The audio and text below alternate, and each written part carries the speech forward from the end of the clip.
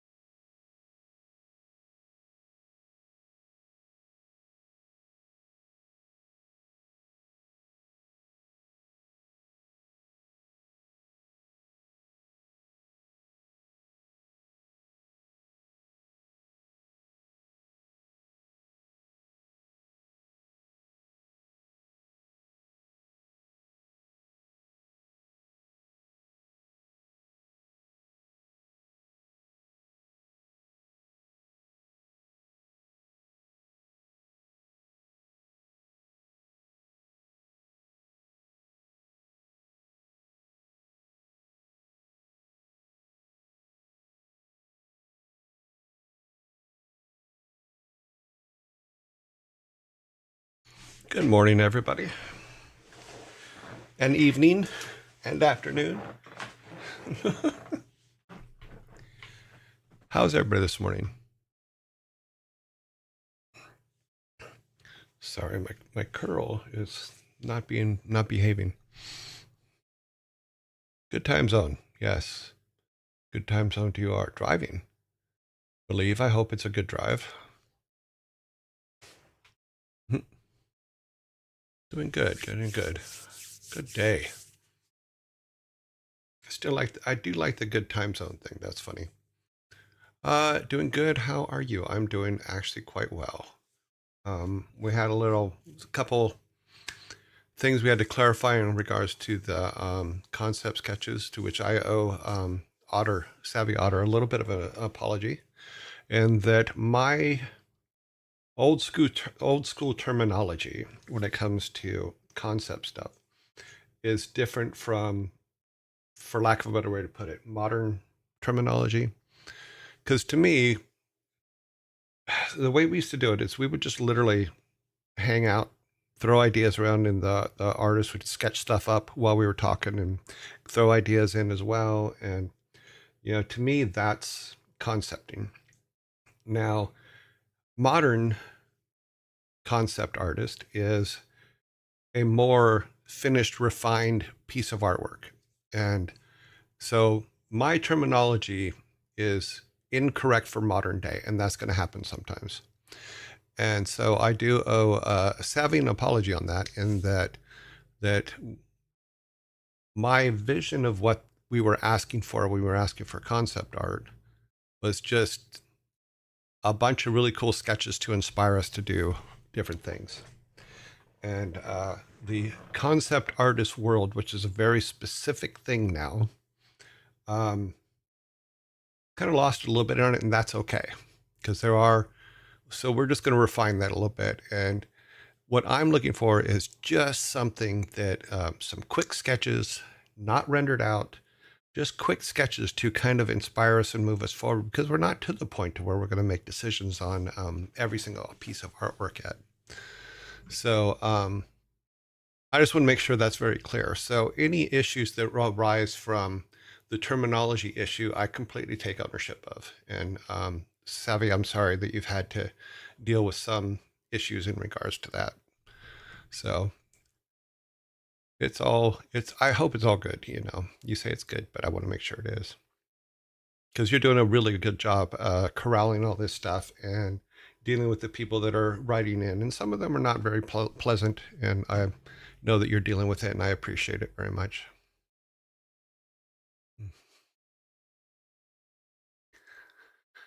So that is my morning thing. So thank you, Savvy Otter, greatly. Yeah, she does a fantastic job. I wish I could pay her. In all honesty, I wish I could. But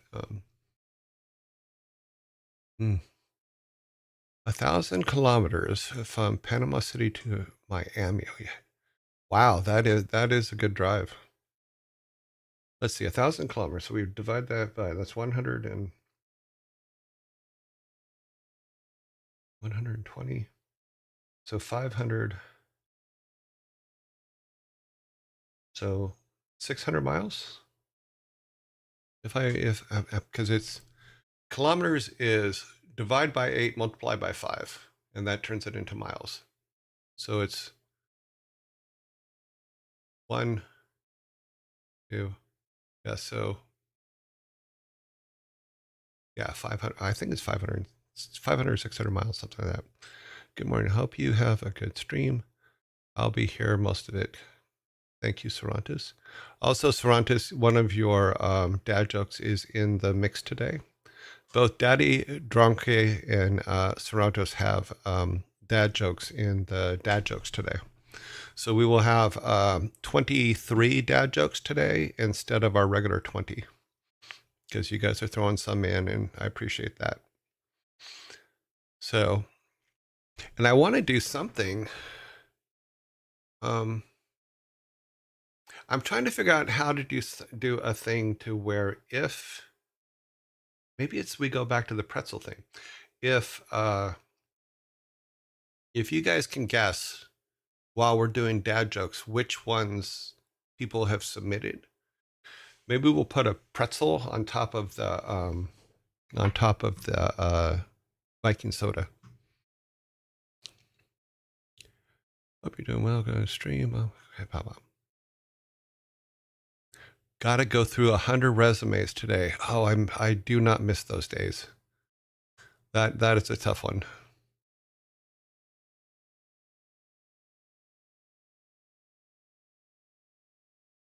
Joy and Yearlings, yes. Resumes are really difficult to decipher, for lack of a better way to put it. You know, it's a skill set, and to go through 100 by noon, that's oh. The thing is there used to be times when we were reading resumes where you didn't get past the first sentence because they couldn't structure that first sentence. And that may sound horrible, but when you have 100 resumes, it's not, you got to be able to get through them quickly and find somebody. And it sucks when they don't proofread their own resume. But a lot of the work that we do is details. So bonus dad jokes, yes, there are.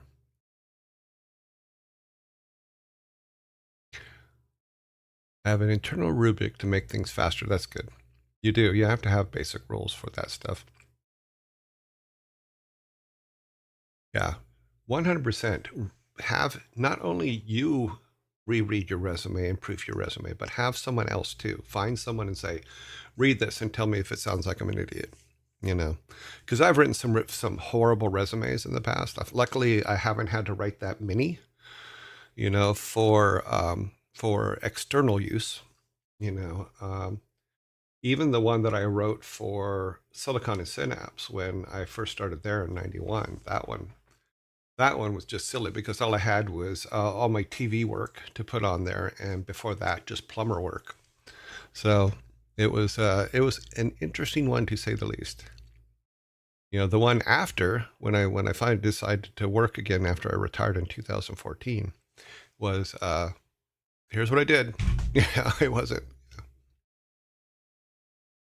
Yeah, yeah. Malieve, it's also yes, it's 0.62, but it's 8 kilometers equals 5 miles. That's my understanding, and that's how I've always done the calculation. So, but cool. So divide by half and add 12%. That's silly. Yeah. Okay. Well, fair warning for anyone creating a resume. Yes, because I'll be very honest, and maybe Sarantis can talk about this a little bit at some point. Is when you have 100 resumes, you are looking for reasons to pass on somebody because you're trying to get it down to the ones that are structured correctly, that actually um, talk about the job that they're going for. That's another one. Is you should always write your cover letter about the job you're trying for. And I've had people make this mistake several times where they have a base paragraph that they've written for resumes and they just change the names in it. And sometimes they miss changing the names in it. So at the top, it'll say, I would love to work at Blizzard Entertainment, blah, blah, blah, blah, blah. And then later on, it go, I cannot wait to work at Westwood Studios or something, you know? And it's like, oh man, you didn't even bother to proof your own thing. So make sure that if you're auto-filling stuff, that you're actually looking everywhere that you've mentioned the company you're trying to go for, because it's funny that people miss that sometimes. Hey, sorry if this is a bad private question, but how old were you when you retired? In 2014, let's see, I was 50, wait, 53? And I couldn't stand it. I tried for 9 years. 2014 was not 9 years ago. Basic math. 2014 was 11 years ago.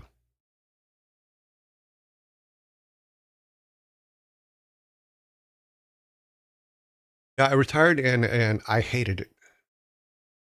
It is the worst thing you can do to yourself. And here's what I would suggest to you, just Ricky Plays, is before you leave, make a plan for what you're going to do, because waking up in the morning and having nothing to, nowhere to go to, nothing to do, is the worst thing in the world for someone that loves their job. Absolutely loves it. What I planned to do when I first left, because I was suffering what I used to call the 12-step program to stop working, as I had planned at one point to go and rent an office, a 10 by 10 office, just so I would have some place to get up and go to in the morning. Because when you wake up at the house and you don't have your normal freight train of things to do because of your job, it is devastating on your brain. So find yourself things you like doing, find things to go out and do, get yourself out of the house, but do not sit in the house and wallow in the fact that you got nowhere to go. You know, and puttering around the house and doing stuff around the house is not going to satisfy that need to, that drive to do things. I hope that answers your question. Yeah, retirement. I've tried it twice and hated it both times. This is my third try. And so far with the stream and stuff, which I started 6 months after stopping working again, I'm actually enjoying it because it gives me, like, I can get up and plan things and do things and stuff like that, and put things together for the show. I'm not always accurate, or not accurate. I'm not always fully prepared, but I do try. Yeah.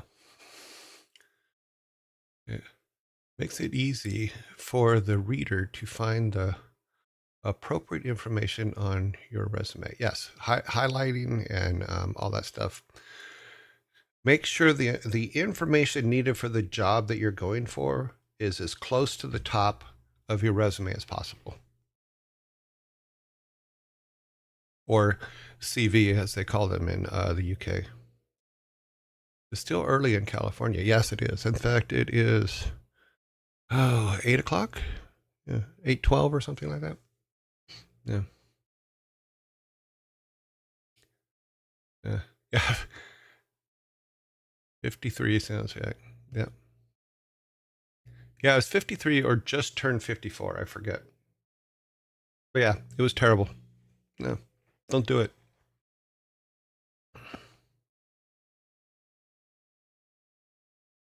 So he does. Thank you, sir. Yeah. Find things to do. Let me rephrase that. Find things you like to do that get you out in the house, out of the house, and get you to where you can't wake up and do it, to get up and do it in the morning. One of the things I always say is I have absolutely nothing in common with people my age, and that is true. I have nothing in common with them because I keep myself driven to do things, and it's sad. But people my age, they have a tendency to just go, whatever. They just kind of give up, and that's sad. You know, I can't do that. My brain always has to have something to work on. Always has to be moving forward. And I'll probably when I'm dead and gone, I'll probably be sitting in my coffin writing on the top of the lid something that I thought of while I was dead.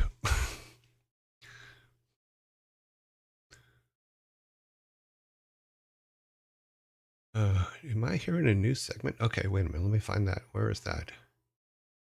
Mm-mm. Oh, I missed something. Am I hearing a new segment here? Life lessons by Yearjoy. Funny. Yeah. I mean, if someone asks me advice, I'm going to give my honest opinion on it, and that is my honest opinion. Those were the biggest problems that I ran into when I retired the first time. I literally drove myself nuts because compared to what I was doing, because I would get up and go in to work literally 8:30 in the morning and work sometimes till 9, 10, sometimes even 11 o'clock at night because I loved what I did. And then that first day when I woke up and didn't have that to go to was absolutely mentally devastating on me. Just completely devastating on me. And that's what led to me doing the post-it notes on the wall thing, is because I would think about the work that should be doing, which would then that I wanted to be doing, and then I would write down things that I remembered about the work that I had done. And that's where the whole post-it notes on the wall thing came from. And that's what saved me, was 6 months of putting post-it notes on the wall. Every time I thought of something that I did or something about Blizzard or stuff like that, I just write it down because it was so just churning in my head.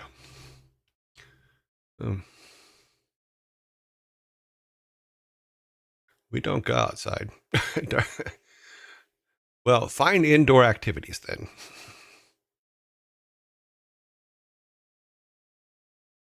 There are many indoor activities. You can actually play mini golf indoors now too, with the full electronic mini golf places. Those are actually kind of fun. Something I learned as I've gotten older is your imagination is like a muscle. The more you work it, the better it is. True. When I first started getting back into creative things because I left a depressing, toxic job, it was hard. It gets easier the more you do things. Yes. So with that, your joy is saying don't give up on in your age. True.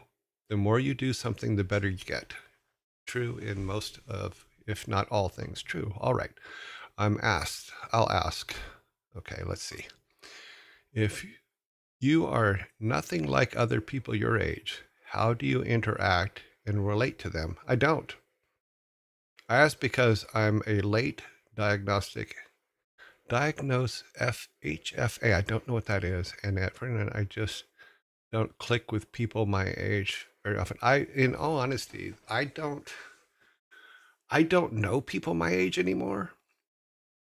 And I know that sounds absolutely horrible, but the age group that I hang around most of the time or that I go do things with and stuff like that are around 20 years younger than I am. So they're in their 40s and 50s. People in their 60s, they're not in the world I belong to. They're not in, they don't play video games. They don't care about video games. They think that video games are a complete waste of time. I've built my whole career on video games. And in fact, I'm mad at one right now because after 10 years of playing it, I may have finished it. And I'm not happy about that because it is my literally go-to game that I play on my iPad every day for about 5 to 10 minutes a day each time. And it looks like I finished it.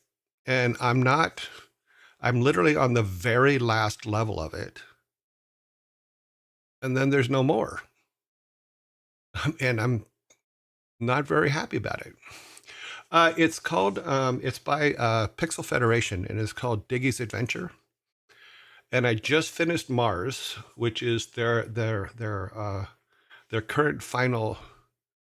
No more digging. Yeah, you know, for 10 years, it's Diggy's got to dig, and I would go and play on my iPad. And last night, I um I finished Mars, and now I'm just doing. I have one pet level left to do, which is one that my pet does some stuff and I do some stuff. And then there's no more. And they do special levels and stuff like that, but those come only couple of those come out a month. So I'm just like after you finish that game, you could make your own version. I could, but then that would be a problem. No more Diggy's Adventure. People sad, yes. But I've had it on my iPads for, like I said, 10 years, I think. Somewhere around there. I'd have to go back and look, but I play it every single day.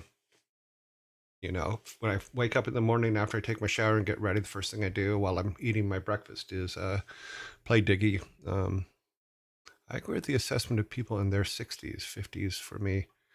It's truly a completely different mindset. Yes, it is. I've had the same experience. Yeah, I don't know. There's just it may be my fault, you know. I just don't. In fact, it's funny because even people. I was at a friend's, and her friend was there, and she's like, she asked me how old I was, and I told her, and she goes, there's no effing way you're that old. I go, yeah, I am, you know, and that's just it, you know. Let's see. Ads are running. Not sure if you saw since I forgot that, but is a high functioning autistic. Oh, okay. Thank you very much for telling me. I didn't know that. I do not know all the 3-letter places, places and things. There's a lot of them.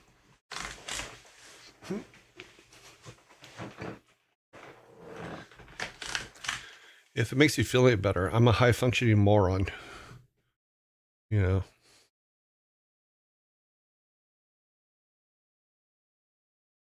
Yeah, there is a certain thing about when people get in their 60s and late 50s, their mindset just changes. I mean, I understand the whole thing about not not much bothers them because you've seen almost everything at that point. You know, you've seen every silly thing a human being can do. You've usually seen by that point. So you're just kind of okay, you know. But and the other part about that is you've seen it happen so many times. You can also sometimes predict the future. Aren't we all high functioning morons? Yes, I think that's true. That's a good statement, Sorantis. Mm. Okay. Well, I got on a rant this morning. We got to do our shirts and stuff and get to WarCraft.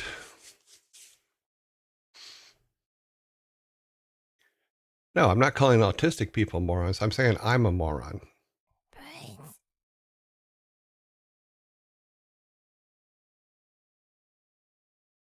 See, you put words in my mouth that are not there, dark matter.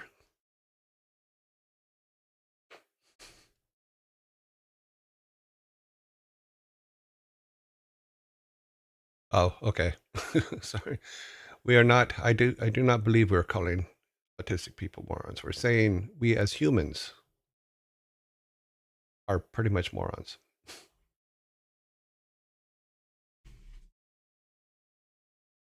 Oh, you missed the part where I said I was a high functioning moron. Okay, I get it now. Yeah, that was me. That was not that was not him.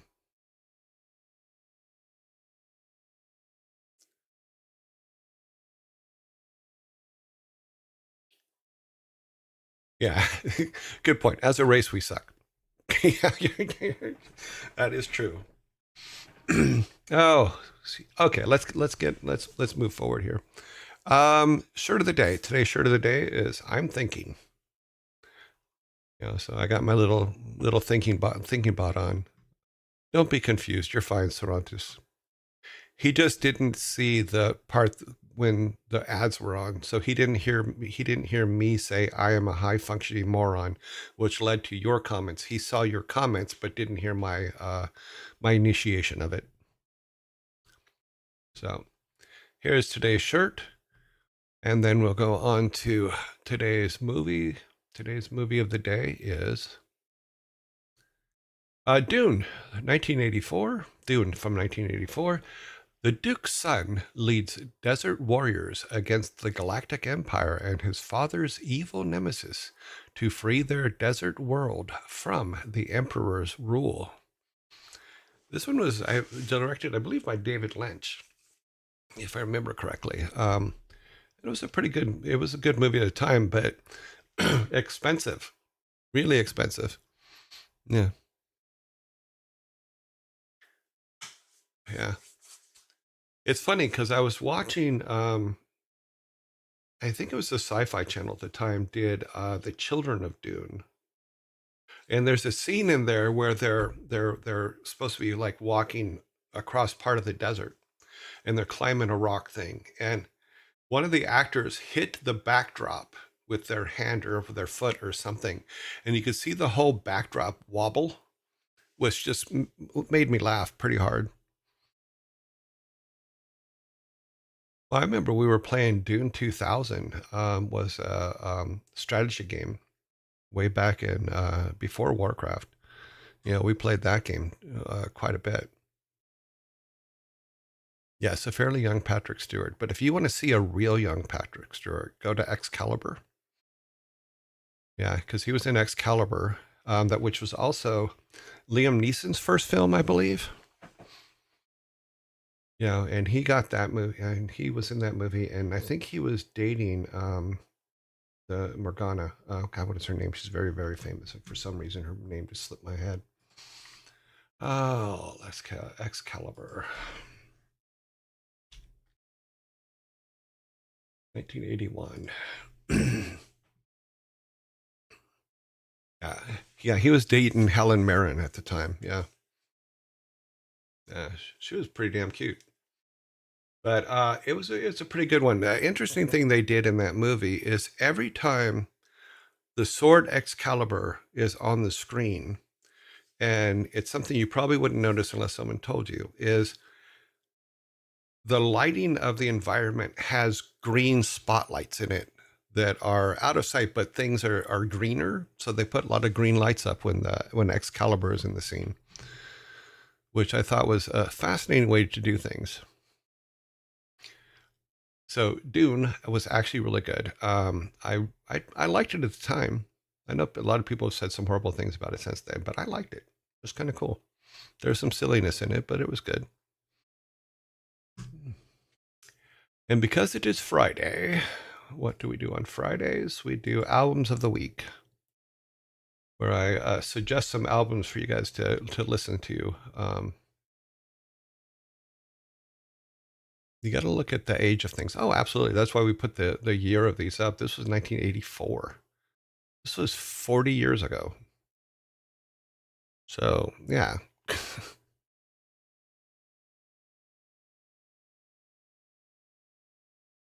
As hard as it is to believe, 84 was a long time ago. Oh, yes, absolutely it was. It was indeed. I was 23 years old. Yeah, Excalibur is really good. It's a very romanticized version of the King Arthur story thing. I was -2. Cute. Tell me that 84 was that long ago. Eek. Yeah. This is 2025. So you take the 16 and add it to the 25. And you get, God damn, that's old. Yeah. Okay, so albums. These are other ones that you forget how old they are. So let's talk about our albums of the day today. Today's first album, or the albums of the week today, is the first one is The Police, Outlaws de Amor. It was released on Thursday, November 2nd, 1978, with songs Next to You, So Lonely, Roxanne, Hole in My Life, Peanuts, Can't Stand Losing You, Truth Hits Everything, Born in the 50s, Be My Girl Sally, and Masako Tango.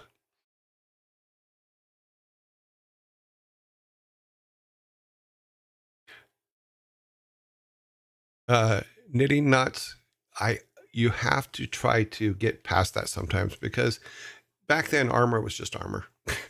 They weren't as and it's similar to what we were talking about earlier. They weren't as exact back then that everything had to be perfectly perfect to that time period. So um, please try to look past that and look at the story itself. Because I have a friend that even in TV shows now does the same thing. He's really into armor. He builds his own armor. He does a bunch of that stuff. But if there's a show or a movie that we're watching and the armor isn't perfect to the time period of the movie, it completely freaks him out, and he'll talk about it for weeks and weeks and weeks. And yeah, The Police was my first concert in the early '90s. Awesome. I think that I really enjoyed, because I remember when MTV was actually music videos, and Synchronicity I really enjoyed the video for Synchronicity and stuff like that. And that was that was about this time. I think that came out after this album or just before this album. I forget. Did I say Dune? Thor was literally talking about how you showed him Dune in Princess Bride. Yeah, I used to make them watch certain movies when they were kids, because I wanted them to be movie literate when they got to high school, and it actually helped him out quite a bit. He came back to me one night and said that he got into a conversation with a group of people, and they were throwing movies out there, and he could talk about any of them because they were movies that I forced him to watch. And he was actually pretty happy that I did at that point. Those were days. Music videos. Oh yeah. Well, because before MTV, what we used to do is we would turn the TV on, turn the volume down, and then turn the stereo on. And then MTV came out, and you could do both. Thank you, Michael Nesmith. For those of you that don't know, the original concept for MTV was created by Michael Nesmith, who was one of the Monkees from the Monkees TV series. Okay, our second album. I'm all over the place this morning. Cool. That second cup of coffee really helped. You probably didn't see much of G1 Transformers, since you would have been past most cartoons. I have it in my Plex. They're robots in disguise. I watch cartoons all the time. In fact, my Plex, I have a playlist for Saturday mornings where I put it on and it plays cartoons. So I have like all the Transformers. I have He-Man, I have Thundercats, I have Pokemon, I have all some that you probably never heard of, like Magilla Gorilla, Wacky Racers, Super Chicken, Atom Ant. There's a lot of them. Yeah, because I used to love Saturday morning cartoons back before the Banana Splits became a horror movie. Okay, our other album is Led Zeppelin 3, released Monday, October 5th, 2000, or 1970. Dark Matter Synthesis, thank you very much for the sub. I appreciate it. I think that's what that is. Let me make sure I have my list up here. I want to make sure that I get things accurate here. Thank you for the sub to the channel, Dark Matter. Dogmata Synthesis. I dig the name. Okay, so Led Zeppelin 3, released Monday, October 5th, 1970. It includes the Immigrant Song, Friends, Celebration Day, Since I've Been Loving You, Out on the Tiles, Gallows Pole, Tangerine, That's the Way, Born, Broneural, or Stomp. I'm sorry, I do not know how to pronounce that. Hats off to Roy Harper. So those are our songs of or our albums of the week. Can't go wrong with a Led Zeppelin album. Yeah, you can. I mean, they had a couple that they had one that was completely changed their original vibe. But if you really want to freak yourself out, though, go back and find Pink Floyd's first album, because it is not the Pink Floyd we know today. Their first album was very 60s rock.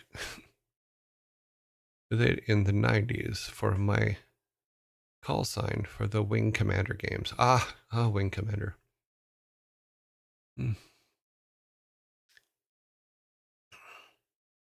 Is that Piper at the Gates of Dawn?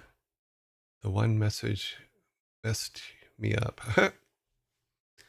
Alrighty, so we covered that. We're going to play some Warcraft. And I'm going to do my best to be a complete disappointment doing so. No, I'm kidding. We play and we see how we do. What I think I have to do is I have to change my tactics in this game, because I think that I shouldn't just sit in defense. I should actually go on the attack. So we're going to start the level over. And so, because I'm going to have to lock down the town and then go up and start being more aggressive against them.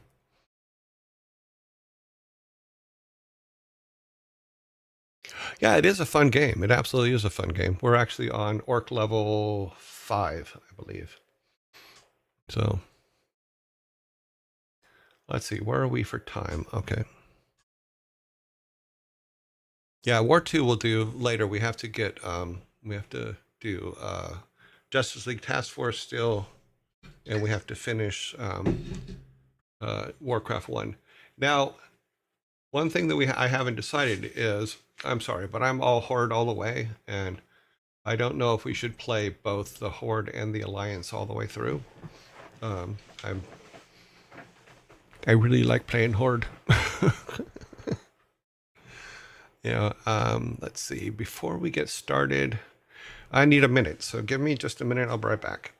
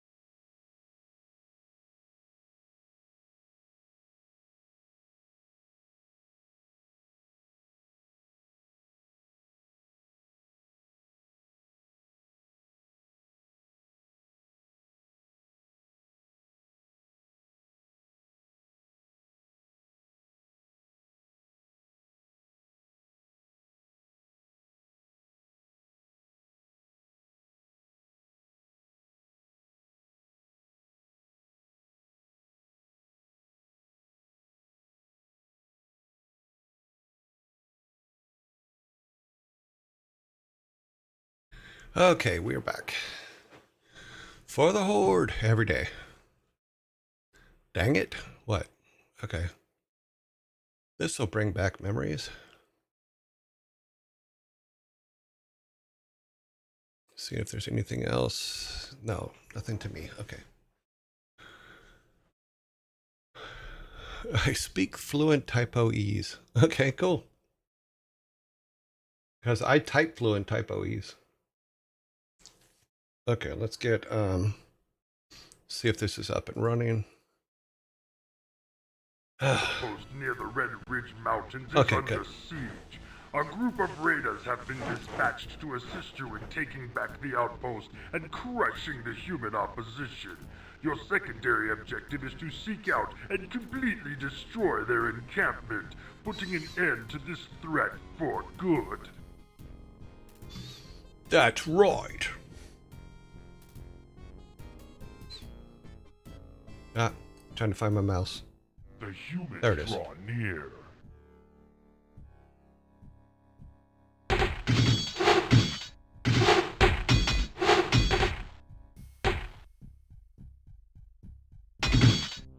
Butler. We're being attacked! Yeah, I heard.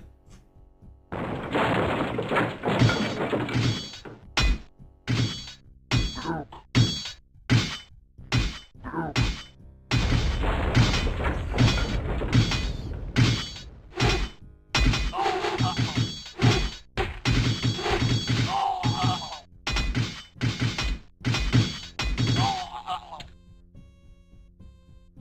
Oh, I think I just screwed up. I did. I built this guy, or that guy, instead of a peon. Your command, Master. And now I believe I have no peons.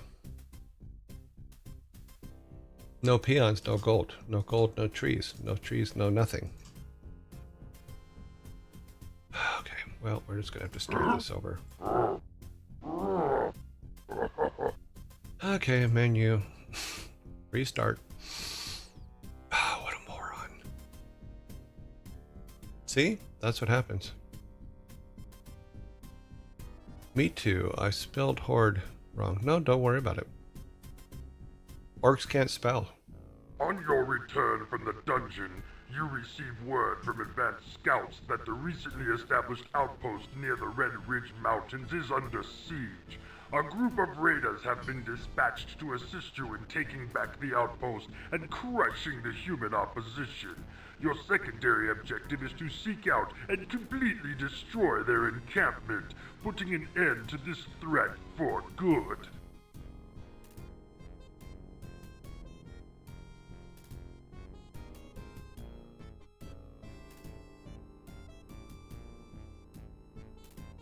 The humans draw near.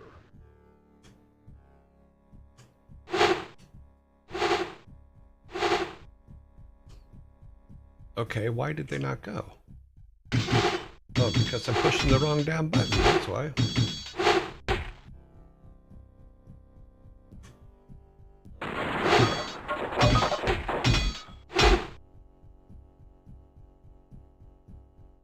Come on, get out of the way.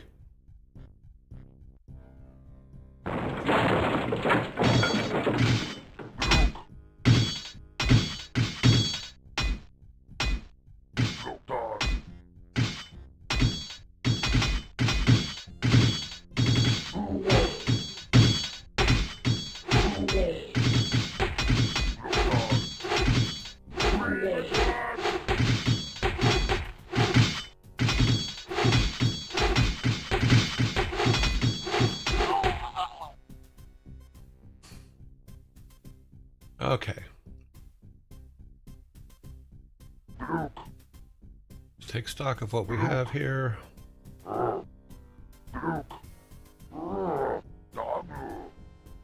Okay, so we have 3 and 4. All of our grunts got killed. Come on, buddy. Your command, Master. Pretty sure there's mine right here, yeah. Lokar. You get that going as quickly as possible.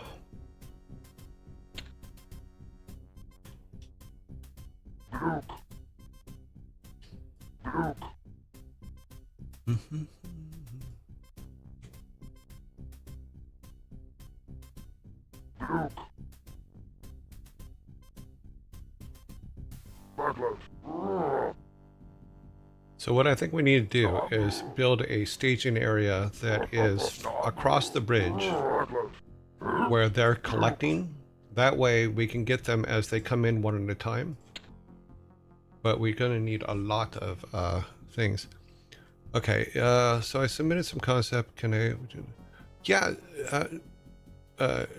Cheese Queen, it's up to you what you want to do. I'm not putting any rules on the amount of things people can submit or anything like that. You know, just remember that it's just real sketch work. It's not, I wouldn't really call it concept. It's just inspirational sketch work is probably the best way to put it. Yeah, I think I like I said, my interpretation of what I was saying was different than what, it helps if you actually hit the right button here. Okay, that's not... Where did he come from?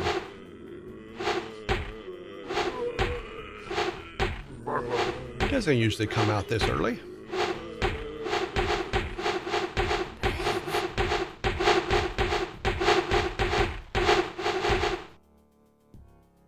Okay, so I need to... Your command, Master.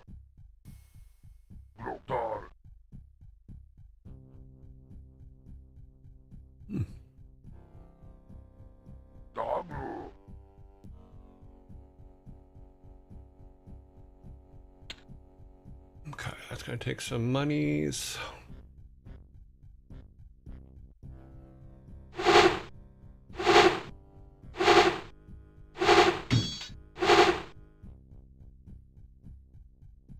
I like how the other two just stand around. Oh, okay. Yeah, he's being attacked, whatever.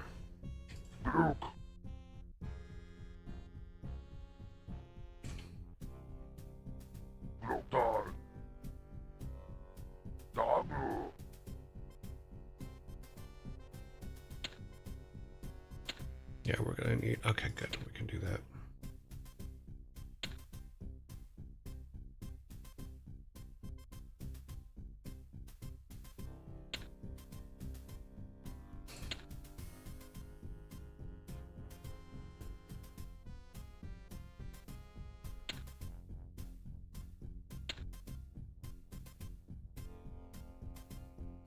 What we're going to do is I'm going to build up a nice little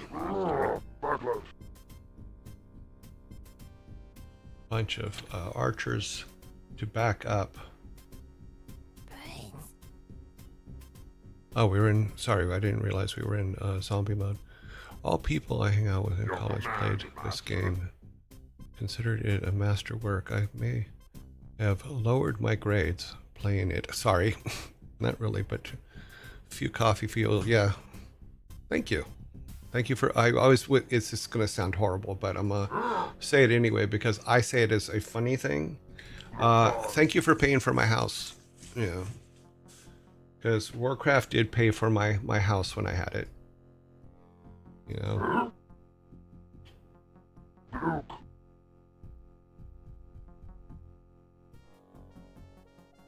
Okay. Let's get us some peoples. We're gonna need what I'm gonna do is I'm gonna have some runners, some wolf guys, and then some archers. And then the archers are going to... We're gonna go up to the top and have the archers. When someone says the work on game tools for a game, what do they mean? What they mean is one of the things that... And tools are the bane of anybody's things. So you need tools for like converting art. You need tools for how art is sometimes used, or even how movies are played in games and stuff like that. So like the cutscenes and stuff like that.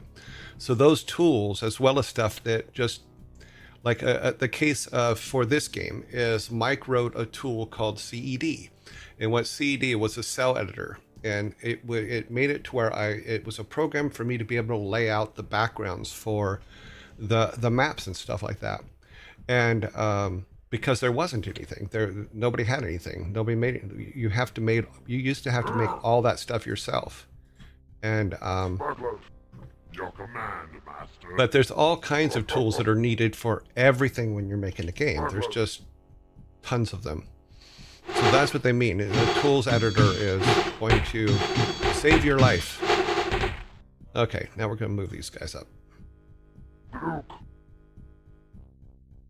We still need one more for the background, but Work complete.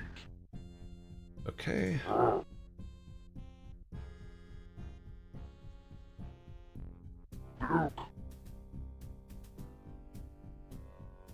We're going to have to pull. We need one more. We need 1,500. Okay, we can upgrade those. Basically, we're just going to have to be a lot more aggressive now than we have been in the previous games. I think that we still have 6,000, so that's good. We need one more of these guys, and then we'll go up and take over the their meeting place. Your command, Master.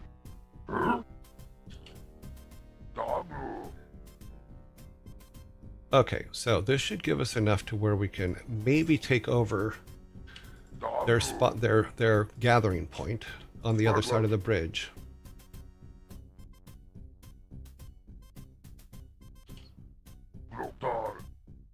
Because if we can do that, then, and we get rid of the archers that are there, then we can, as they slowly trickle guys out, we can,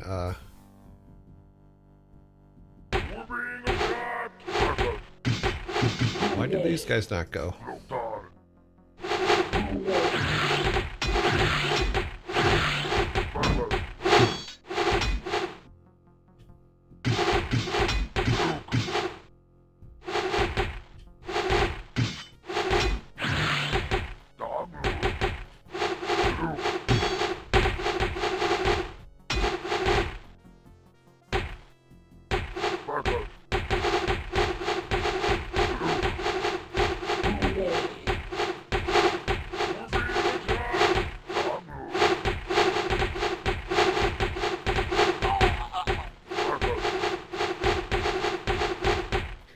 Okay, because this is their main gathering point. So if we can get an encampment here,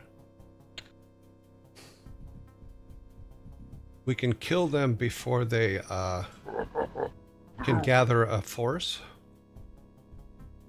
And then we also want to be able to head over to the left here because there's another gold mine over there. And if we can secure that, then it could be a good thing. See now, haha, I think my plan is correct. We're just going to keep making these guys until we got a huge bunch of them over there. Ha. You cannot attack if you cannot gather. Just saying.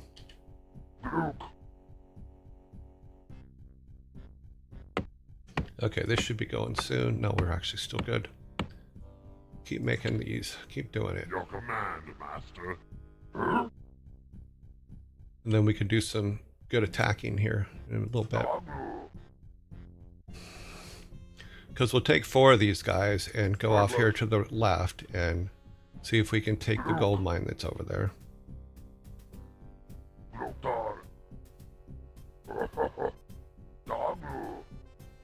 Dog rule. Your command, Master. We will be an unstoppable force. What are we doing here? Okay, yeah, we can put 3 sets of 4. That would be awesome. We have the money for it, so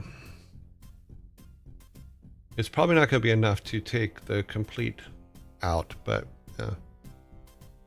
Your command, Master.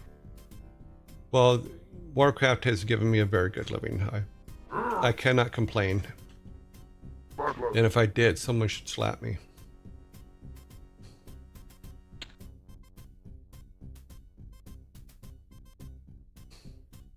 Okay, so let's grab these 4. Put them up here.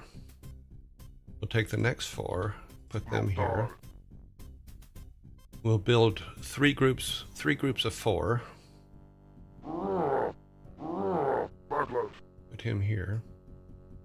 Because that seems to be their main collecting point. Now, I realize that something's going to come from the bottom right corner too. So the next 4 that I build after I get these 3 sets done will be for that. Let's do this. Save in our progress file. That should give me 4, 4, and no, I need 1 more. Okay, then we'll start building a set of 4 over here. Your command, Master. Okay. That is our gold mine, so we will have these guys all. Let's get all of them on trees while we take the gold mine over here. Dabu, your command, Master. Lotar. Bring the charge.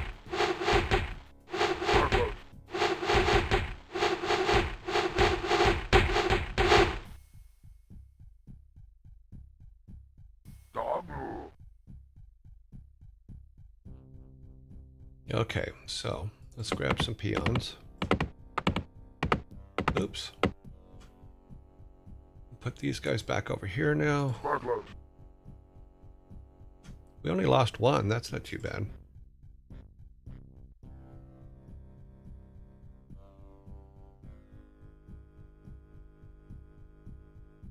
Dabu. Let's grab some peons down here.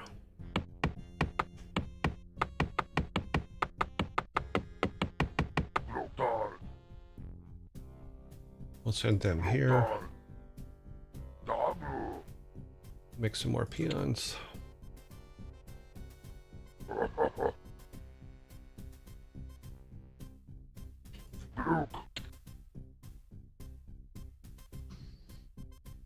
We're gonna put 4 over here behind the town here, just for anybody kind of sneaking up.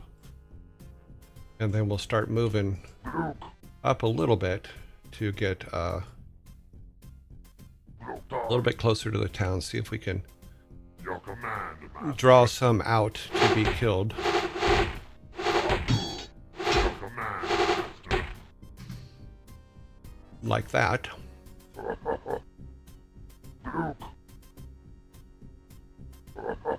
being attacked. Lotar.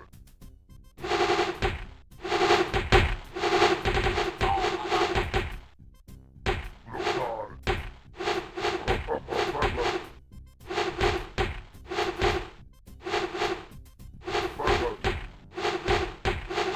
Because we should be pretty close. In fact, yeah, you can see the edge of the town there.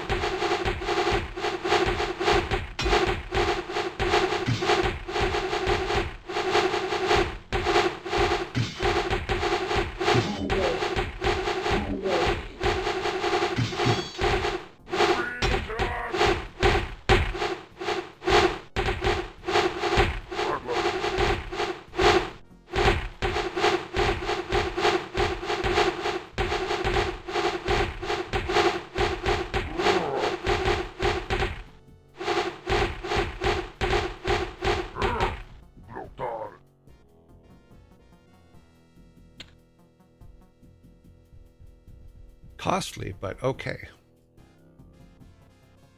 Because it keeps them from... Okay, so... hopefully our guys can get up there in time to help this guy.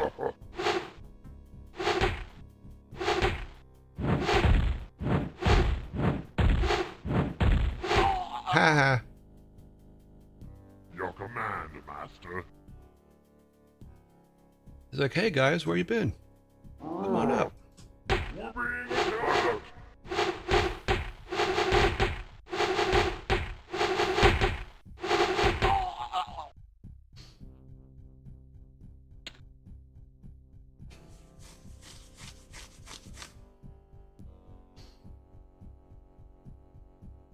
I probably should build another barracks so that we can make twice as many guys.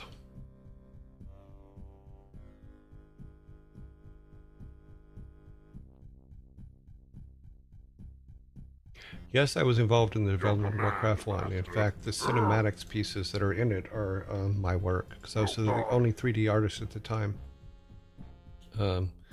And the maps that grow up between scenarios and stuff like that I worked on. I also laid out all of the levels because there was no... We didn't have a...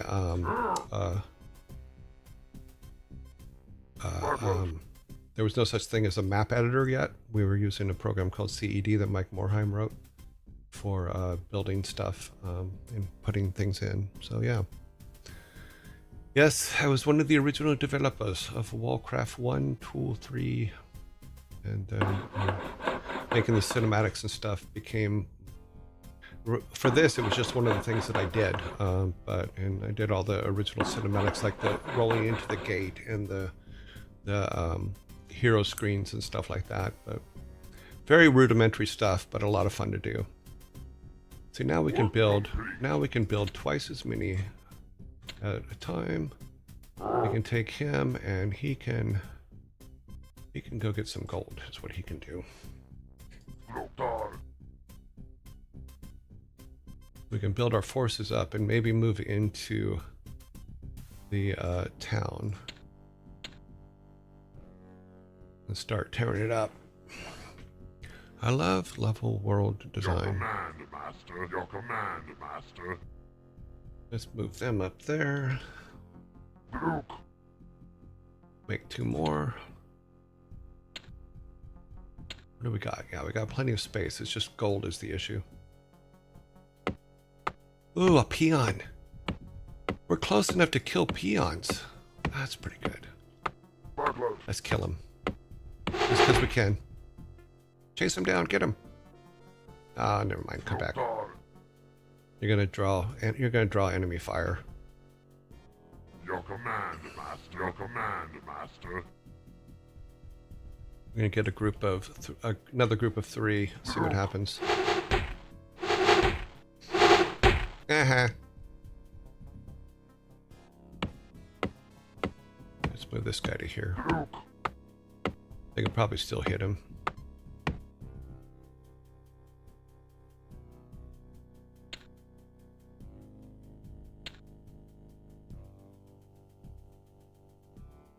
If we're that close to peons, we probably...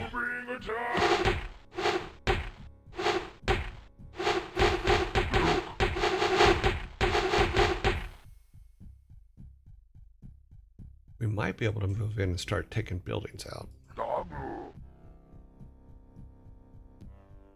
Your command, Master. Your command, Master.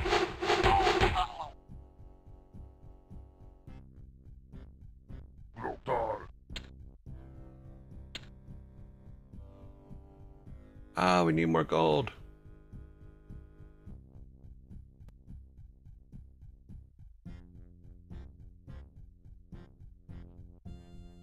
Luke. Damu. Butler. Damu. Your command, Master. Lothar. Ah.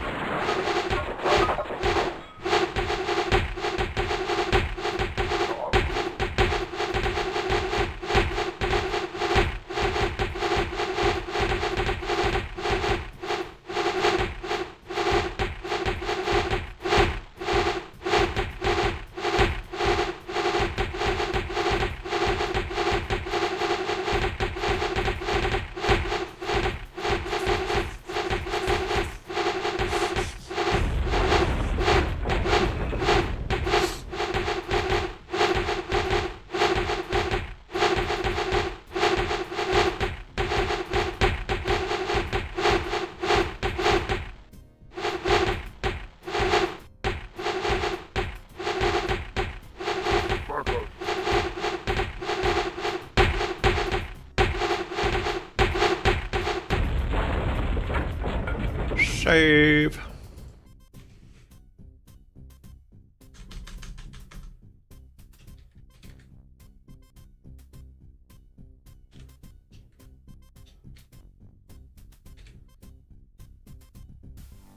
If only these worthless humans could fight as well as they die.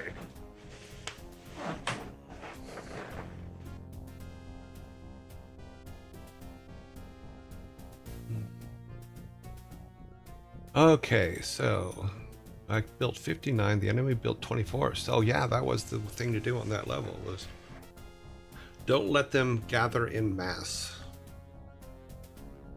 Tricky. Gold mined 16,000, that's not too bad. Lumber, oh, we didn't do that much lumber. Structures 11. Yeah. Nice. Okay, let's take a look at what you guys are talking about, because I got into the game and wasn't paying attention to the chat. Sorry about that. Any questions you may have? Okay, so that's me asking you guys. Oh, you guys are just talking amongst yourselves. Cool. 500 javelins.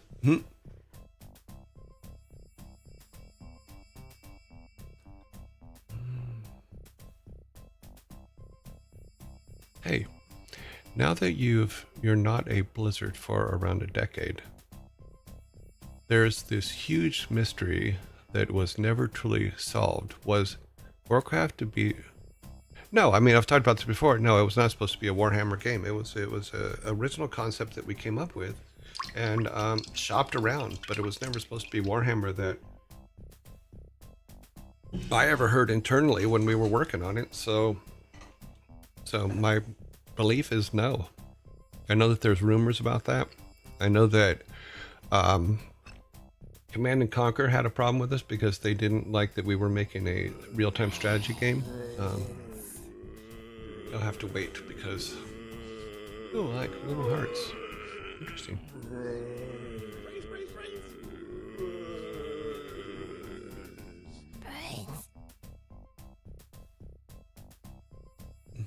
Gotta wait for the ads. I gotta remember that some people see ads, and if those, I have to look at what the emblems are next to them, so that if they ask me a question, then I will answer it when the ads are not on. So.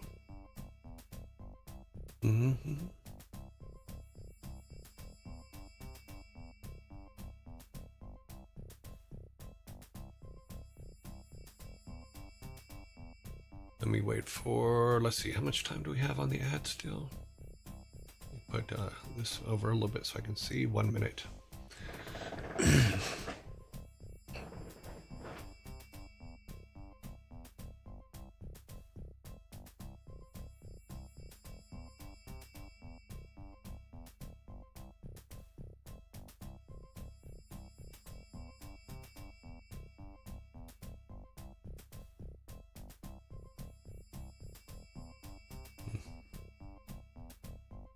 Waiting for the time, 36 seconds.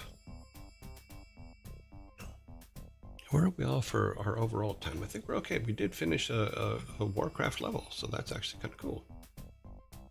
We did another one. We're now on 6. It's going to get more difficult from here. 17 seconds, 16 seconds, 15 seconds.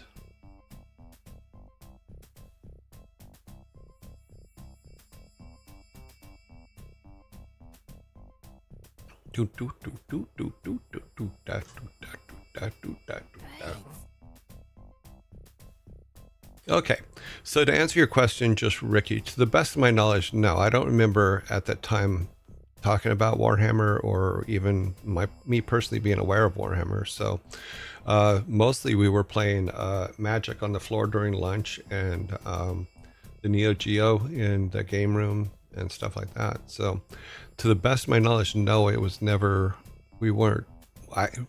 any discussion I was in, Warhammer was never mentioned. So there was only about, at that point, I think there was 20 of us or something like that. And we pretty much talked about everything, but I don't remember any discussions about Warhammer. Yeah, we just wanted to make a, there was no medieval strategy games out there at the time. They were all higher tech stuff and things like that. So we wanted to go back to basics and make something with just medieval stuff in it.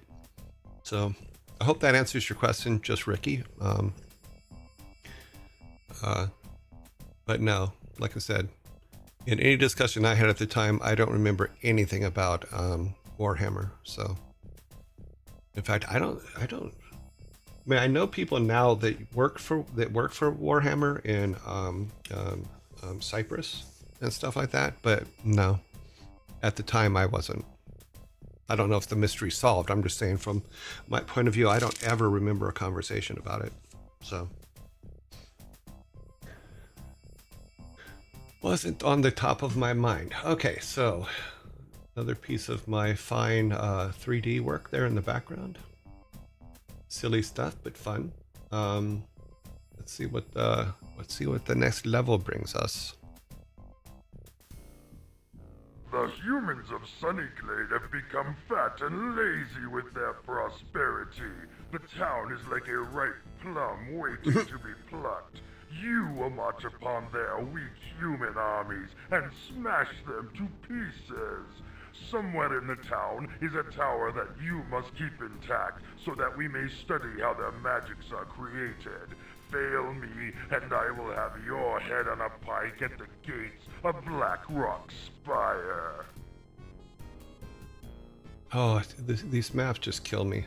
I remember making them, and oh, okay. Let's see. We need to do some investigating. Let's see what's over here. These are our fastest runners. Why is it? Okay, come over here. We gotta find a.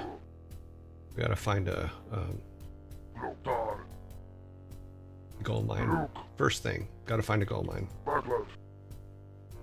No gold mine, no gold. No gold, death. Ah, there it is. Peons? I got 2.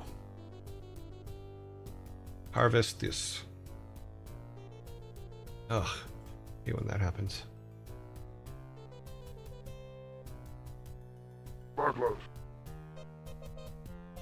Up. Let's see if we're gonna cause some problems here. Okay, we got some trees.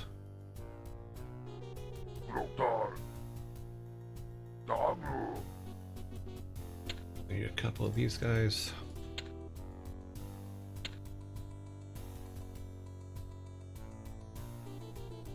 Always gotta clear the path for the peons.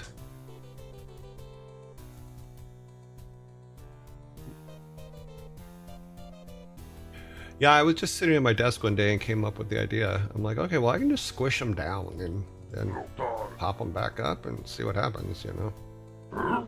Silly, but...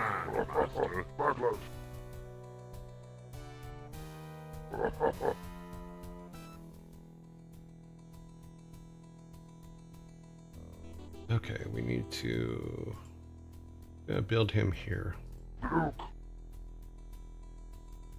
I know it might be early to build that, but I want to make sure that we are building troops as soon as possible, because we do have to attack a town.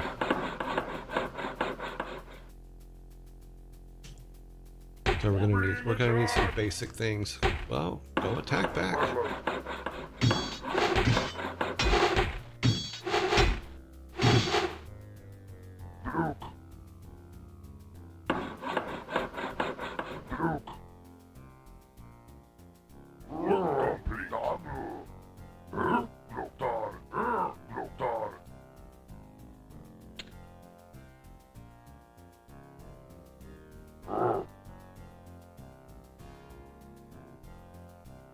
What do we need?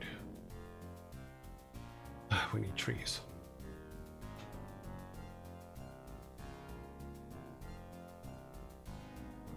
Come on. Oh, he's in.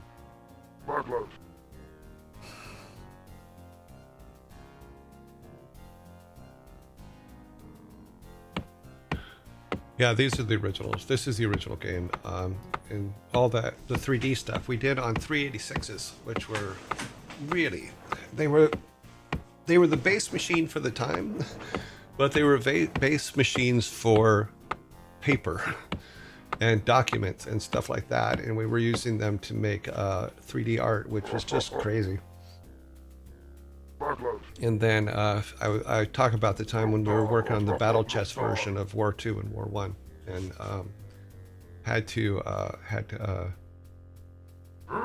they got me a 486 with a Pentium 90 processor, and that was just like crazy.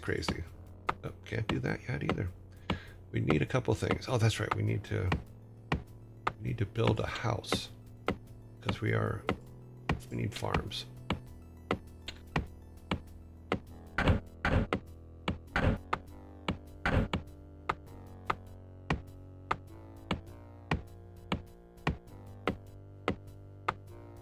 Okay, so that should give us enough to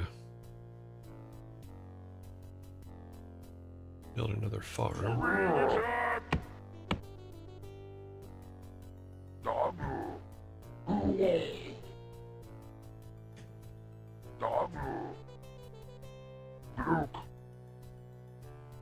So much for our peons.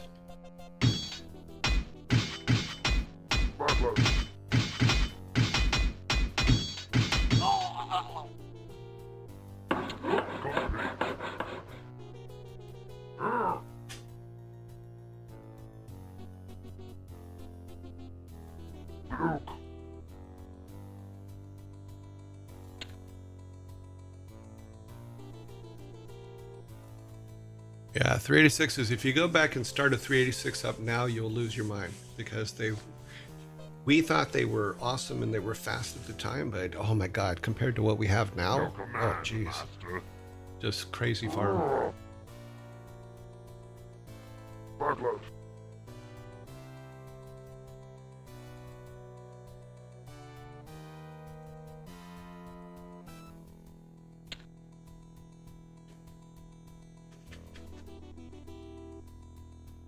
We're gonna have to go and explore and find another mine, because I don't know how much is in this one. Yeah, we're still gonna have to find another mine. That's not gonna be enough, because we're gonna have to build an army that can go and attack a city. Now we could do what we did last time, which is just build archers like crazy. That did work. What do we need? We need 600 gold. Okay, well then you go harvest some more. Oops.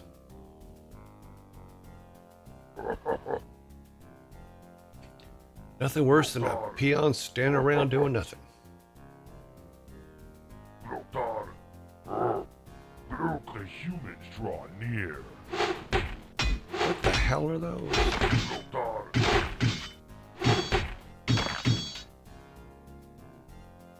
They have scorpions.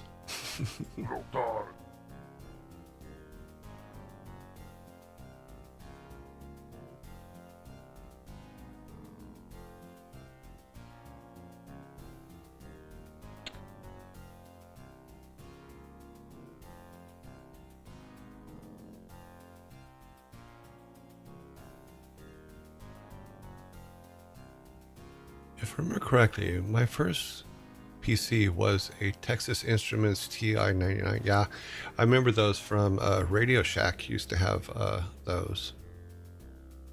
When addressing, okay, yeah. Scorpions. Your command, Master. Yes, my command is for you to build these so we can have stuffs, but we need more trees. I keep forgetting the trees.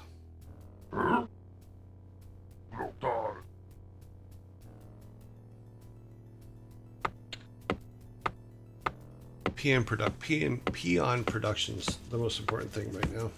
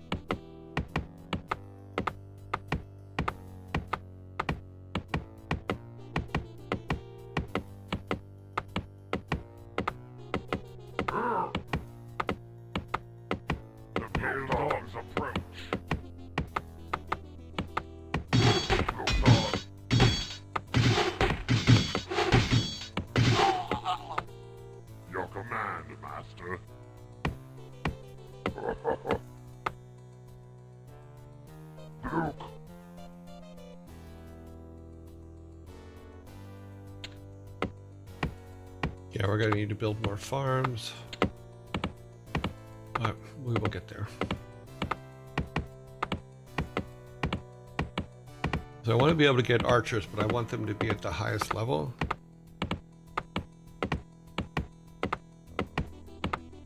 So we need to... Humans draw near. Yes, they do.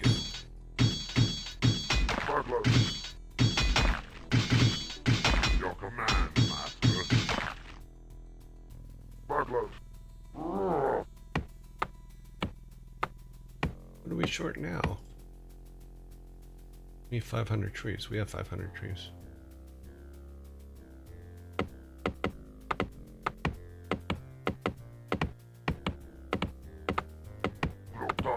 Hate to put it there, but that's where it's going to need to go because I didn't put enough roads in. There's not enough room back here, so we'll have to put a farm back here. As soon as he's done with this, we'll put a farm in and then add a second barracks.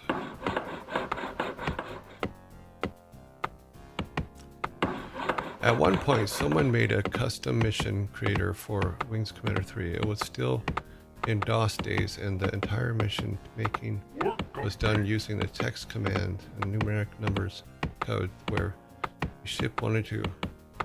Sorry, let me put this guy to work here real quick.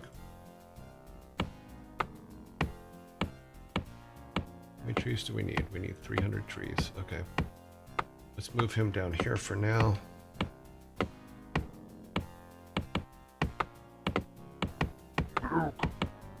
Because these guys will bring enough trees here in a second. Also, you had to set each ship's coordinates space without knowing. Wow, I don't remember that. I remember that we were, and I think we released it with WarCraft 2, is Pat White and them were working on a map editor that you could build the WarCraft maps in, and I think that helped WarCraft 2 quite a bit.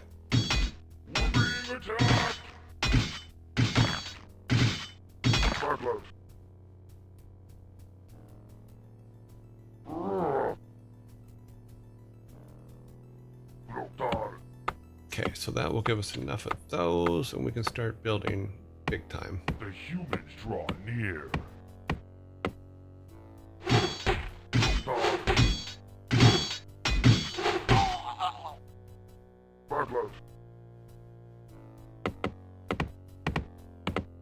Work complete.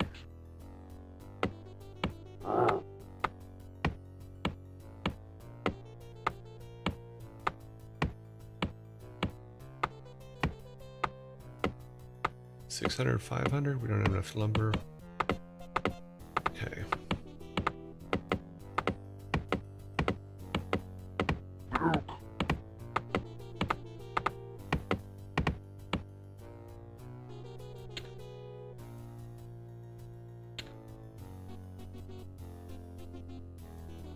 I made a ton of single player maps with Warcraft 2. I used trees to space out attacks. Oh, cool. I bet all those and the HDD as they were on are all gone now. Oh yeah, I'm pretty sure they're all gone. So I remember tower defense was the big maps. Tower defense maps were the maps that people loved to make the most.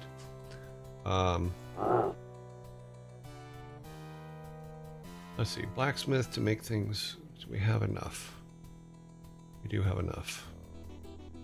Put a blacksmith right here. Let's see about what do we need to update that. We'll update those for right now. And we need to get more. Yeah, luckily there's a lot. So.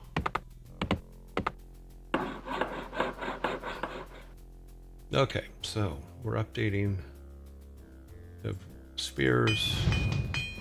Soon we'll be able to update the armors. And then we'll save up so that we can create get a second barracks going. 75 for that, 750 for that. So upgrade axes, shields. We'll do shields so that everybody's protected better. They can last longer.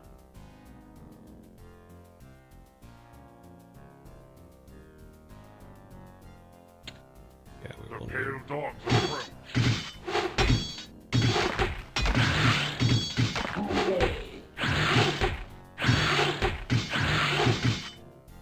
Backlash. Humans drop near.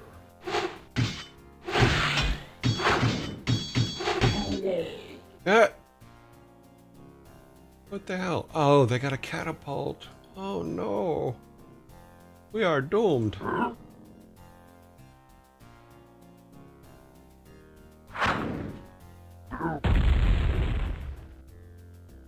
We're doomed. We're doomed.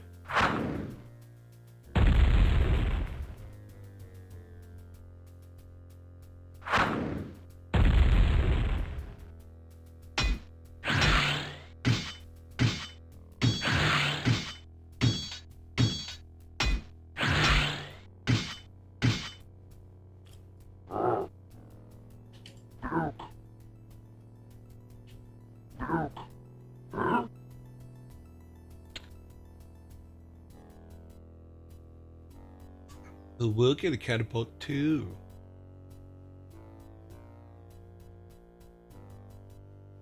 I think we're not going to do so well on this one.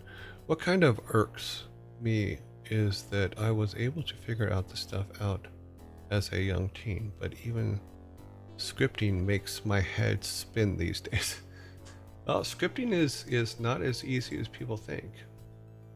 You know, for the Super Nintendo stuff, they wrote a lot of really, really good scripts for us to make stuff with, and I really appreciated it quite a bit. The pale dogs approach.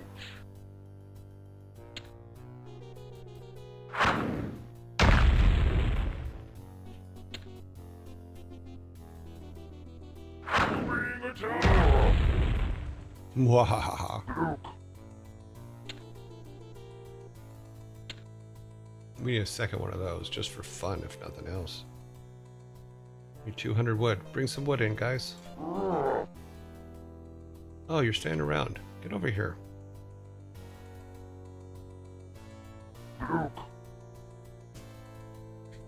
Backlash. We see those trees over there, but because you haven't said anything, we didn't think that you wanted us to actually harvest them. Yes. That's what you're supposed to be doing. You're supposed to be harvesting trees. We need some basic units, but we need trees. And you guys, you can harvest too, you know.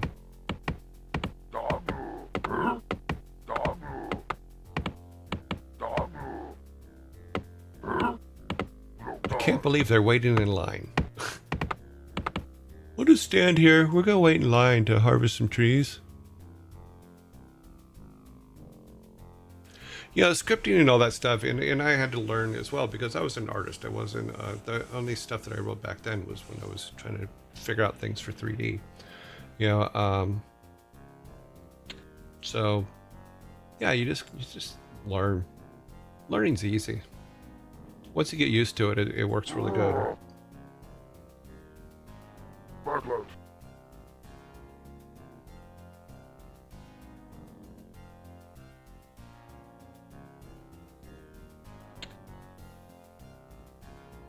We need some 200 wood pieces. Come on, give me it. Come on, you can do it. Come on, come on, come on. Ah. Your command, Master. Get to work. That is my command. Notar. We do need more trees, though.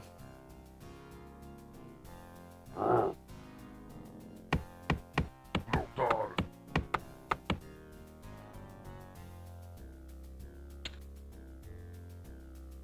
We'll have a second one soon, and then we'll start building archers like there's no tomorrow. Let's do that while we're waiting. So this will give us some base defense, a little bit of defense. Whereas Sammy would put defense. The humans are here.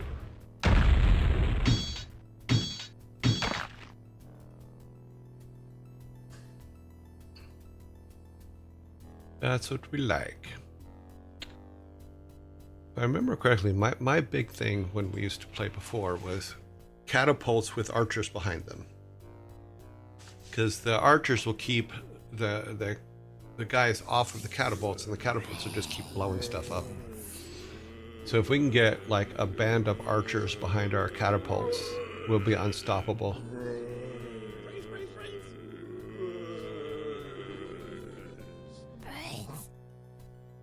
Your command, Master. You be backing up our catapults, my friend. You and this guy here. Okay, we are. Dogs approach. Bring attack.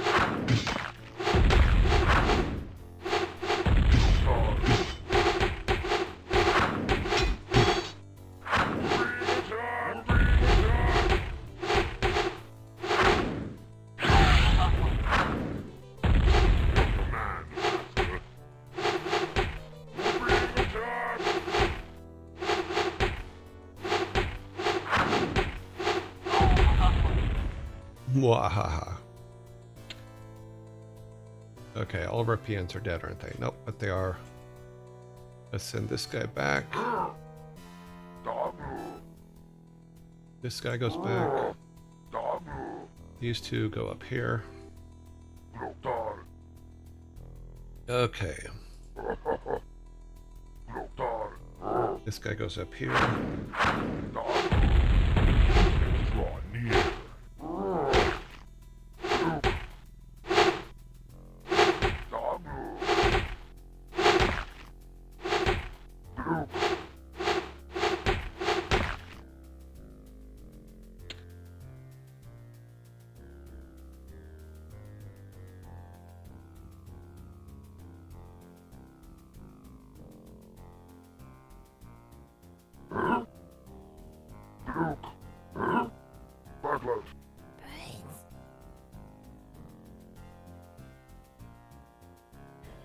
Okay.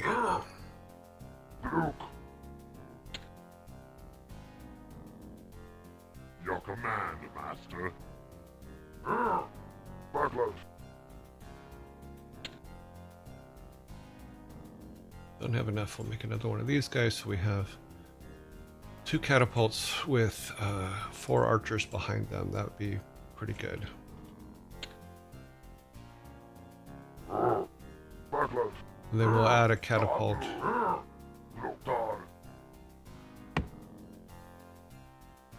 Nobody's standing around, right? No, nobody's standing around. So we need to get to 900 gold so that we can...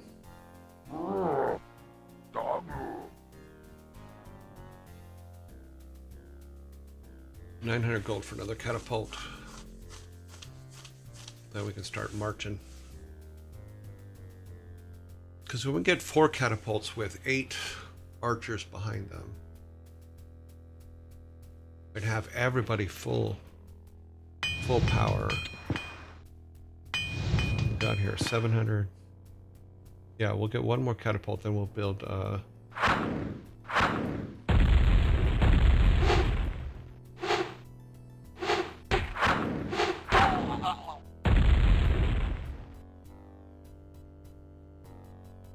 catapults aren't doing too bad, so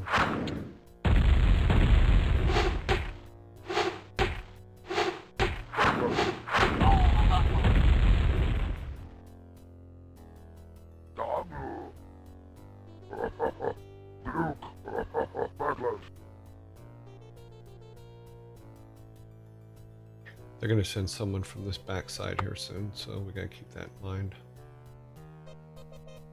Boop, boop, boop.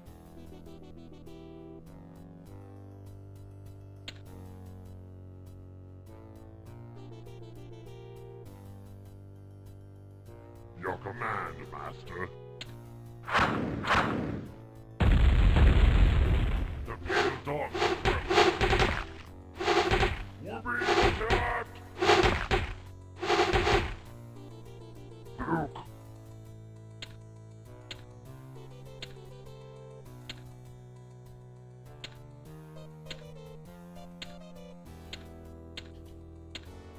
Your command. command, Master. Damu.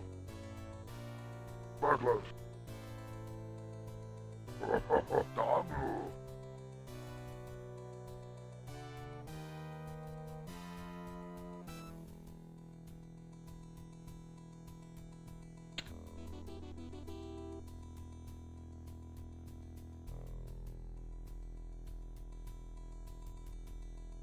God, we need more farms, damn it. Here.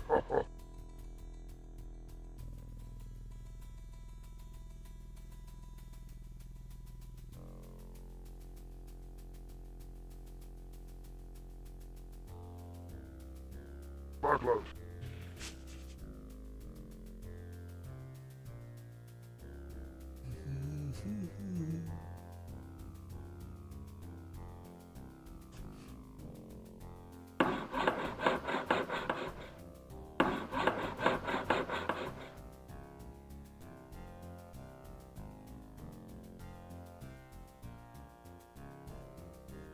Work complete.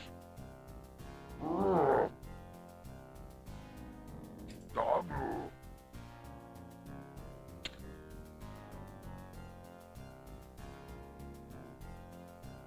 Okay, hello, hello, Yearlings, hello, may I help you ready? South Park reference. Remember the time you...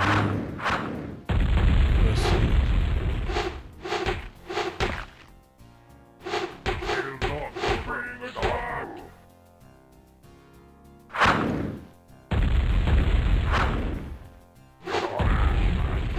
Here.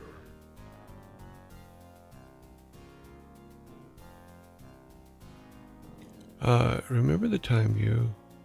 those summoned scorpions and those kids in the from Colorado? How does it feel having it done to you? Well, fine, be that way.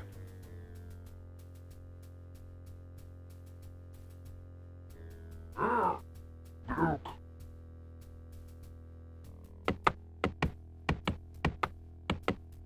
That was World of Warcraft, that wasn't Warcraft.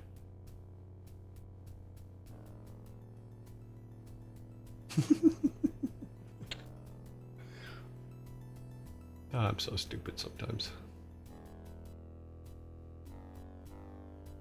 Okay, so we have 1, 2, 3, 4, 5, 6. We need 2 more archers. And then we're going to start moving across the plains. I'm going to go find out where they spawn, and then I don't remember this map, so I don't remember how it's set up.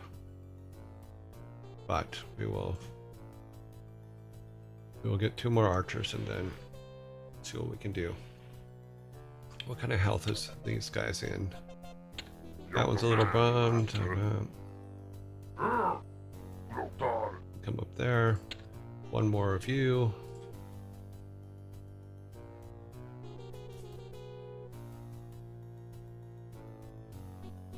So we have 2 sets of 4. Probably should add a 4th catapult, but we'll see how it goes.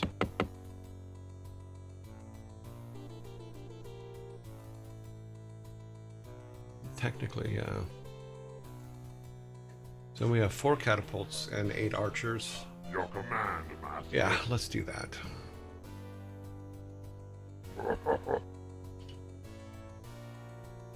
Put this guy up here with these 4.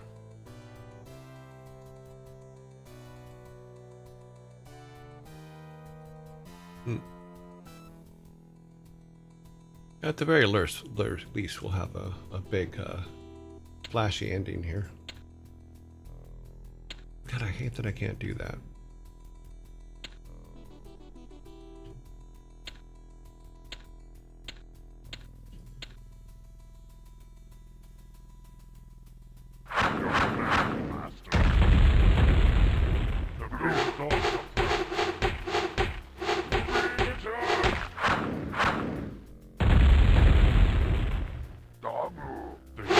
Draw near. Battlers.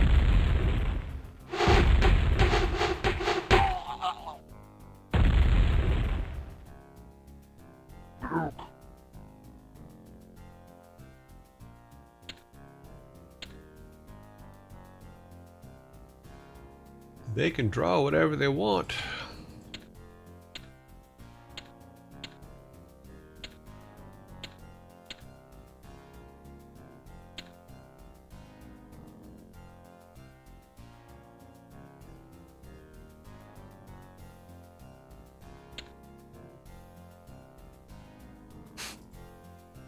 I hate when it does that.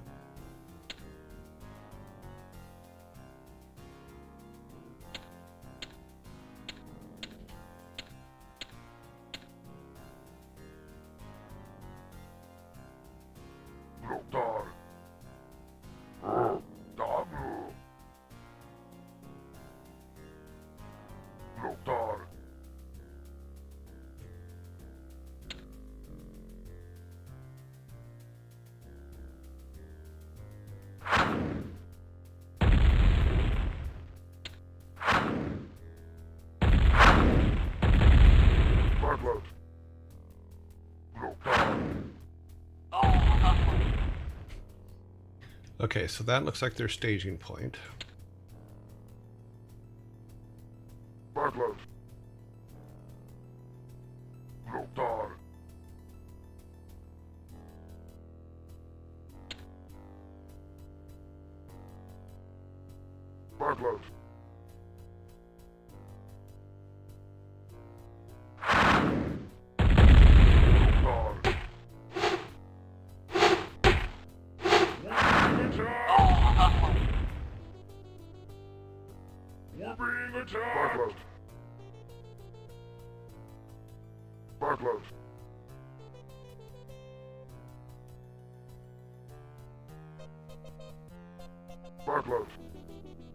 We're being attacked!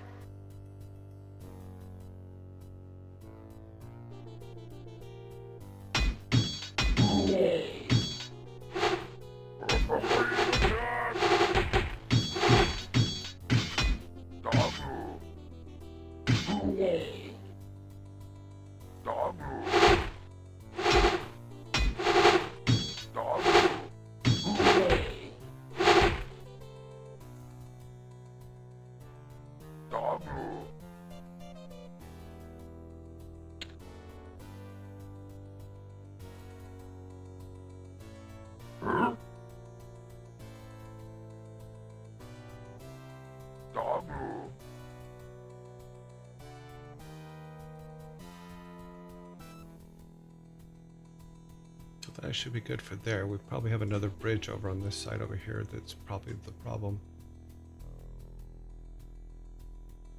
Is everybody working? Command, Master. Everybody that's alive is working.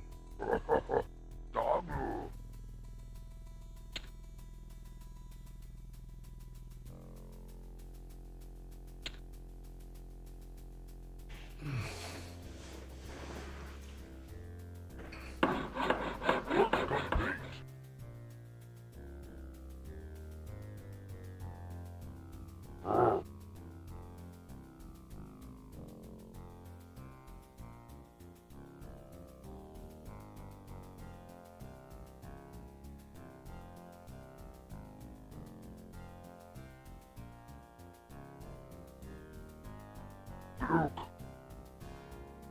Your command, Master.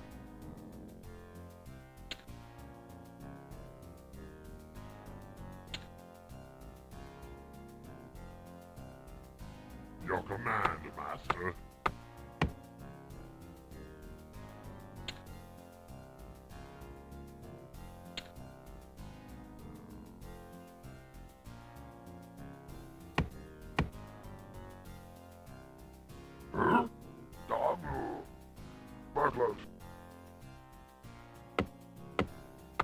If we can find the second bridge.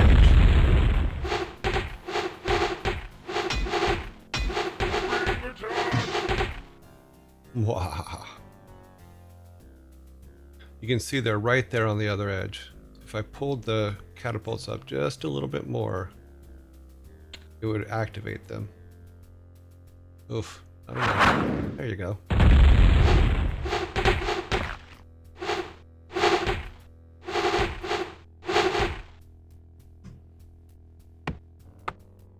Okay, these guys can then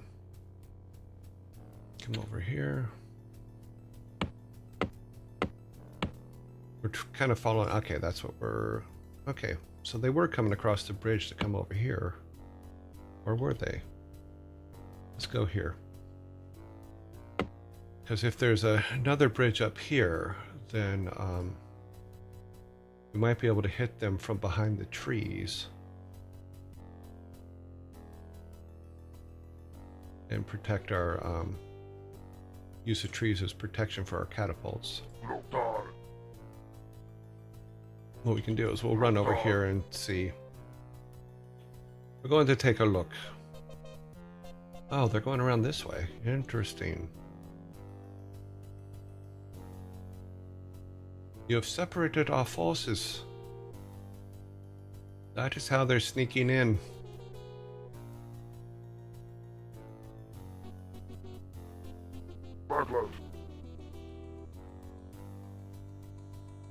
Ah, tangled trees. Come over here. Come on, everybody. You can do it.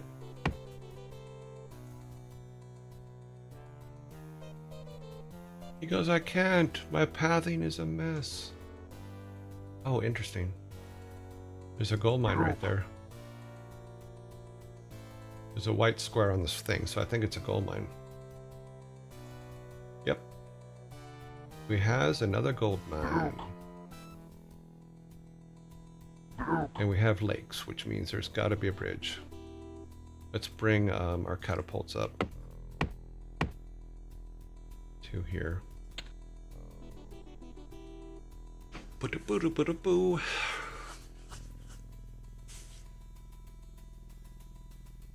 Well, bringing our catapults up. We have our bridge guarded. There's probably an opening over here somewhere too. They just haven't exploited yet, but we'll see what's up here first. See if there's a second bridge. If there's no second bridge, then we'll bring them down over here, because that path there probably leads to another bridge. But catapults move slow. If we get up here and there's no bridge, then I'll just turn them around and send them back the other way. Looks like there's no bridge.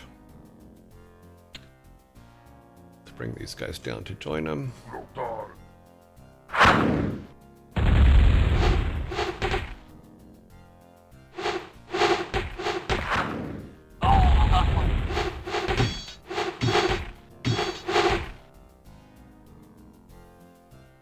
Okay, so let's bring these guys all over here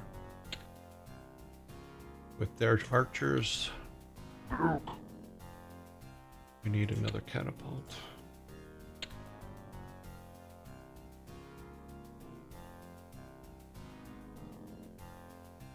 Boom, bum, boom, bum, boop, ba, boop.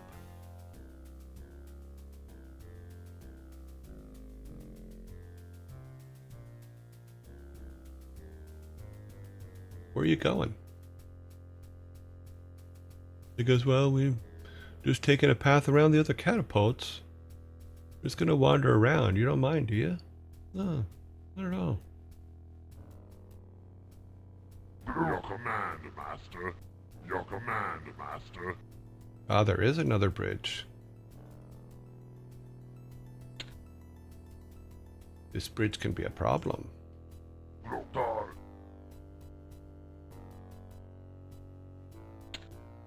Gonna replace this one.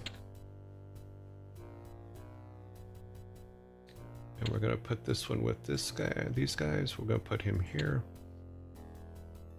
We're gonna take a couple of these guys and walk over here and see if there's a third bridge. I don't think there is, because there's no path. I seem to remember when I was putting things together that the path... No path, no bridge. I may be wrong though.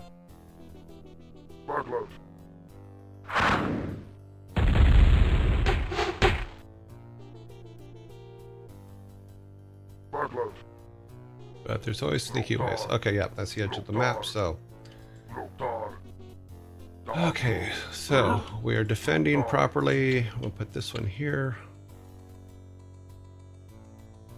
I wonder if we can... No, I don't think we can see anything from there, but if we put them kind of here with these guys like that, then we got that covered. Now we can build our army, our attack army. That's just, we have defenses all in. So let's start building a big old badass army that's just gonna tear through them. What are we missing? Nothing. Okay. We have more gold there. This one still has quite a bit too.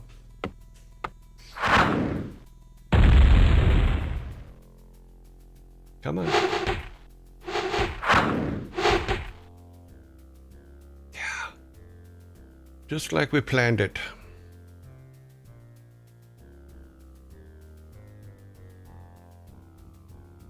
Your command, Master. My command is to move up because we're going to start putting together our attack armies. Your command, Master.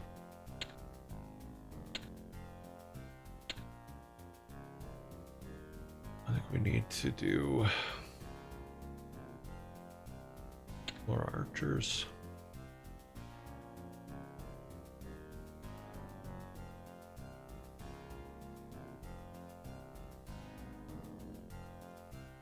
And more peons. So we can collect more gold. Now we have 2 gold mines. We can collect gold from both. Just start really streaming them in. Your command, Master.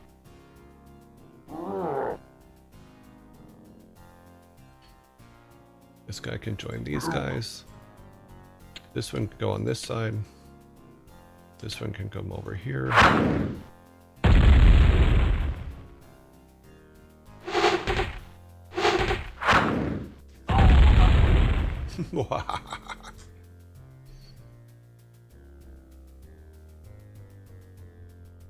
Where's he at?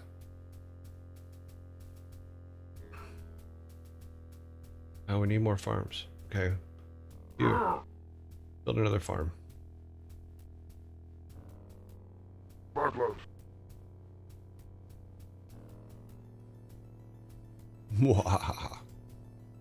7,000 left in that one. We need to really get gold production going.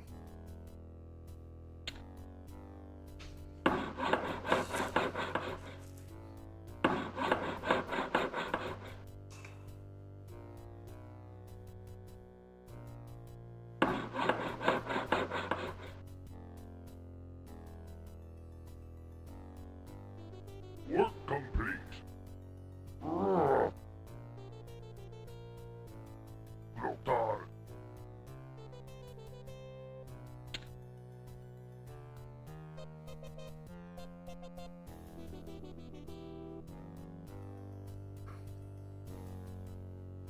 You know, I didn't check completely up here in the corner, did I?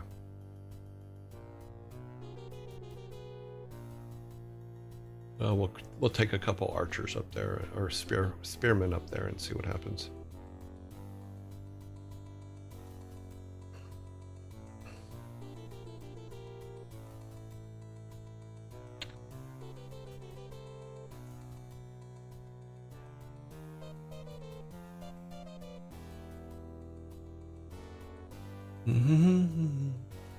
Chicken question, 39 buried, 0 found. But let's see what happens in the second round. Your command, Master. Butler. Need golds. Oh.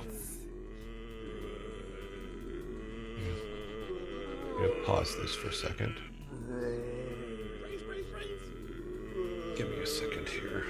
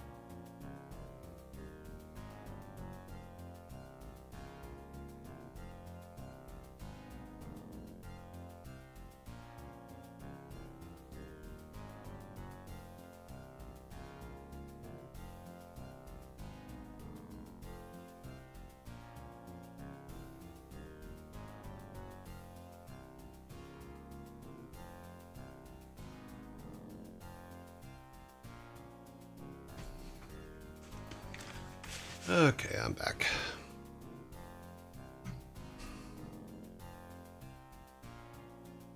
Oh, that's weird. Where'd the game go? Oh, there it is. Okay, need him up here. He needs a friend. In fact, he probably needs a couple friends, but we need more gold. Hey, you. Harvest some gold with everybody else for a little while. Thanks. Appreciate it.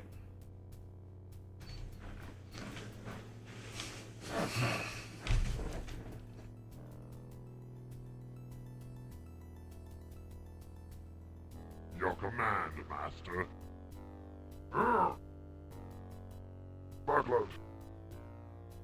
Okay, I need you two to come up here and make sure that there's no walkway up here.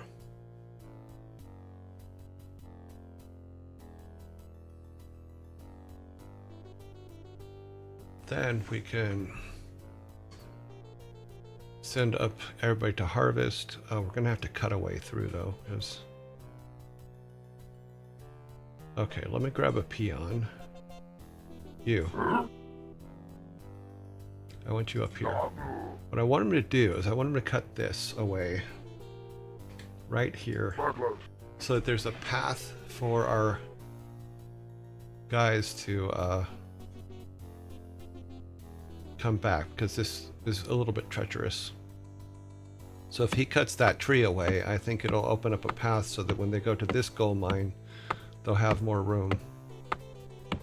They won't get lost in pathing. Okay, there's nothing up there, so that's good. We'll bring them over here. We're definitely on our side of the river.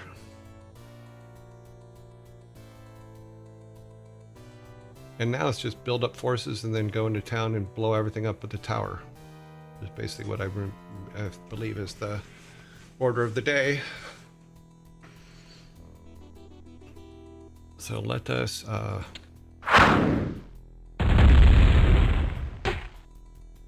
not too much is getting past us here.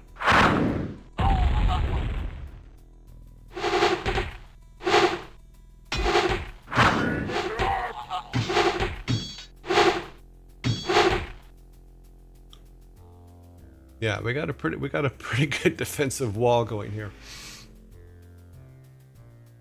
Like I said, I want to get a path opened here. Your command, Master. So that when we go to the other gold mine, in fact, I'll probably just start this guy on the other gold mine so we can figure out what pathing problems we're going to have.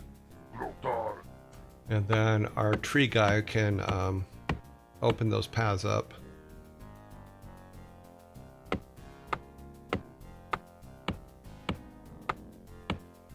Because my hope is that he'll see this. Yeah, okay, good. Awesome.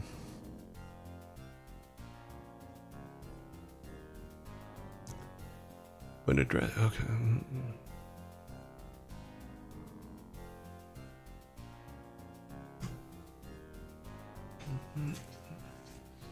Okay, so how many? We should have 8 catapults, yes. Oh, excuse me.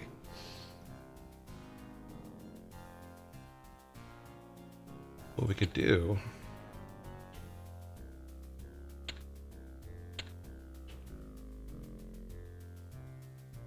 you gotta be careful not to click on your own guy, because your catapults and your characters will kill each other.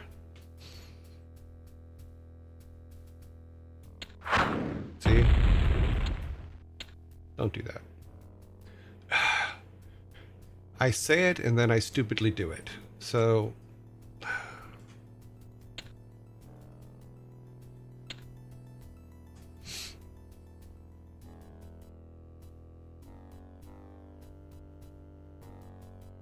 that was so stupid. Oh, by the way, did I mention that you could kill your catapult? We're gonna need another one anyway, but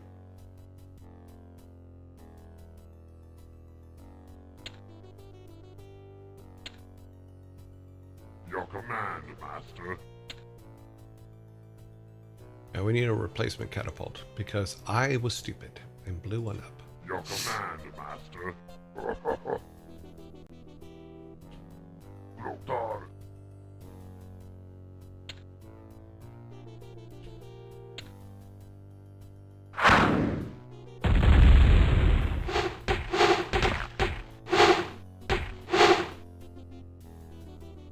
Nicely done.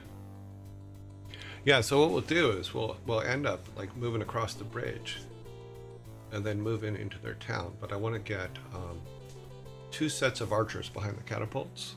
I think we almost have it on this side. Your command, Master. But we will need to replace the one catapult, this one here, because it's almost dead. These ones are pretty okay, but that one's almost dead.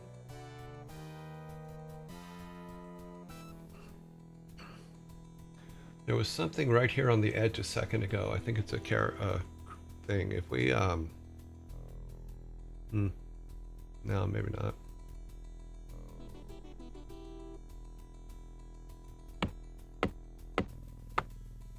Good. Pathing is working.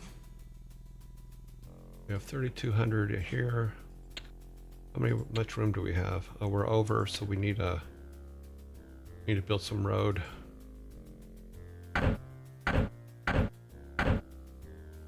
And have this guy build another farm.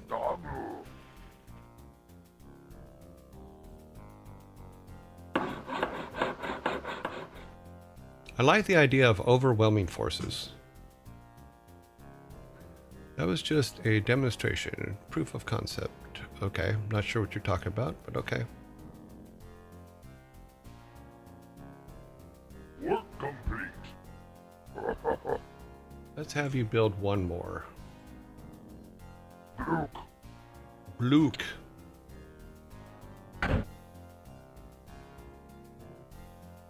Okay. We got gold going in both places. This one will run out first. Our tree guy up here has made a great path. Work complete. I think we'll move him over to this other side, though. Come harvest over here. So if we can move this general lump out of the way, then we'll actually be pretty good. In fact, let's just do that one. And then grab this guy. You can come up and help.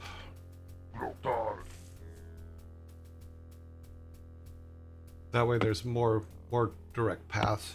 But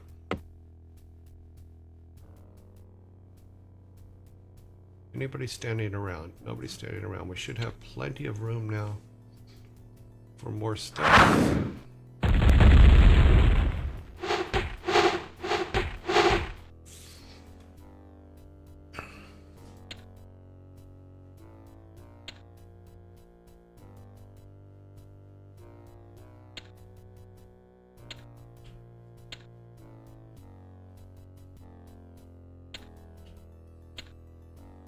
Nope, he's about where he's going to go. Okay.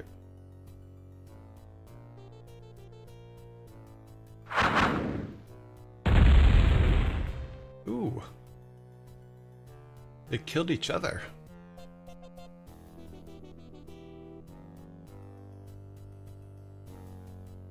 Okay, so that's their staging area. Let's do a save real quick.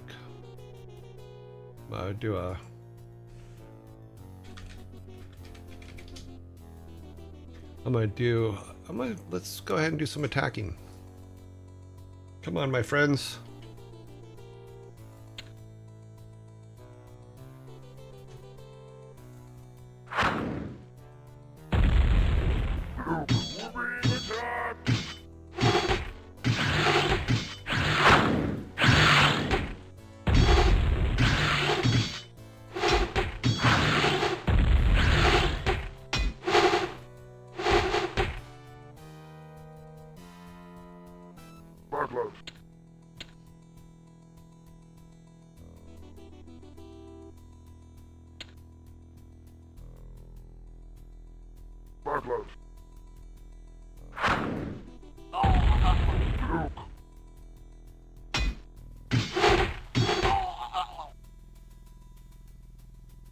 knew it was going to cost us some guys, so we're all good there. So let's bring, let's build a couple more to replace the ones that we've destroyed.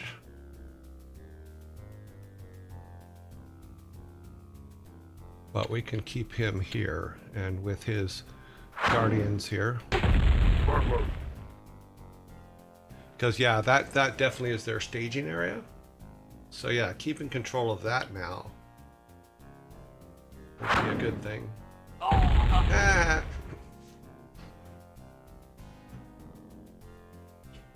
Let's put these guys over here on the side.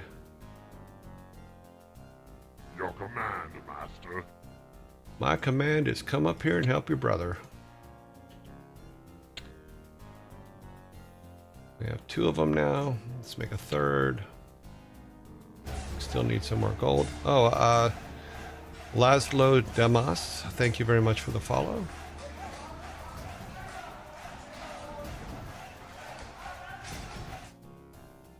See, now they can't get mass forces over there. Haha. Every time they start to, we kill them. Haha.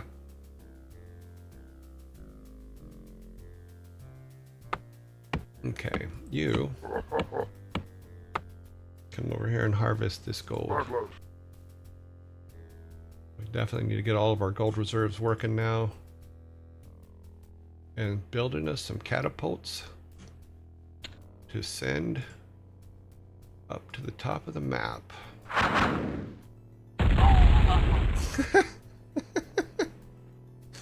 I'm sorry, I just love the sound of the catapults going off and then oh, at the end of it.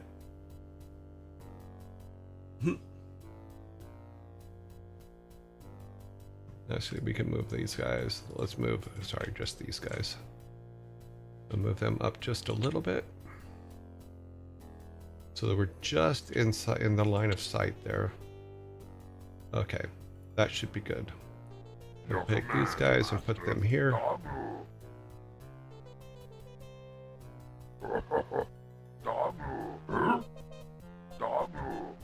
There we go. Grab him. Bring him up here.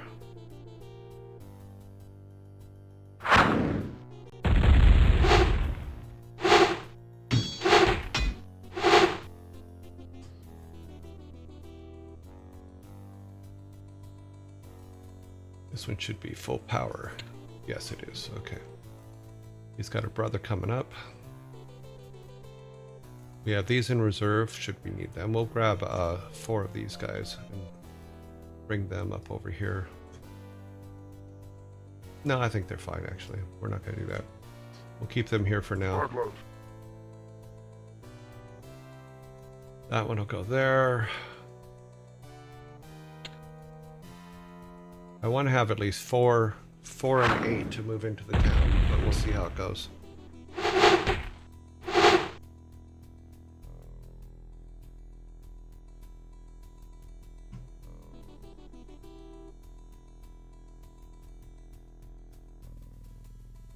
Oh shit, I didn't realize the time was up. I don't know when the timer said it's up. The timer says we're done for the day on Warcraft. So let's do this. We were going to save, and we will continue from here tomorrow. We'll save progress. It'll be where we go tomorrow. It looks like we're in pretty good shape, though. We'll move him up. Put him right here. We will need one more for that group, and then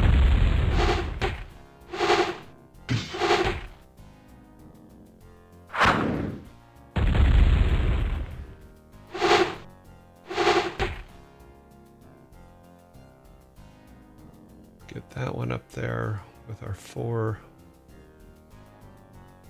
Let's bring these guys up too.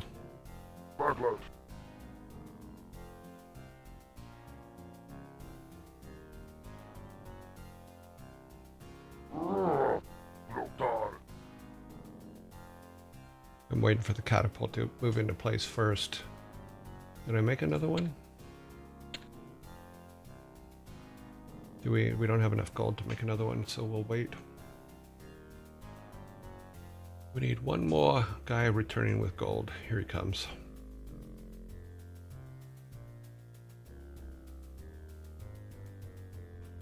And that'll give us our 4 catapults there. We still have 4 here. We need 2 more archers up there, so we'll grab these 2 guys here. Put them on this side.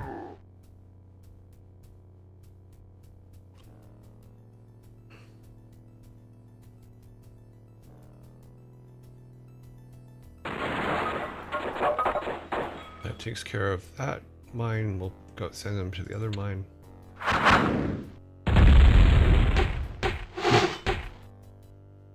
Your command, Master.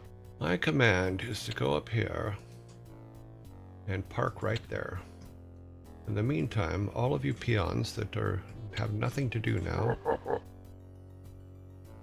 you will come up and harvest this gold mine. Make sure we don't have anybody standing around. Doesn't look like it. Anybody over here? Nope. How much room do we have? Oh, we have still plenty of room. We can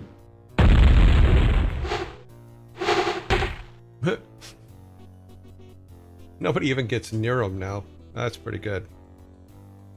Pretty happy about that one.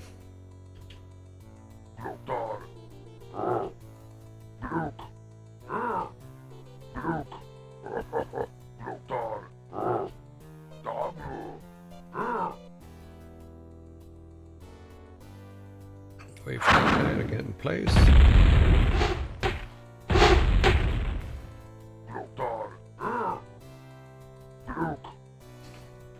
Like I said yesterday or the day before I go, my favorite thing ever is archers and catapults. They are virtually almost unstoppable. Unstoppable? Unstoppable.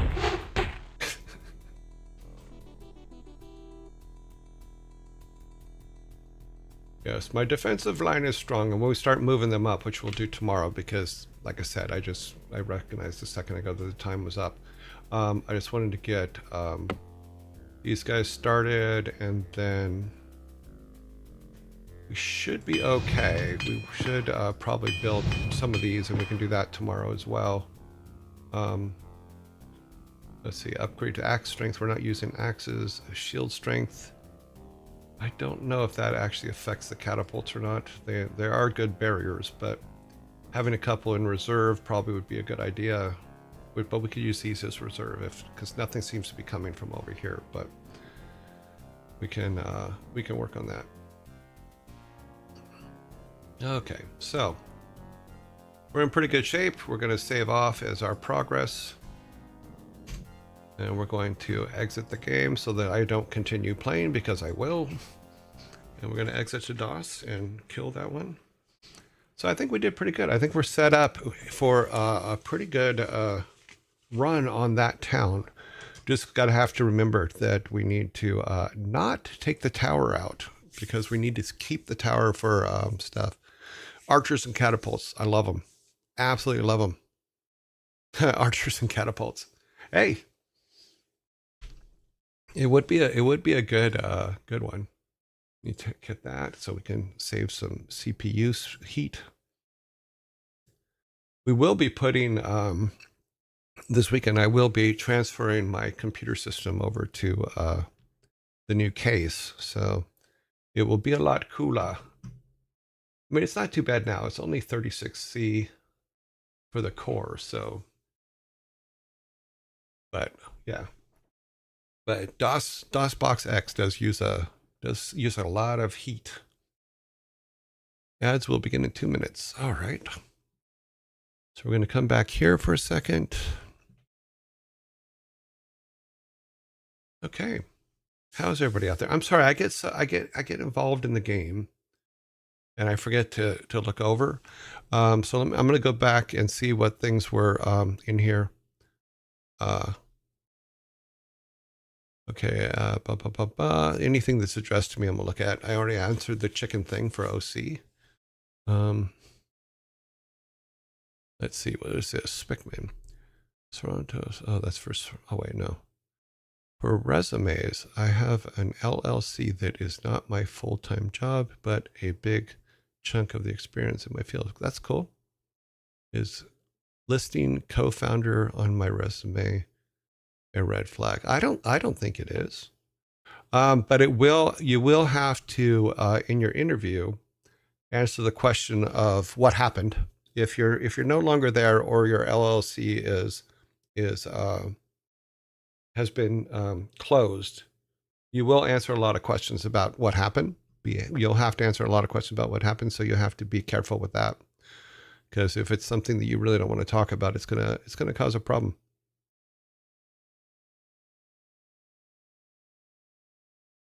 Your joy, your jovial silliness is fun. I'm glad I could help.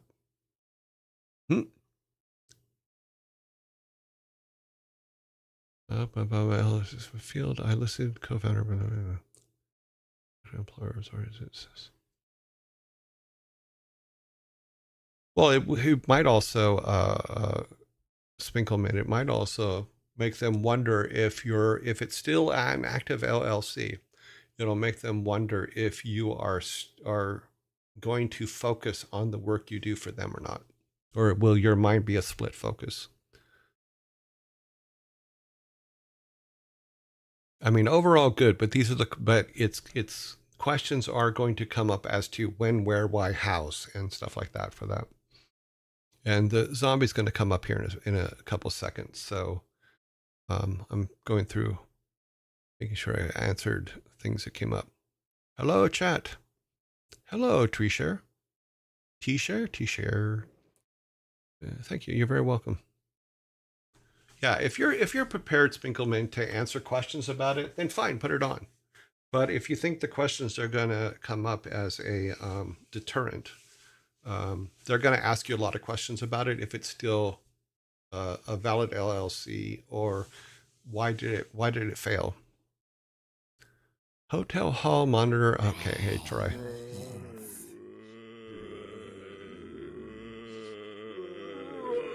Boop, boop, boop.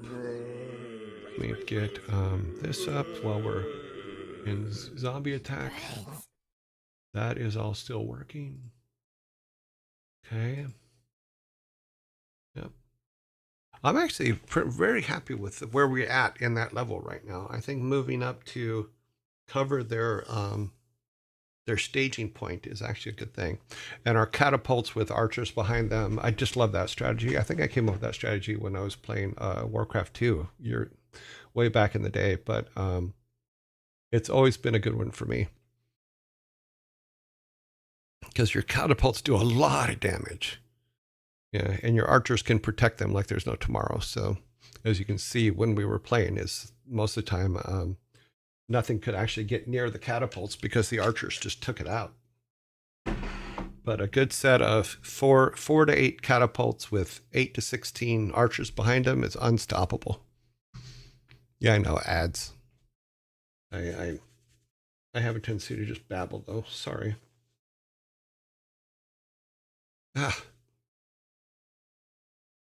Let's see, how much time do we have? We have 38 seconds for that.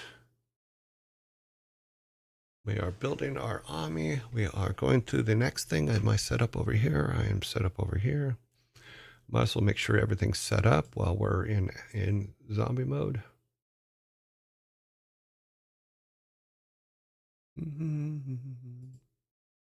Yeah, that is where it's supposed to be. Good. So we need to go out of studio mode. 7 seconds. Go get our notebook up. Go to Discord and make our announcement.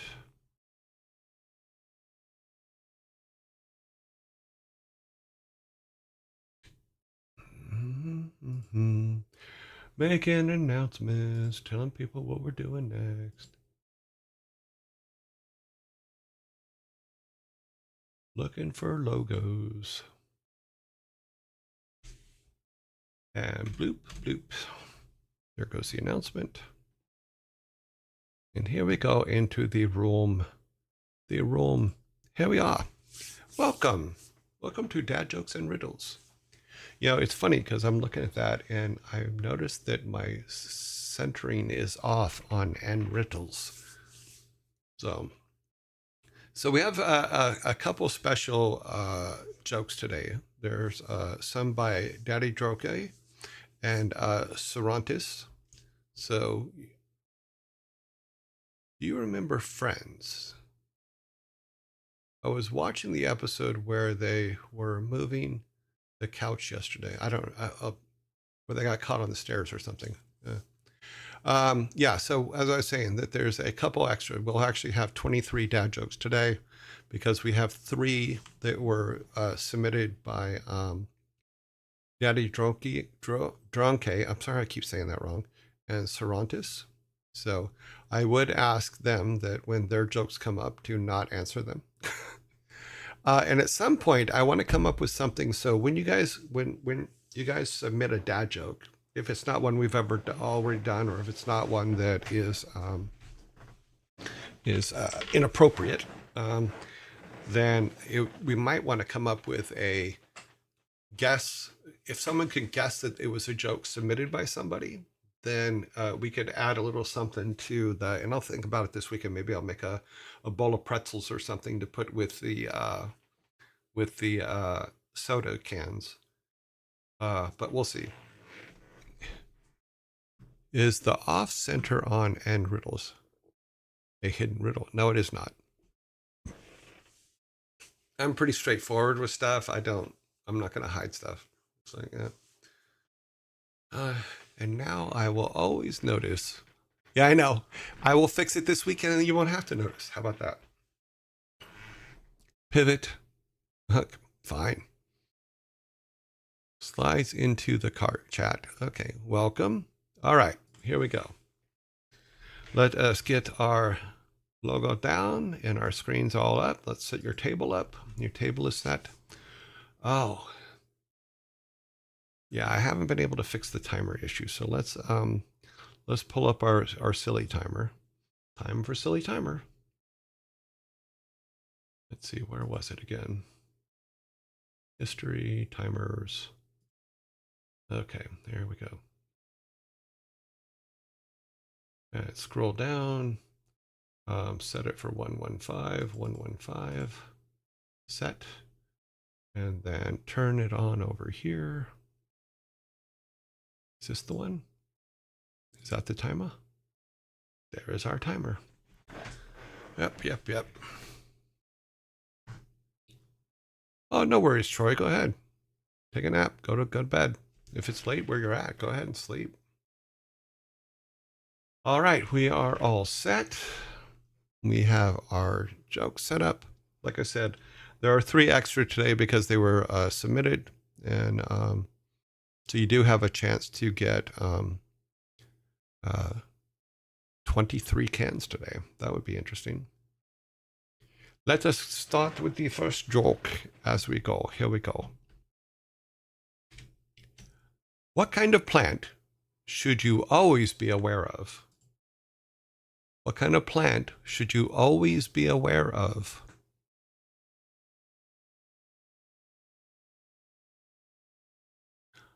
I was up at 4 a.m. putting electrodes in my bathroom. Awesome. So I understand tired. Yes, sleep. I don't really want to wear my plants. Cute. I mean, poison ivy, but that's not a funny answer. And that is not the correct answer. A cactus. That is true. You should be aware of cactuses because they are they're quite spiky. Power plant. Cute. 20 seconds.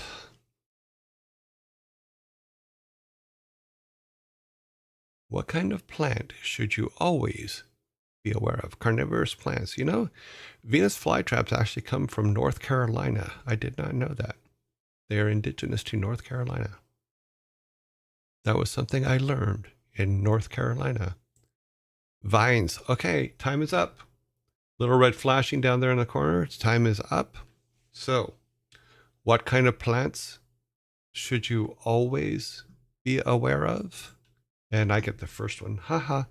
A ambush. An ambush. Look at me getting the first can today.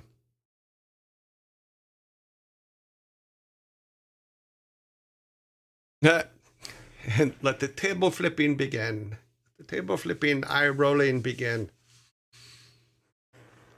My vines are always up to something. Yes, the vines are always up to something.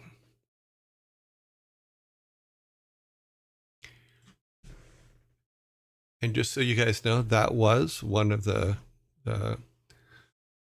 questions that was given to us by either Daddy Droken or Cervantes. I'm not going to tell you which one. So there. But that was a submitted one. That one was pretty good. Thank you very much, Daddy and Sor, for the first Viking soda for me today. The riddle in Young Justice makes a good riddle, with ambush being the answer. Okay, cool. We got some. Okay. Question number 2. You guys are behind 1-0. And here we go. The next one is, how did Scrooge get a football? How did Scrooge get a football?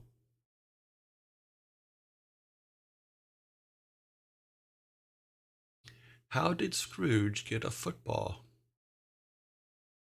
Stealing. He took it from an orphan. Cute. How did Scrooge get a football? Am I going to get 2 this early? Sacked a quarterback.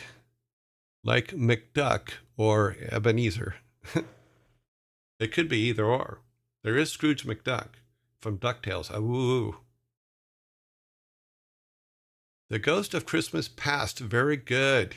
Great Uncle Unclean, or Great Unclean, or Great Uncle Anne. Sorry, I call you that. It's just stuck in my head. It's most of the time. Okay, so you guys do get your first soda. So we are tied 1-1. Thanks to Great Uncle Anne, who gave the correct answer. How did Scrooge get a football? The Ghost of Christmas Past. That is correct. Yes. Asked for it for Christmas. Scrooge doesn't get things he asked for. Grumpy Otter, you shouldn't be. You guys got a soda. Why are you rolling your eyes? Yeah, carry Great Uncle Anne is a badge of honor. For those of you that don't know, I misread it the first time.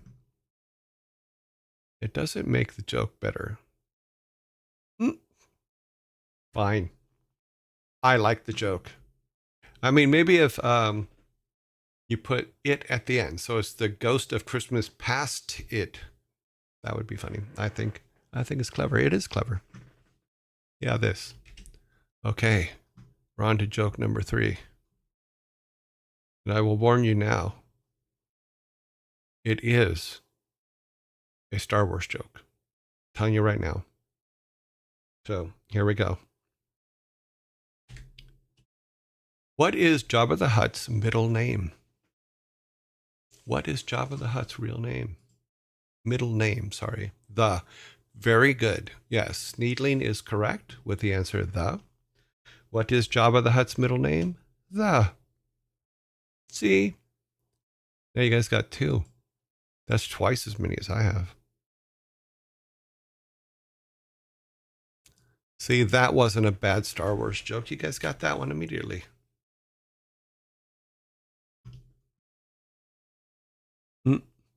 You're moving up in the world. Okay. Number 4. The question is, what does a triceratops sit on? What does a triceratops sit on? I think the one works better spoken than written. Maybe. That could be, yeah. Whatever he wants. What does a triceratops sit on?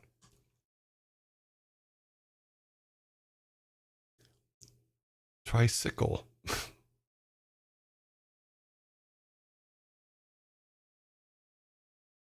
What does a Triceratops sit on?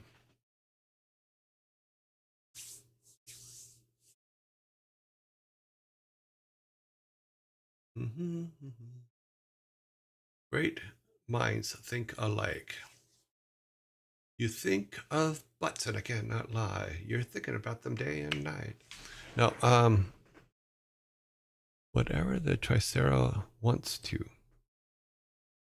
I thought you guys would have got this one. I mean, you got some close answers, but the terminology is what keeps catching you guys up because you keep thinking literal as opposed to dad jokey. So nothing because they're extinct. Funny. That red flashing in the bottom corner tells me you guys. I'm going to ask you guys for a call on this because we have two that are technically correct. But the answer that is given from the joke itself is, what does a Triceratops sit on? A Tricerabottom.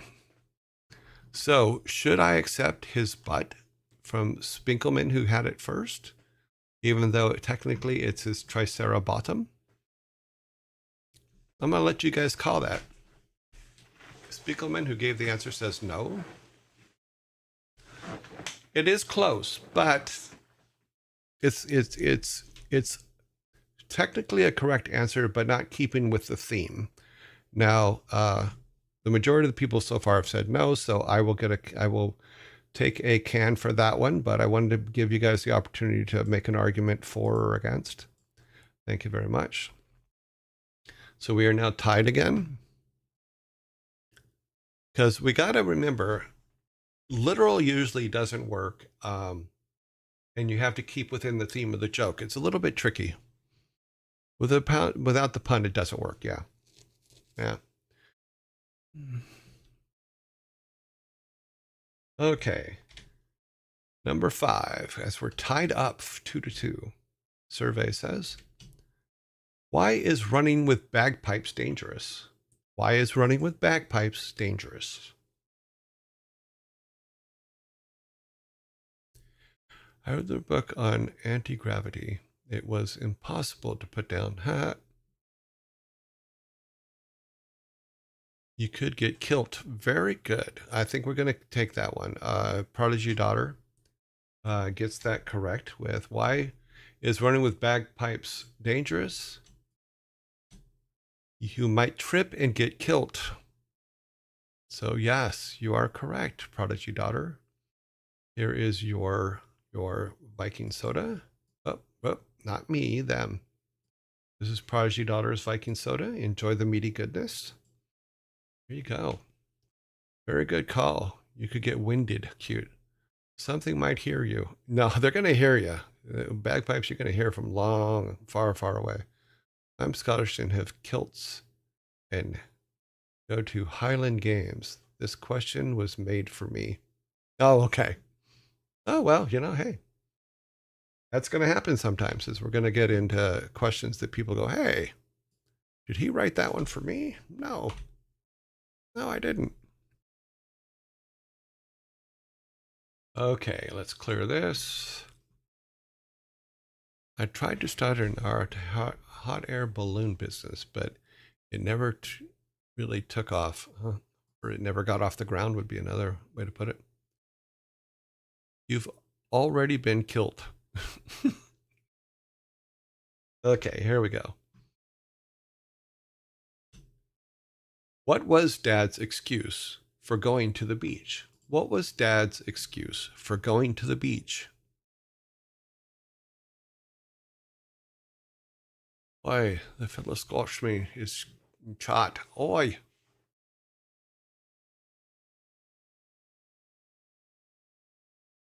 Went out for milk.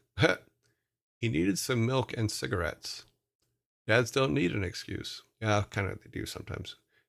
He wanted to wave back at the ocean. Cute. 44 seconds. Let's go fishing. Something about the sun.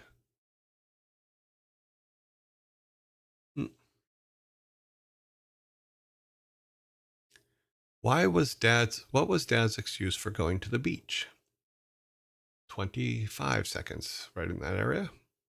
Something about the sun.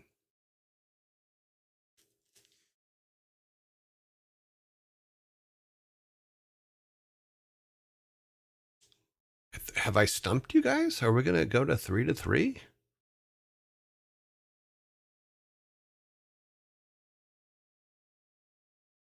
What was Dad's excuse for going to the beach? I'm sorry, the red flight is the red flight is flashing. You guys have lost. Let me get my soda so you guys can roll your eyes and call me names and do all that stuff. So, what was Dad's excuse for going to the beach? It was the sea, son.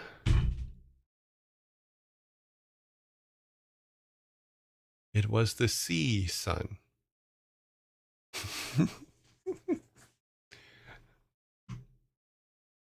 Oh, I love it when a good joke comes together and you guys just walk right into it. It's so much fun.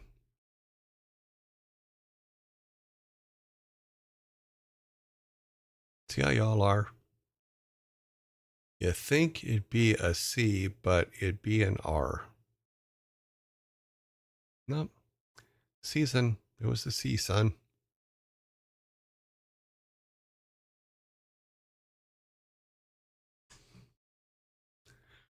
Huh. I think I'm going to get this next one too, but we will see. Terrible is... Huh? Okay, number 7. It is tied 3-3. This is the closest one we've had so far. Going back and forth. I like it. I like it a lot. Okay. Who is in charge of atheists? Who is in charge of atheists?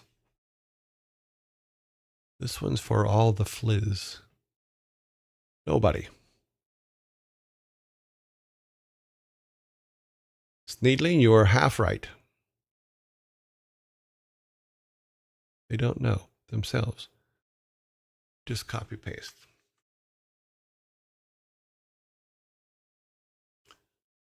Sneedling, if we get through the timer and nobody gets it, I think I have to give it to you, but it's not the full answer. You are half correct.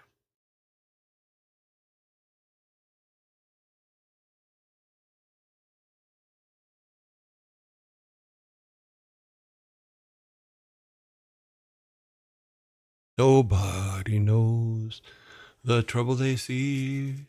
Nobody knows, not even Jesus, because they're atheists. Jesus isn't watching atheists.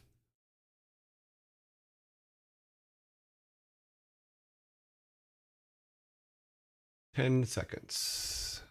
Newtons? Huh? No one. They don't believe in authority. Nope, that's not it. They don't believe in a higher authority, but that's not it either. This time is up. So I'm going to ask you guys to make a call on this one because here is the correct answer. Who is in charge of atheists? No one. They are a non-profit organization. So, does Sneedling get it for saying no one? That is the question. He said nobody. They're a non-profit. Yeah, they are. He is missing the pun. You are correct. So Sneedling. Yeah. Okay, so I am, and for the very first time at this number of questions, I think today is making up for yesterday, because I think yesterday's, all of them were just way too easy. The non-profit organization. Yes, I know, it's cute. That is the pun part. We gotta keep with the puns, in all honesty, and I totally get that.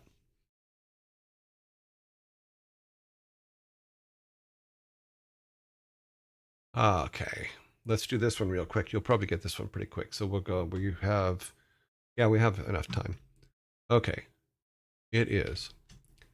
An electric train is going south at 200 miles per hour. Which way is the smoke blowing? An electric train is going south at 200 miles per hour. Which way is the smoke blowing? I'm pretty sure you guys can get this one. Ah, very nicely done. Only Demon is correct. There is no smoke. It's an electric train. That is correct. And the first one to get that was Oni Demon. Nicely done. Look, see, I knew you guys were smart. I knew you guys were all smart. You got this one. I knew you were going to get this one. Yeah. When I was doing my pre-read through, I'm going, oh, they're going to get that one real quick. Oh, we had you with that one. That's funny. What if it's on fire? Well, why? It's in the description we have. It says nothing about it being on fire. So nice try, though. Mm. Very funny. Very funny. We're going to have a zombie attack here in a second. So I'm going to hold off on number 9. So we can do the zombie attack. And oh, I also forgot to get we're doing dad joke snack. So let's see what's on the top here. Today's snack is brought to you by Belvita. Vita? Crunchy. It's a Velveeta Crunchy. And it's blueberry and zombie. Thank you, zombie. Wow, when you open it, the smell of blueberry is like huge.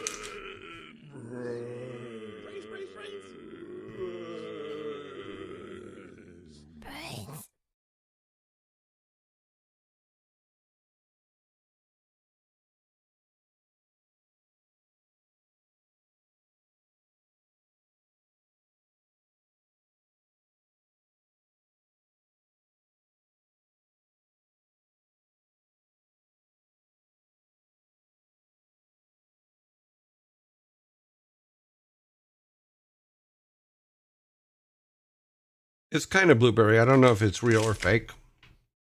It looks like it does have blueberry looking things in it. So, I don't know. It has a blueberry like substance. How about that?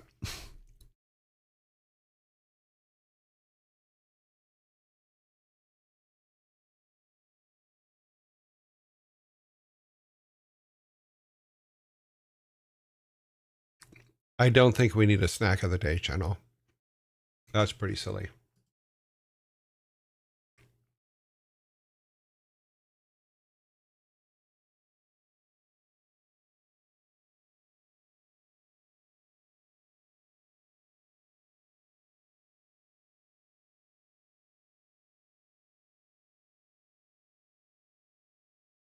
There is definitely a blueberry like substance in it. But who knows? Mm.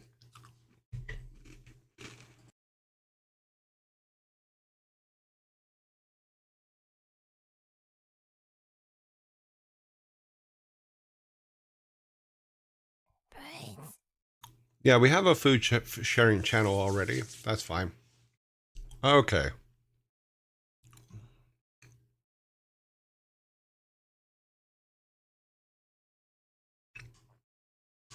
Okay, let's get this. We are 4 and 4. And here comes the next joke. It is, why do the Canadians always beat Germans in sports? Why do Canadians always beat Germans in sports? Remember, these are dad jokes. We're not starting wars here. They're just jokes. Because they can.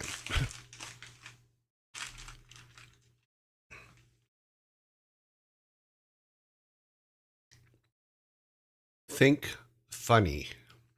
Funny is very important when it comes to these jokes.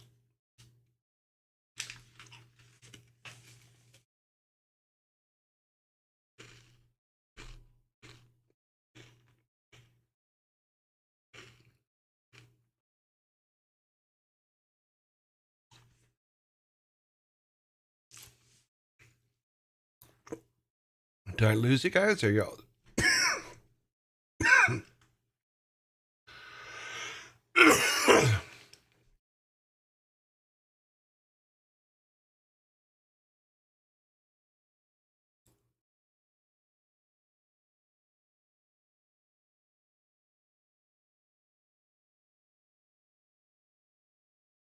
We have a half the answer done. Someone did give half the answer correct. Time is up. Okay. Why do Canadians always beat the Germans in sports? Canadians bring their A game, and Germans bring their worst. See, Spickelman, you came in after the buzzer.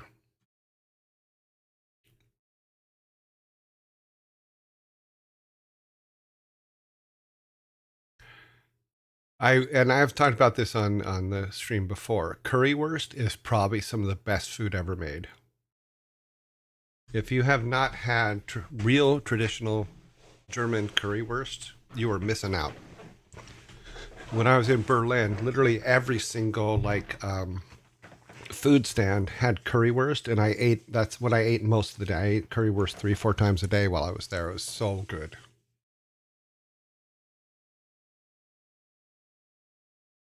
Mm. It's very addictive, and you're absolutely right. Great Uncle Ann. In fact, I make some here from a recipe that I got there, and it comes really, really close. You can also buy curry ketchup now, which is really good for those kind of things. But let me get my can here. I forgot to put my can up. Up. And we are on, let me see, we're on 10. So yeah, nine are done. We're on number 10. Don't think we should count that one, to be honest. Meant them as two separate answers.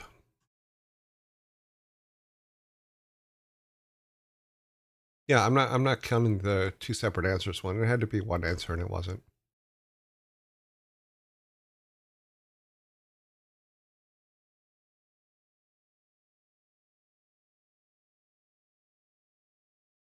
Currywurst and schnitzel are both worth going for. I cannot argue that one.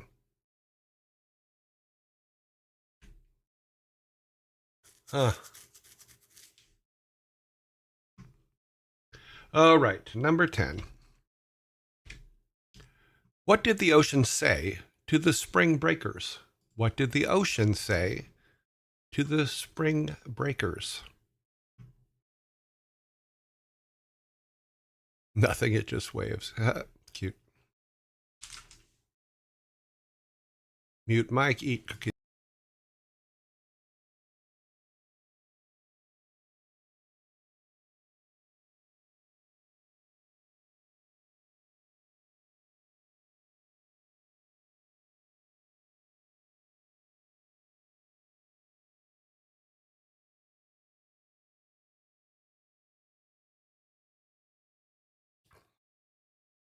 These cookies are very crunchy. Okay, nothing, it just waved. Incorrect. Ah, type too slow. Don't pee in me. Okay. Those springs are expensive. Stop that.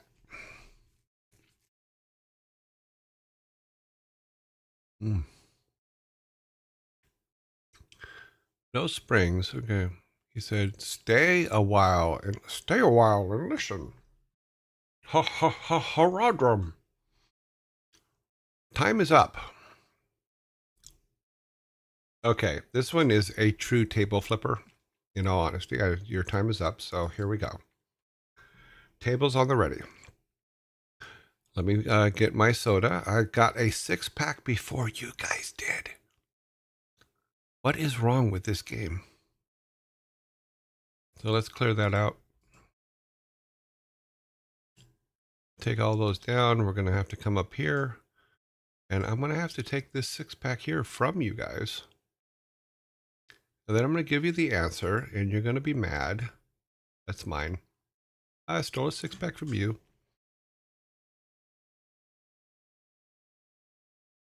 We're slacking. No, you're not. You're doing fine. Okay, so What did the ocean say to the spring breakers? What are you doing here? What are you doing here?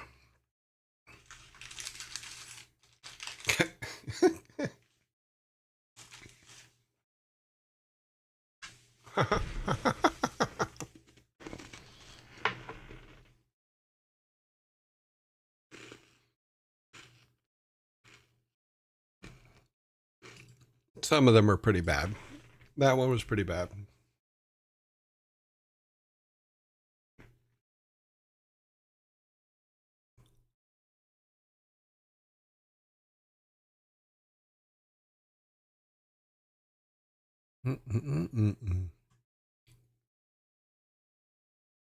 They're not watering anything. But it was the ocean. The ocean is water. So look at that. We have 10, of which you have 4. And I have, oh, what is it? Oh, 6. Yeah. That hurts your soul. Funny. Let's see if this one hurts your soul. Let's move on. So, here we go. Before Mount Everest was discovered, what was the highest mountain in the world? Before Mount Everest was discovered, what was the highest mountain in the world?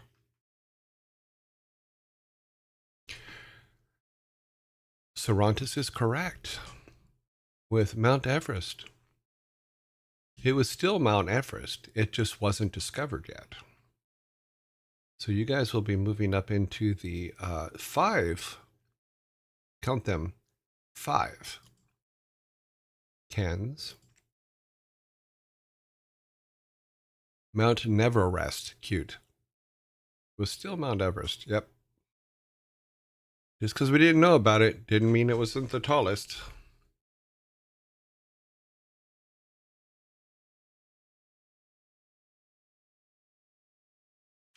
Let's see where we at.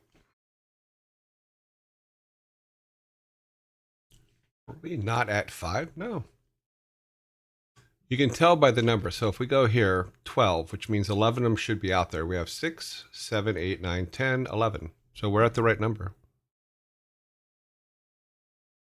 Because 12 is the next one. 6, 10, 11. Yeah. That's how you tell. That's why I put the numbers in this week, is so that you can always just, whatever the number is, subtract 1, and it'll tell you if we have the right number of cans out there on the board. Okay, here we go. Nice little riddle coming up. What grows when you feed it, but dies when you water it? What grows when you feed it, but dies when you water it? Fire. Only demon is correct. Giving you guys your first 6-pack. So the Vikings, where'd the Vikings go? Gonna give you that, and then we're gonna put the 6-pack next to you. There is your 6-pack. Times are gonna go away. So yes, a fire is the correct answer.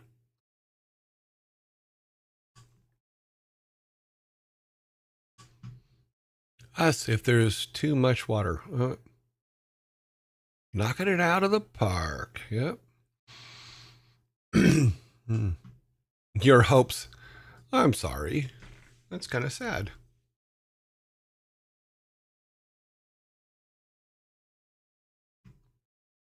Alrighty, let's go. We are 6-6. Wow. Number 13 is, what has 4 fingers and a thumb, but isn't alive? What has 4 fingers and a thumb, but is not alive? They do have dad humor class, do they? Frantic Shanty is correct. It is a glove. Absolutely. You guys now have 7 to my 6. I am now behind. See, I knew you guys would make a comeback. You always do. I haven't walked away with a win on these things for a long time. Luke's other hand, cute. That would actually be funnier. You know, a glove is a glove, but Luke's other hand, he had to go to the second-hand store to get it.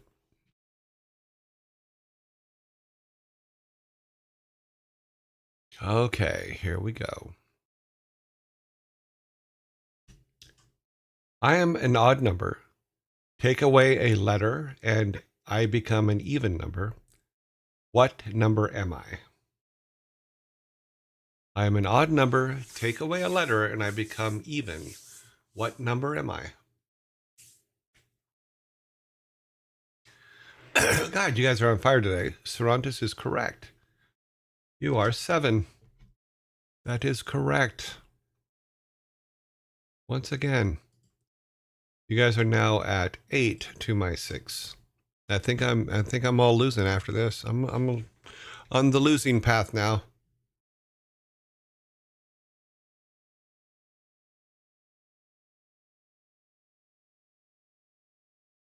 My God, I would have never gotten that. That's funny. That's a tough one, but very cool.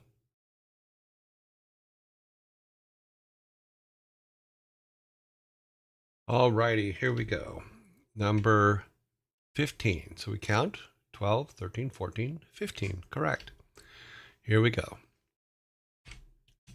Why can't you put $2 in your pocket? Why can't you put $2 in your pocket?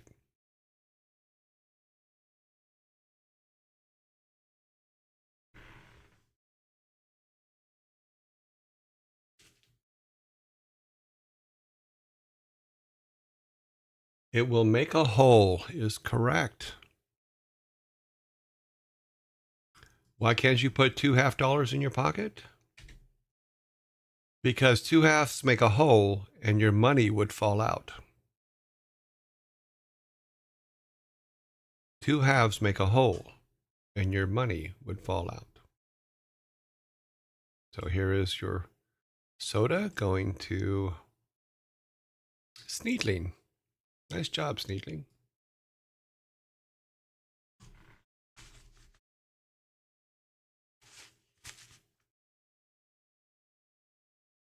Okay. Bump dum bump bump bump bump bump. Sneedling has got it. Okay, number 16. Remember, we're going to 23 today because of the donations of a couple of you.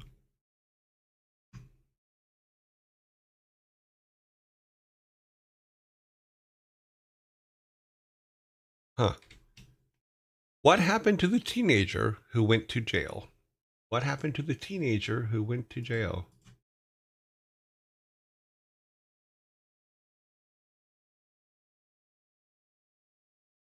He ate a cookie. He munched on the cookie while people were thinking.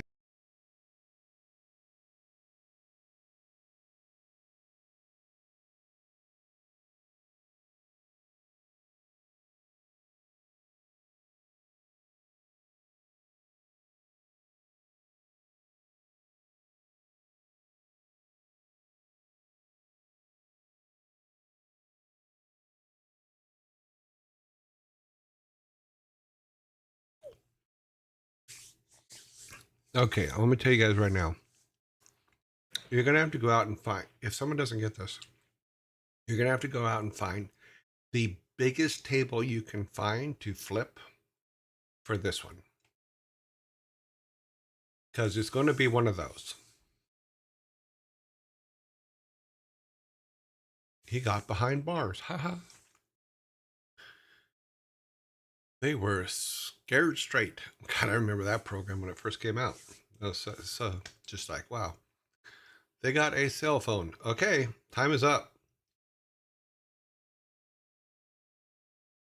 Are you guys ready? A flat Earth. Okay, here we go. Wait, let me get my soda first, because it's mine and I deserve one. Now have 7. Okay. What happened to the teenager who went to jail? His face broke out.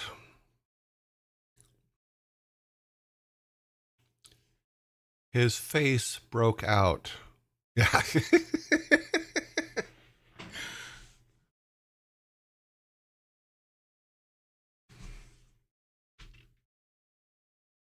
Like I said, Wheezing as I cry. Okay, cool. Looking for a table. Be right back. Okay. IKEA stocks. I'm assuming you did not have a big enough table for this one. That is my conception. Nice. Cervantes, that was a nice one. Nice, good long table. His face broke out.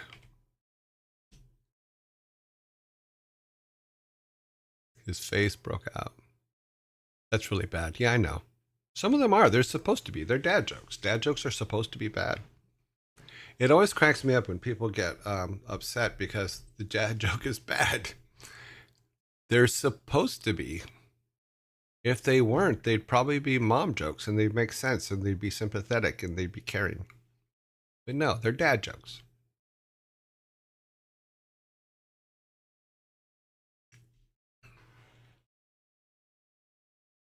When it becomes apparent, ha ha ha ha ha ha. Thank you, Drunken Penguin.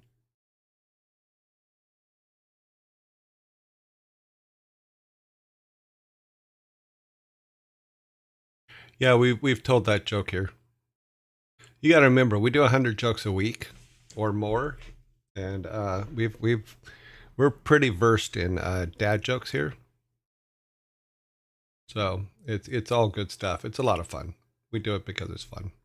Okay, we have 16 on the board. We have number 17 right now. Let me make sure we have time. Okay, here we go. Why is a gossip website like the Imperial Fleet? Why is a gossip website like the Imperial Fleet?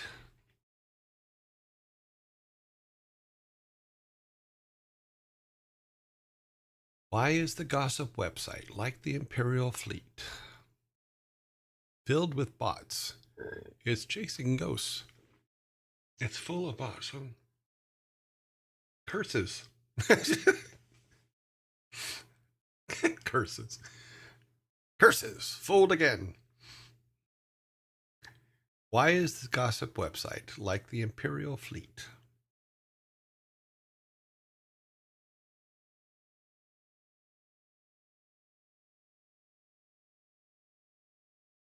"30 seconds.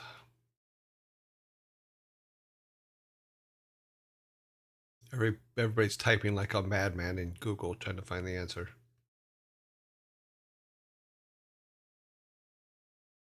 It lost 2 Death Stars.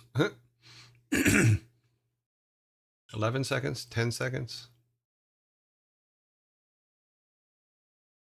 Both spilled tea.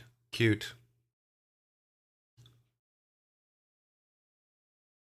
Time is up.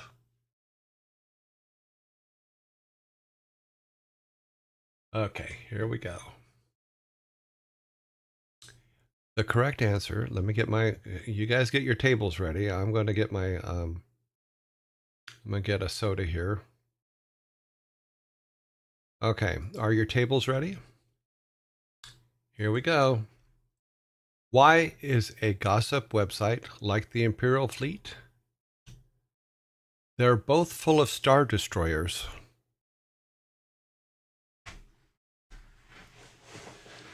They are both full of Star Destroyers.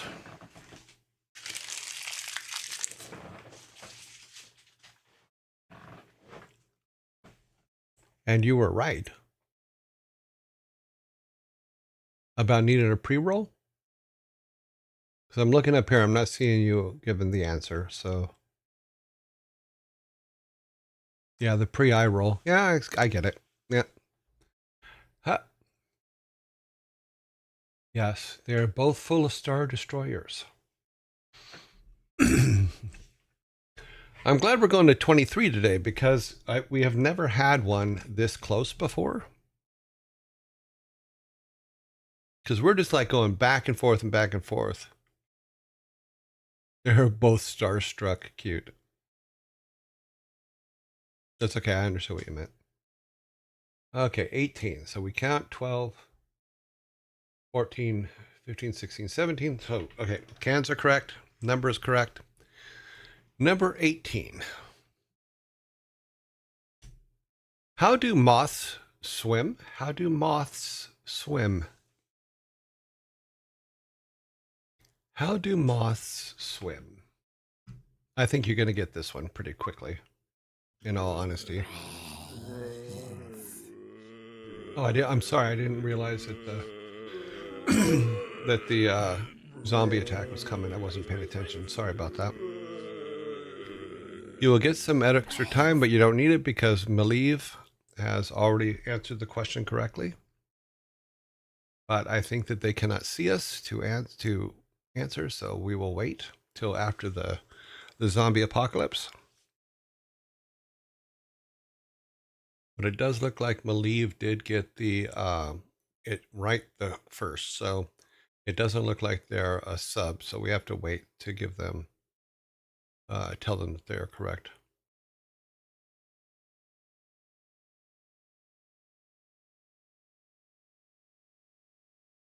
But Malieve did get it. It was the first on my screen to get it, and shortly after that, I believe Sneedling got it. So that's all good. 57 seconds. We're just moving right along on this. We're doing pretty good. Yeah, I randomized the order of the jokes so that the ones put in by Daddy and Cervantes were kind of mixed in. So they weren't like all the ones at the end or anything like that. I thought that would be ridiculous, but I do have it random sort them when people add some in. 28 seconds.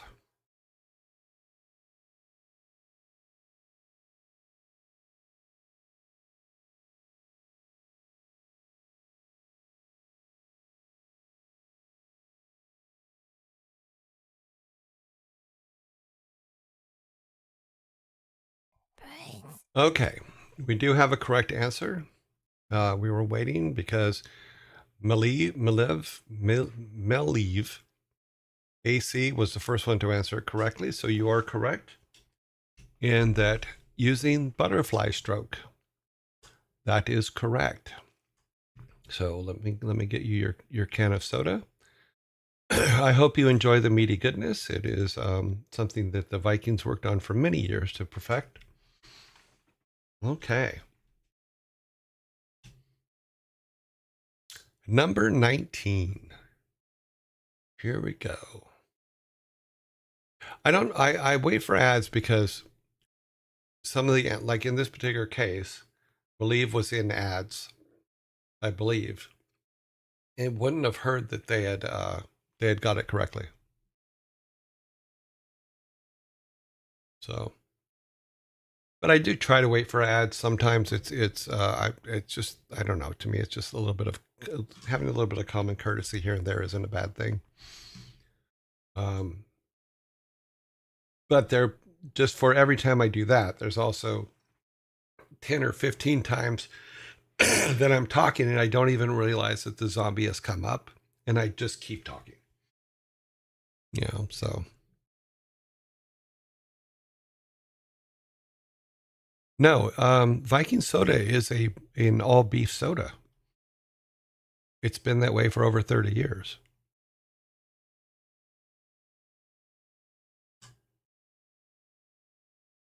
Yes, Blaze, that is correct.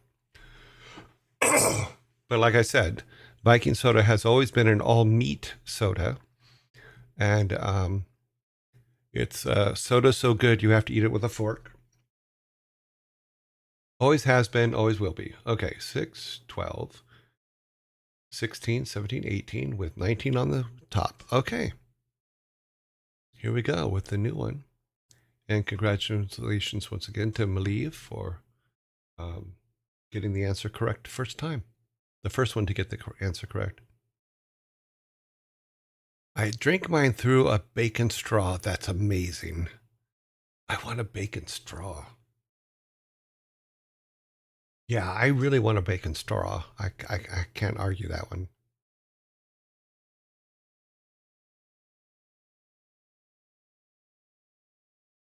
More times than not, she has to remind me that you guys are there because I get literally hyper focused on stuff that I'm working on. So here is number 19.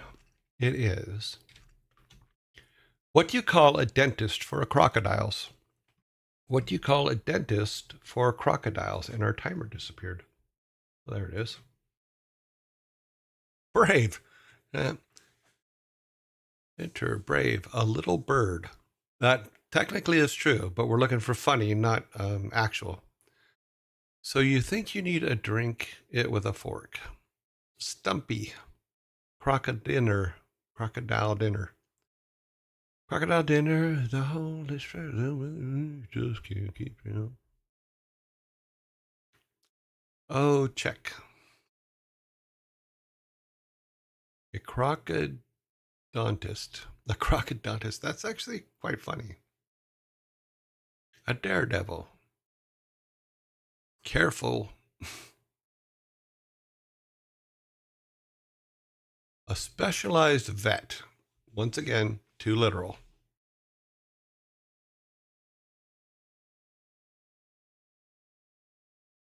Oh yeah, some of them are really good answers. They're funny as hell. Crocodile Dundee. Ooh, nice throwback on that one. It'd be Crocodile Dun Teeth, maybe. Crazy. Okay, it was right at the buzzer, and I think he did get it in beforehand. But Blaze did say crazy. And what do you call a dentist for crocodiles? Totally crazy. I think I got to give him that one. I honestly do. I think I got to give him that one.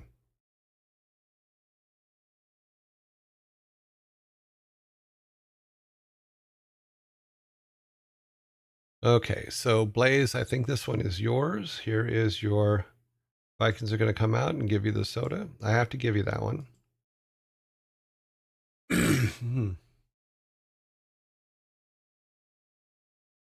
Yeah, catches the pun. Yep. Howdy. Howdy. Okay, we are now on number 20. 20, 20, 20.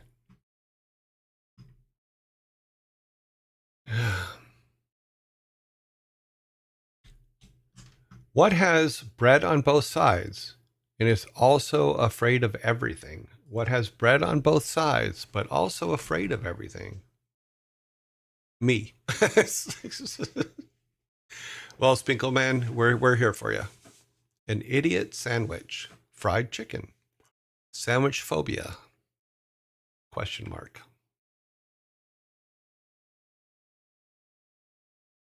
An idiot sandwich. Too funny. Chicken sandwich is correct. Spinkleman, you are correct. What has bread on both sides and is afraid of everything? A chicken sandwich.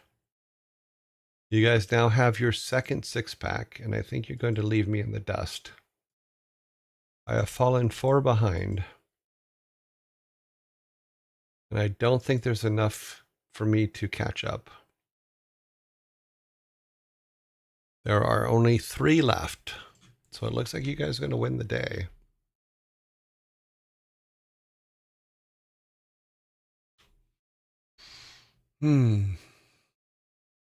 How did Scry? Oh, yeah.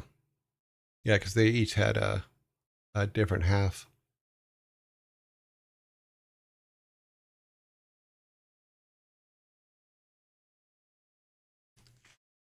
Like a wiener schnitzel. A wiener schnitzel? Funny.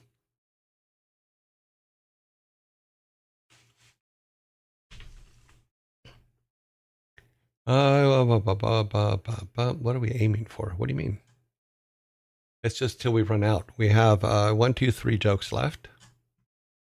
We usually only do 20, but we had three jokes submitted by Daddy and Cervantes. They were intertwined in all of our jokes today. So we are now on number 21. This is one of 3 remaining jokes. You guys ready? What is this? Drunk penguin, we do not talk that way here. So don't.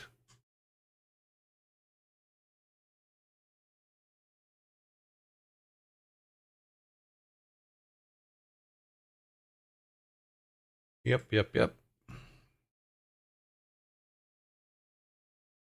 No worries. A lot of people don't know. We just don't do that here. We do our best to treat everybody with respect as best we can and to be friendly with each other. Okay, so here we go. Next question is, why did the student get upset when the teacher called him average?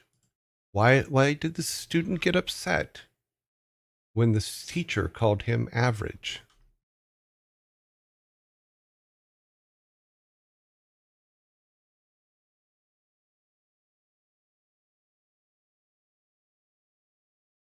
He was median.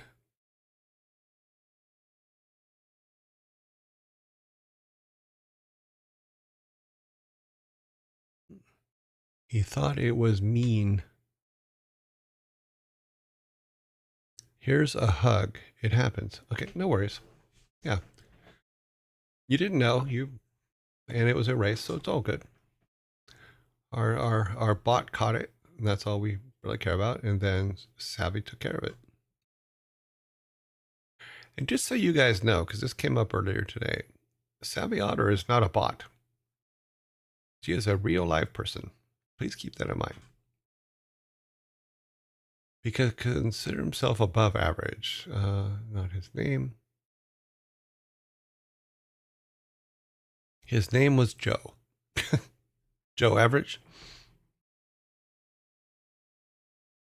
The time is up. Okay, we do have one that might be correct. No, it isn't. No, the wording is wrong.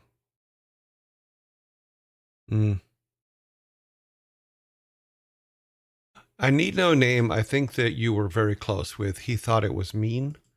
Because the correct answer is, why did the student get upset when the teacher called him average?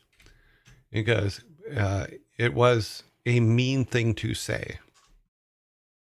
So the the context is different, but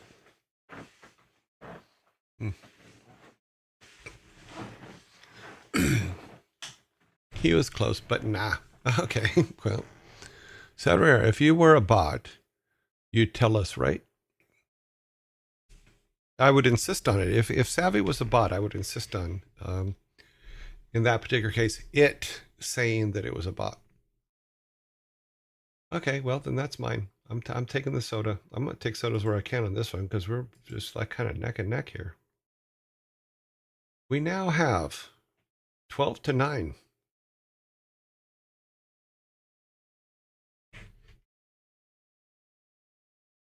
The finest or not, she is a savvy otter. She has proven that time and time again. Okay. It was a mean thing. Okay, we're at 22. We have 2 left. 2 left. I'll tell you this. I think that a lot of the improvements that have been made over the last month and a half, and some of the ones before that, because she was given suggestions in the background. I think a lot of improvements in the show and the just the structure around it has been completely savvy, and she's been doing awesome. I give myself credit only for choosing well.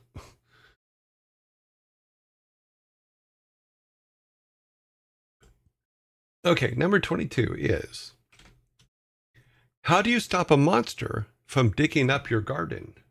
How do you stop a monster from digging up your garden?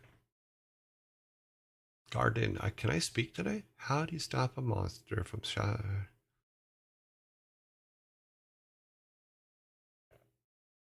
You scare it away. You take away its shovel. Jar is correct. How do you stop a Martian? Martian. How do you stop a monster from digging up your garden? You take away its shovel. That is correct. So you guys get another one. Like I said, I can't beat you on this one, but this is still my best showing in a very, very long time. Okay, we have one left.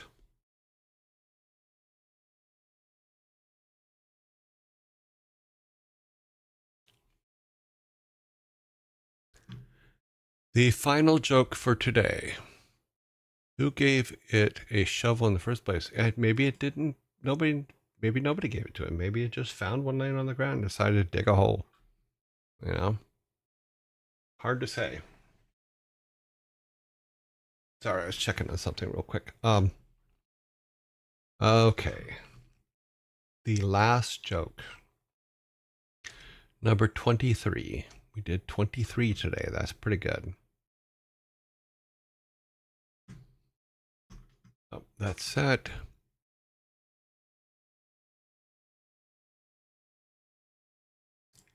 Here we go. Why is sand so optimistic? Why is sand so optimistic?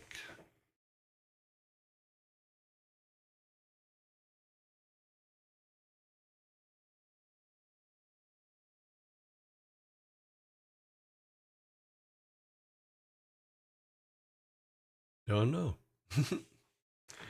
Hourglass are half full. Huh? Because the hourglass is always half full. Nice, but nope. Good answer, though. I actually like that answer. Goes with the wind. Because it's going places. Because it has a can-do attitude. Blaze is absolutely correct. Give you your soda. Blaze is correct in the fact that why is sand so optimistic? It has a can-do attitude. That is correct.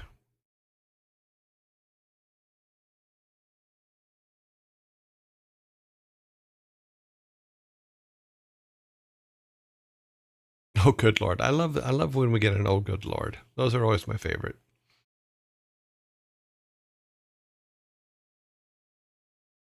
Well, it's like he has a can-do attitude. Instead of that, it's a can-dune attitude. Like a sand dune. Where did I leave my table? Too funny. Okay, so the final count today. 12, 13, 14 to 6, 7, 8, 9. So 14 to 9. And that was the jokes. So the Vikings are going to come up and pack up your 6-packs and your loose cans. Get them ready for you. And they're going to come over to my side. And they're going to say, how did I get so many cans? They're going to think that I was reaching behind the bar and taking them. And I'm trying to explain to them that I didn't. I actually won them. And they don't believe me because I have not got that many in a very, very, very long time. But we thank them for their time. And we're going to pull that out and put our thing back up. We're going to turn our timer off. Timer is off. Everything has been moved. And there you go. You know, and like I said, there were 3 in there that were brought to us by Sarantis and Daddy Droke. And so that is all good stuff. And now that we're over here, we can, if they want to tell you which ones that they did, then they're free to do so. Well, I set up our next thingy here. Yes, put all your tables back in their upright positions, and we will be moving on. Let me grab a few things here.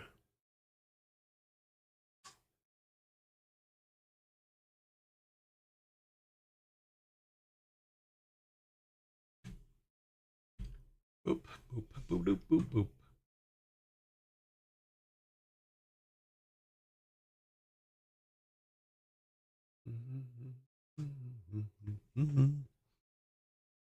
Okay, clear this.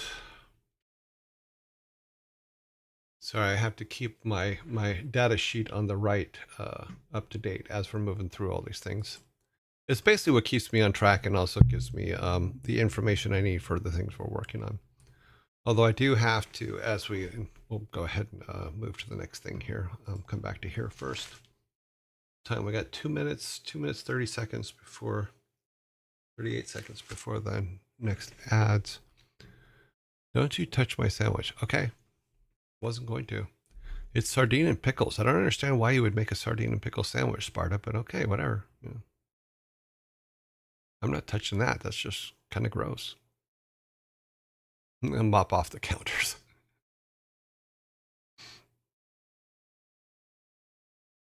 Cheeks full of food. What sandwich?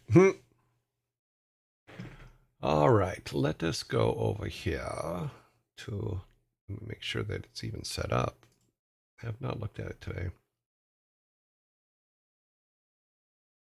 Okay, yeah, it's at least we can go there without a problem.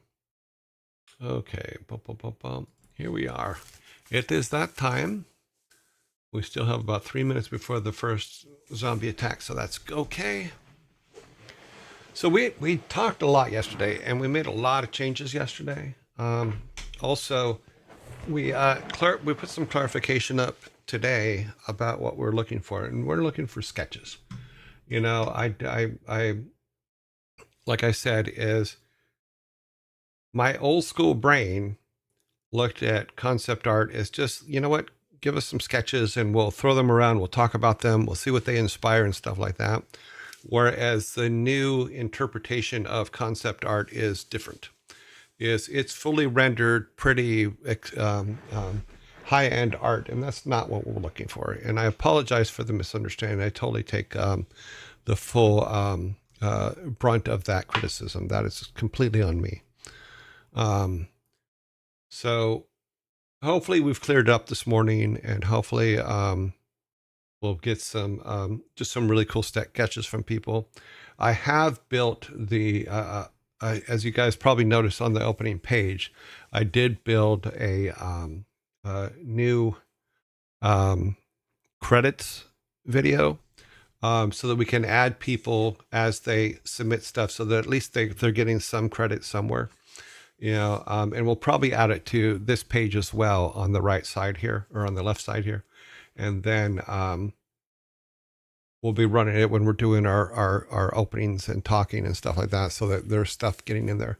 Now for the one that goes, we'll have the full one on the main page like it is now, but on this one, we'll have the ones just for the development stuff. And I'm just killing time because I know Zombie's going to come up in a minute. So hopefully that clears up some of the things that have been talked about and some of the concerns of the people that were coming in blind to the concept theory that we were working with. So I am loving the fact that the sandwich conversation is still going on.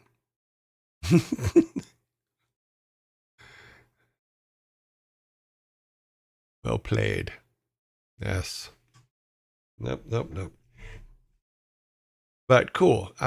So I'm literally waiting for the zombie apocalypse to start here in a second.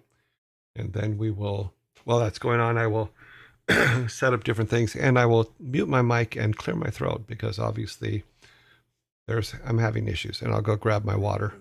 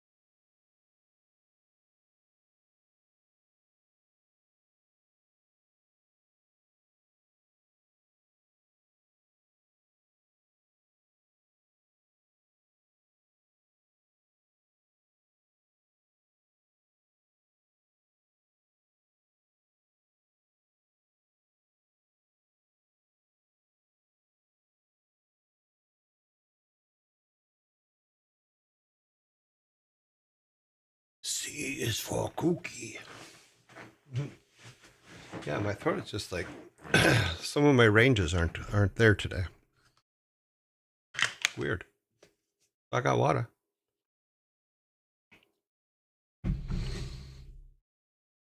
I have no spare Kevins in my fridge.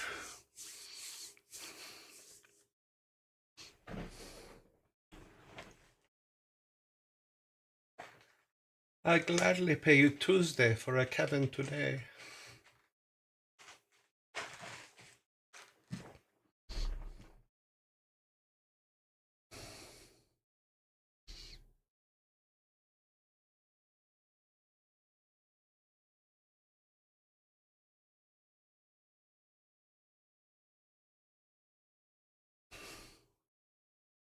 Okay, here we are. We are back again. The mic is on. We're here to talk about different things. Let me delete that real quick.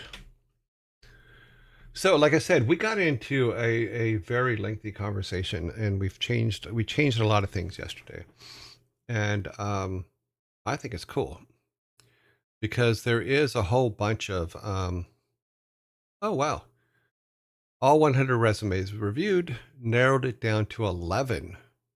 4 high priority, 4 second rounds, and 3 if no other option. So cool. Very nicely done, Cervantes. I know how difficult that can be. It can be quite nerve-wracking.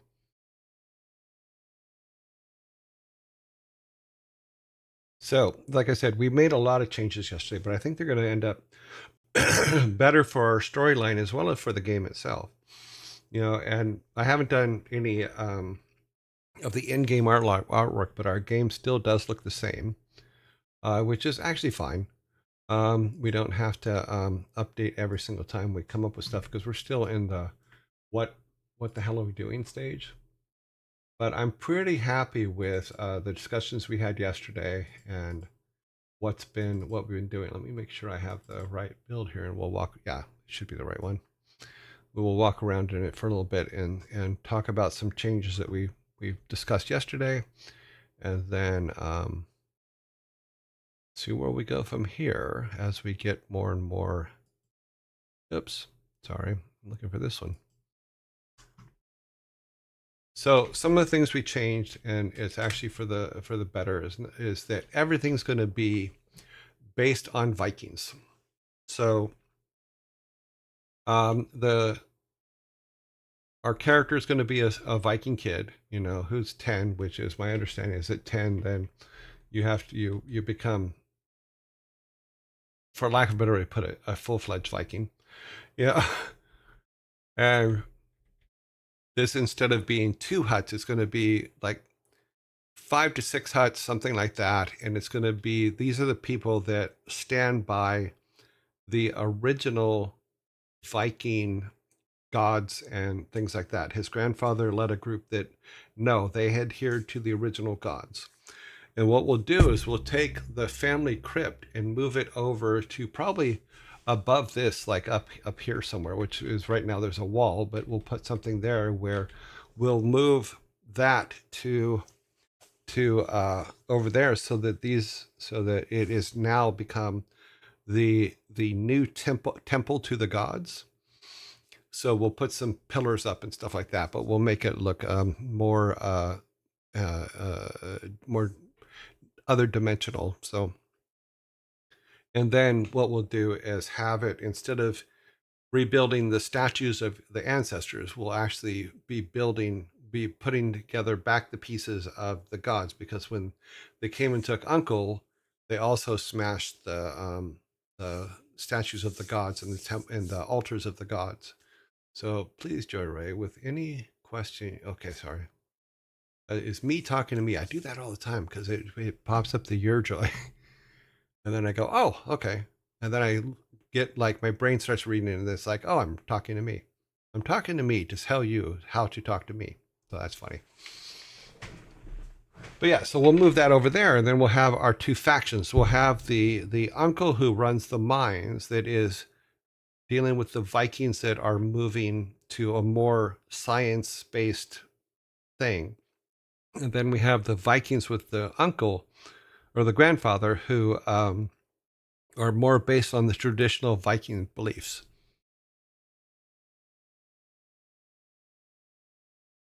Does that make the guy with two names secretly an oracle? I apologize. I don't know either.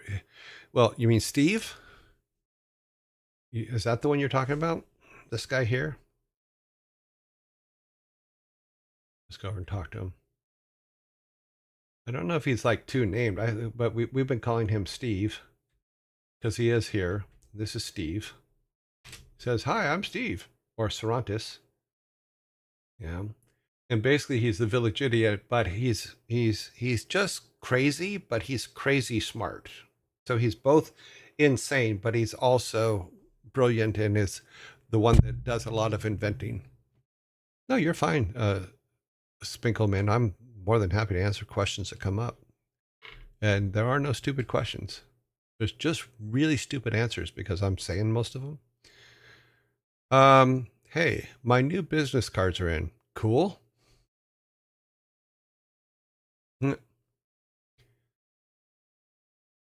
Steve is an idiot, but he's also a genius. So, and he also, if we keep with the thing that we talked about before, he's also, if he should die and become a spirit, then we'll actually put him in with, boo. I'm Steve, the scary ghost. I'm a big scary ghost. But like I said, we'll be moving this over to by the other town, by the little village. Whereas we have the town and we have the village now. And the village will be where grandfather lives and the boy lives. And he does have he can still keep the clinic there, but we'll have a couple more huts because there'll be other people that live over there and they live like the traditional Viking ways with the traditional Viking gods. And then we have the main town and they live with the new, they do have some of the gods still, but they reject the 9 that we're going to use for other purposes are going to be ones that they reject. And then these guys are mostly just going to be about because we haven't built the mine area yet, but these guys will be more about technology and stuff like that, and a whole bunch of steampunk stuff. So all the buildings, all that stuff will be steampunk designs, and that's what we're trying to get sketches for, to come up to basically just give us inspiration for how to make this all look. Because right now it's just this base tile set that I threw together so that we weren't using the one from Sarah. So does that? Okay.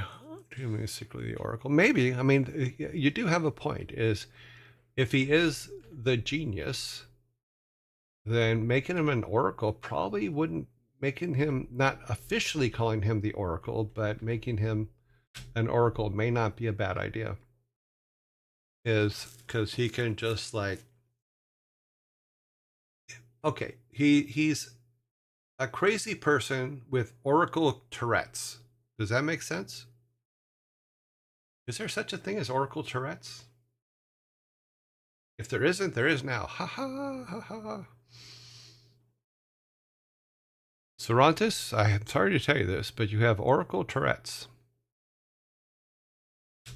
So he just spurts out the future. I had an idea about expanding the area around Granddad's by adding a few families and groups. Yeah, that's what I just said a minute ago. Yeah. The windmill with a family of millers is in, a beekeeper and yeah, we could move like the candle maker down there. We can move we can put a miller down there. Yeah, we can go with the more traditional things.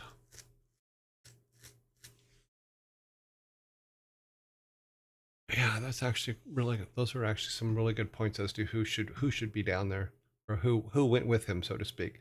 And it's not like really went with him. The two areas still work together and thrive together and all that other stuff. They're not one of the questions that came up yesterday is, are they at war? And they're not. They're all at war with the same thing, which is the giants that are keep coming to kill them.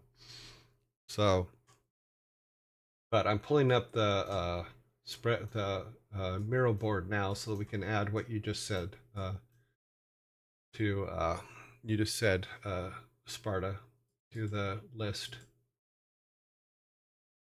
Because one thing is, I got so involved in the conversation yesterday that I wasn't taking notes, so I will be going back and rewatching yesterday's game dev so I can get notes from it and stuff like that and update a lot of stuff.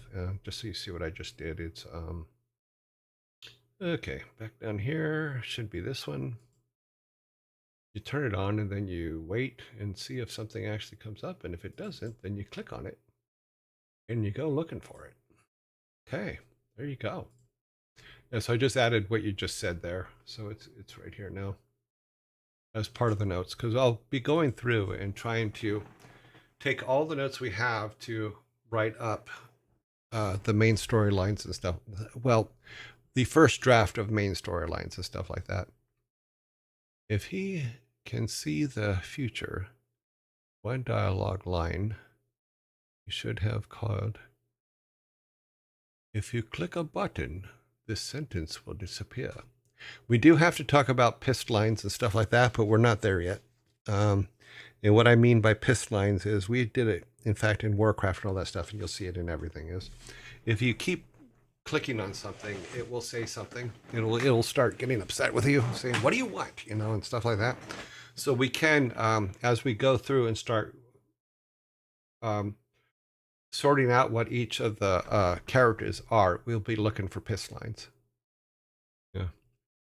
Candlemaker is a byproduct to fill up the temple and to help illuminate the mine. She might be better around the other group. So, well, would she? Because what if they've moved on to try to figure out some kind of an electrical lighting in the mine, and they don't use candles? Because we could do a situation where there's guys on, for lack of a better way to put it, there's guys on treadmill bicycles outside that keep the lights on, type thing. So I still recommend making her based on Matchstick Girl, so she may not be very happy with the uncle. Yeah, you do have a point there, and you did talk about that before. I do kind of remember that, but we will. Like I said, we're going to keep adding to notes here, because I'll take all this stuff. And hey, Ray Fox, thank you very much for the follow. I'll take all these notes and sit down and try to work them all in. I do have to, like I said, I do have to go through yesterday's show again. And it's about two and a half hours long, because we did a long time yesterday on this, and figure out if what I can also put in all this so we can start concatenating a storyline. I had another idea about Fletcher. It says the hunting lodge needs arrows. Her dad was the best hunter after he passed away.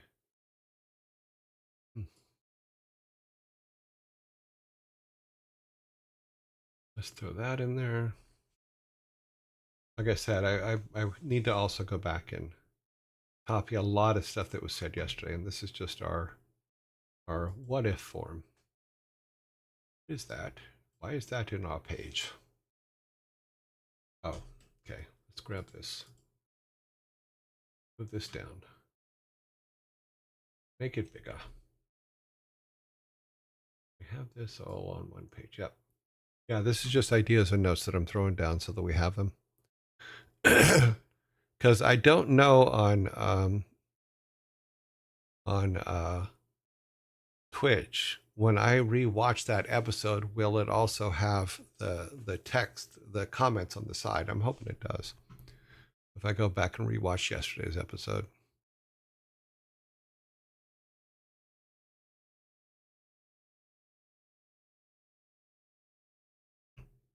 Eight people Standing down, cycling, one driver, mobile bar.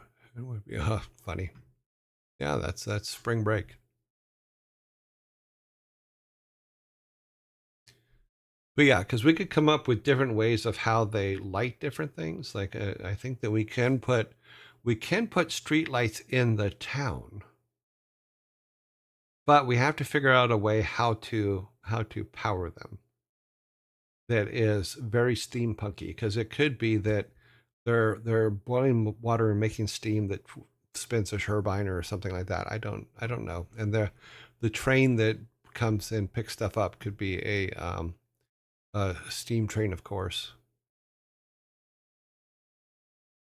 What if the reason the uncle goes the science path is because he lost a child in the mine due to explosion caused by a candle? This would give him some background and make him a gray villain. Interesting. Grab that.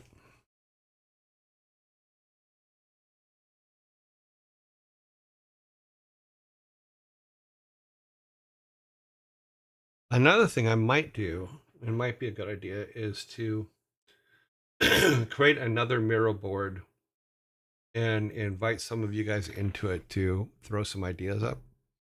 That way we'll have a single mural board that all of us are working on. But it might be something that we start over because we'll pull some of this stuff over into it, but we're going to change a lot. Because like I said before, I have no problem dumping stuff that isn't going to work. Like we'll have to, basically the whole ancestor thing will go away because we're changing it to gods. There's a lot of things like that that are going to just change. That's a pretty cool idea that can potentially humanize him and give him reason as to why people don't like the matchstick girl. Creating her original story as well. Okay. Let me go ahead and put your comment with that. That way there's context. But yeah, what I'll do is this weekend I will create another mural board and I'll put all of our new stuff in it. And then I'll start giving some of the people that have been contributing quite a bit access to it. And we can start building stuff together and working on it together. If you guys want to do that. If not, then we can just keep doing it this way.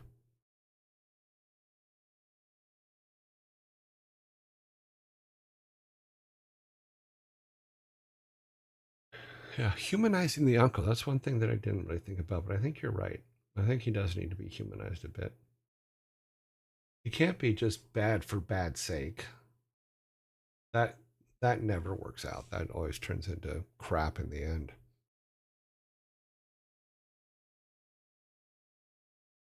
Also, I like how we always riff ideas and make them better. But remember, the last call is always, yeah, and I'm going to do my best not to just override you guys, because I want this. The original way we did things at Silicon and Synapse and early Blizzard were probably some of the most creative times of my life. And what I mean is creative times that I enjoyed more than anything else because of the camaraderie and all that stuff. It was the first time that a group of people that I ever saw were treated 100% as equals. And Blizzard lost that later. And that, I think, was a bad thing in the long run.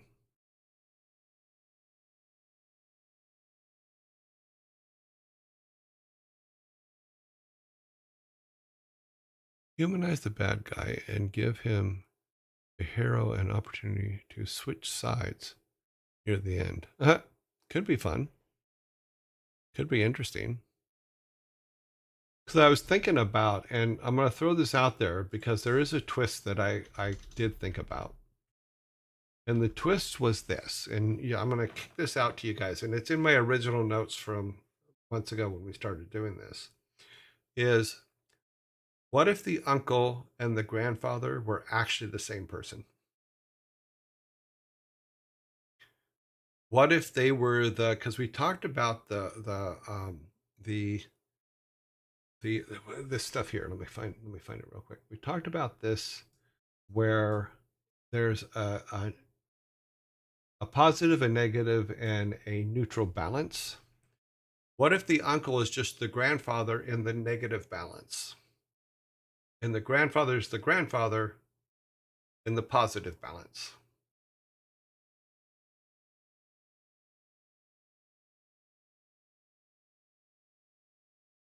Yeah, that's the best villains are the ones that believe they're making a point and that they're moving forward. Yes, absolutely.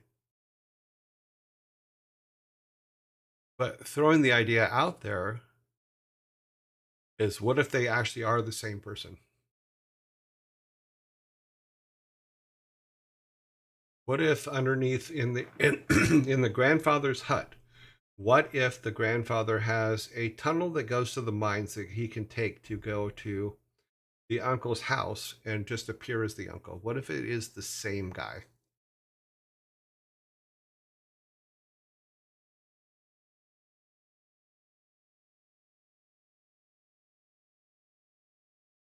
Okay, no opinion. All right, then maybe that doesn't work. Okay, let's see. Um,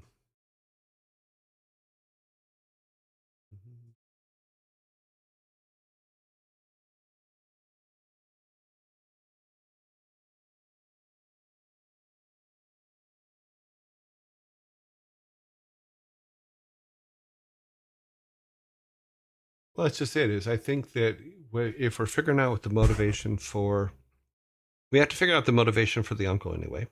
We have to figure out the motivation for the grandfather. Right now, we know that the grandfather's motivation was to keep the original gods and stuff like that, which could be his positive side. And the motivation for the uncle is to to move into more science based tech and stuff like that, which is the whole steampunk stuff. Now, it kind of works that if the grandfather being is becomes negative, he would go and be the uncle. If he becomes positive, he goes and beats the grandfather.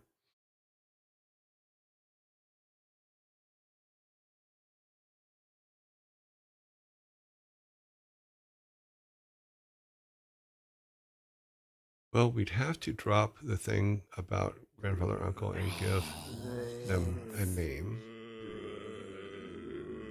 We worshipped this. We workshop this for, and it can be done to Loki whispering in his ear. Could be due to corruption. It could be because he's mined something he shouldn't have, and that split his mind into two. Maybe it works if the grandfather dies in the same explosion mentioned earlier, but actually lived. That's interesting. What if he did die and the uncle just takes his place? Good. If the hero is indeed his grandchild, that way he should be conflicted due to his grief and losing child in the mind and accepting it. One side wants to accept the fact that the gods robbed him of the child, of the other blames them, and wants to get rid of them in society. Pretending to be the grandfather to make up for his evil as the uncle. Yes, something like that. Is he's trying to basically play both sides, but by the same token, if in order to keep in if we're looking at the old thing that we talked about in the balance, in order to keep in the neutral zone, for lack of a better way to put it, I know that's a silly thing, but in order to keep in the neutral zone, he has to do a certain amount of positive and he has to do a certain amount of negative. You know, because if he starts to get, maybe it's it's the conflict within him where he is very much trying to be a balanced human being, which means in the middle of this spectrum. But in order to be that, he has to perform a certain amount of negative things and a certain amount of positive things, depending on where he is on that spectrum.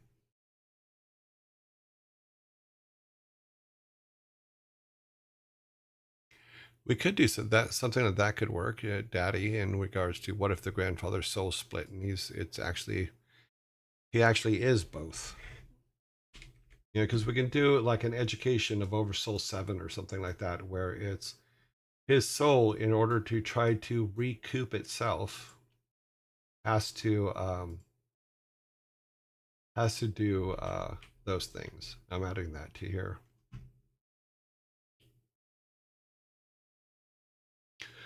Because there used to be a book called The Education of Oversoul 7. And I think it was a pseudo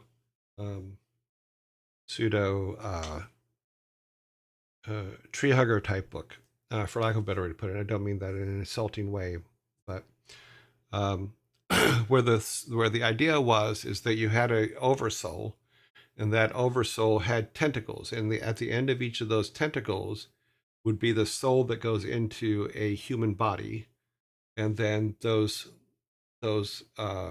tentacles then, and I'm just briefly from memory trying to remember how this thing worked, and those tentacles were the souls in those human bodies, and all the experience of those souls, whether they were together or whether they were somewhere else in the world or whatever else, all that education would go back to the oversoul. So if we work on a theory similar to that, to where the grandfather's soul has split in two, and maybe originally they were twins, which was the grandfather and the uncle and the granduncle, and then in the explosion that killed the granduncle's kid, the grandfather died too, but his soul split, and in doing so revived the grandfather's soul. Or maybe one of the gods, maybe Loki, as just being Loki and being mischievous, split his soul and put it in the grandfather's body. That way we don't have to really deal with the fact that people go, but we knew them as kids and blah, blah, blah, blah, blah.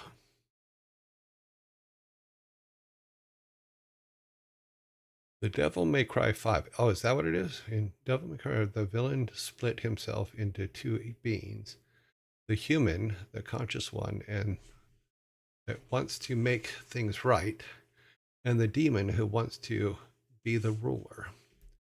A split of his body and soul might be similar.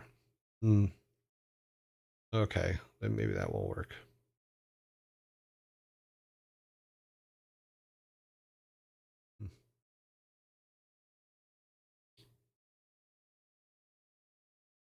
One body, two souls. Yep. Or two bodies, one soul. Just split in half.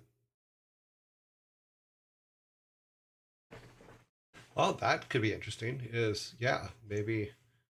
Maybe it was the uncle who died, and his soul couldn't deal with the fact that it had no body, and basically intruded on the grandfather's body.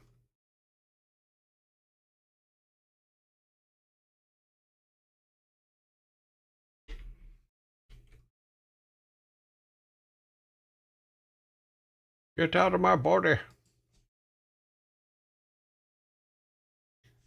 I think I need to start putting names on these too. I apologize for missing the names up here. Oh no, I got some. Okay. I'll go back through and make sure that the names are on there. That would be a Loki-ish thing to do, absolutely. So interesting. Or maybe Loki plucked the uncle's soul out of his body and threw it inside the grandfather.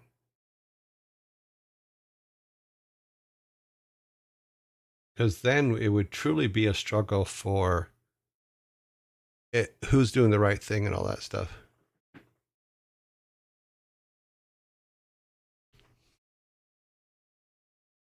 So we know Grandpa's gonna be good with the mystical arts, yes. What if he did have a twin, but his twin had an accident that may have been caused by the grandpa? So Grandpa, being a talented kid, uses magic to save the brother's soul out of grief. So the uncle resides within the grandfather's body. Yeah, I think that's kind of what we're talking about too. We were talking about maybe Loki did it, but what if the grandfather did it himself? Maybe it was a guilt thing. And he relinquishes his, that way he purposely relinquishes his body for the uncle's use. Does that make sense? For his brother's use.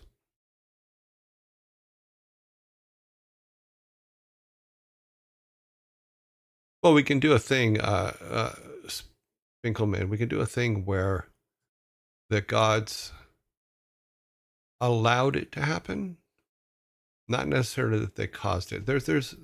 We still have to iron that kind of out, because that's where we're kind of pushing that now. Is we went from them possibly being the same person to now we're saying, okay, is there a reason they're the same person, or were they originally two people, which would make sense because everybody in the village would have to know them and would have had to maybe grow up with them from kids on.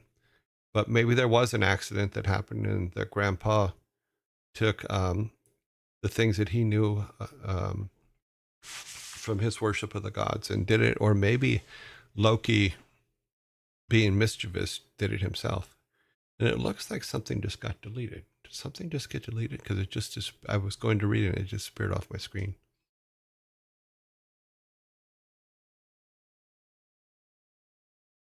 Just for extra sugar on top, Grandpa had a moment of doubt because he thought maybe my brother would go to Valhalla.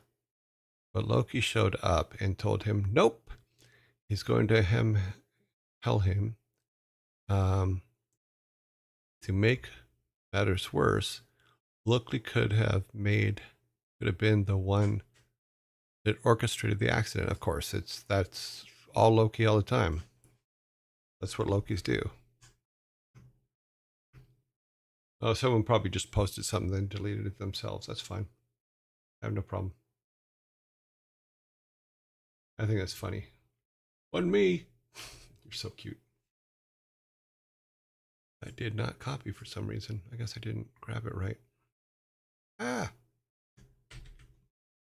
Let's try this again. Okay, there it is. Cool. Yeah, I can see that. Good answers. Yeah, I just noticed sometimes that in chat I'll look up and then things will suddenly disappear. But it's no big deal. It is what it is. Everything's still working. Let's see. Yeah, so what I'll have to do is this: I'll have to go through yesterday's game dev section and start collecting everything I can in it for the story points. Create a new mural board that we can talk about story.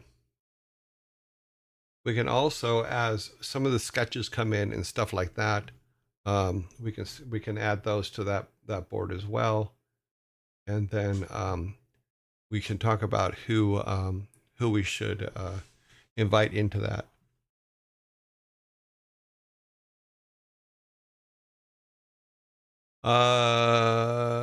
Pirateer Frank wants to see the albums of the week this week. Okay, we're gonna jump back to that just for a second for him because he likes them and he missed them this week. So let's do that.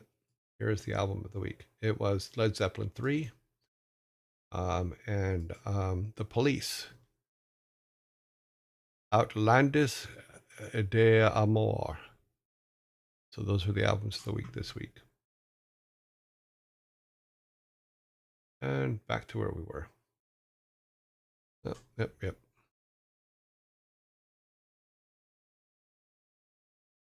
Maybe Grandpa saved Twin Soul in Steampunk Puppet. Aha! In a Steampunk Puppet. Well, maybe that's where he keeps it. You know, maybe he has to go back. Huh.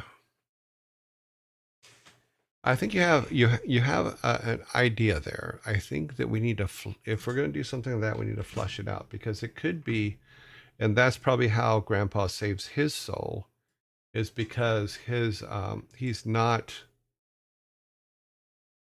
the evil of his brother is not, it cannot stay in him for very long. You know, there's potential as to why Uncle is so invested into making steampunk machines, because he is one. Yep.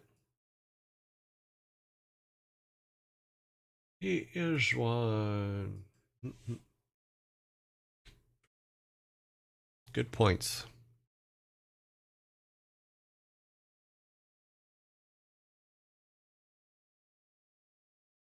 Sorry for concentrating. Oh, no problem. This is the best part of the job, is throwing around ideas and figuring out what things are going to be. This is the part I love more than anything else. It always has been, always will be. Oops, did the wrong one. I need this one. Start a second line here.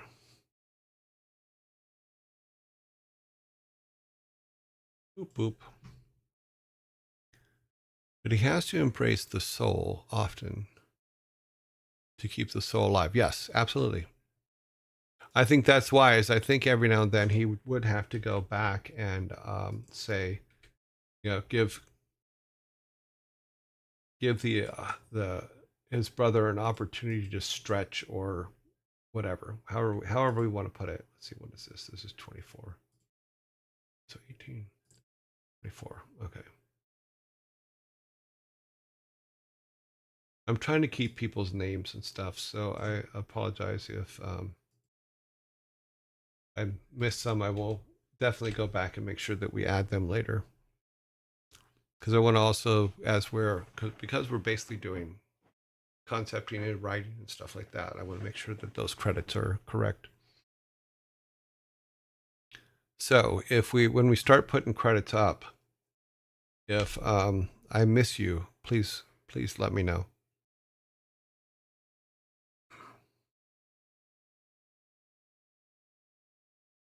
I think that we have to give, if we're going to go this direction, we have to give our kid, who is the main character, the choice to save him or not. You know, and I think that is because technically he was trying to save Grandpa. If he saved both, would that be better? Maybe it would be. You know, so let's go off on that trail for a little while. Let's walk down that path and say, okay, the kid believes that his job is to go and find and save his grandfather. He may not even know that the grandfather is, for lack of a better way to put it, harboring his brother's soul. You know, he should be as completely oblivious as the other ones are. You know, and what we could do is, and this used to be done in a lot of, in fact, I think it was even done in Big Trouble in Little China, as well as Carnival, is you never see the bad guy. They're always like behind a curtain or something talking. And if we make the storage unit for the uncle's soul a marionette or a clockwork that you never see. He's always talking from behind a curtain. You're only seeing a shadow sometimes. That actually can be very intriguing. And maybe the grandson can become the catalyst for freeing the uncle's soul. And maybe the grandfather is doing all these good things and trying to keep to his original roots, because there's so much negative about him keeping his brother alive in the tomatron, the clockwork, that he has to do good deeds, or he would fall to the dark sides, for lack of a better way to put it.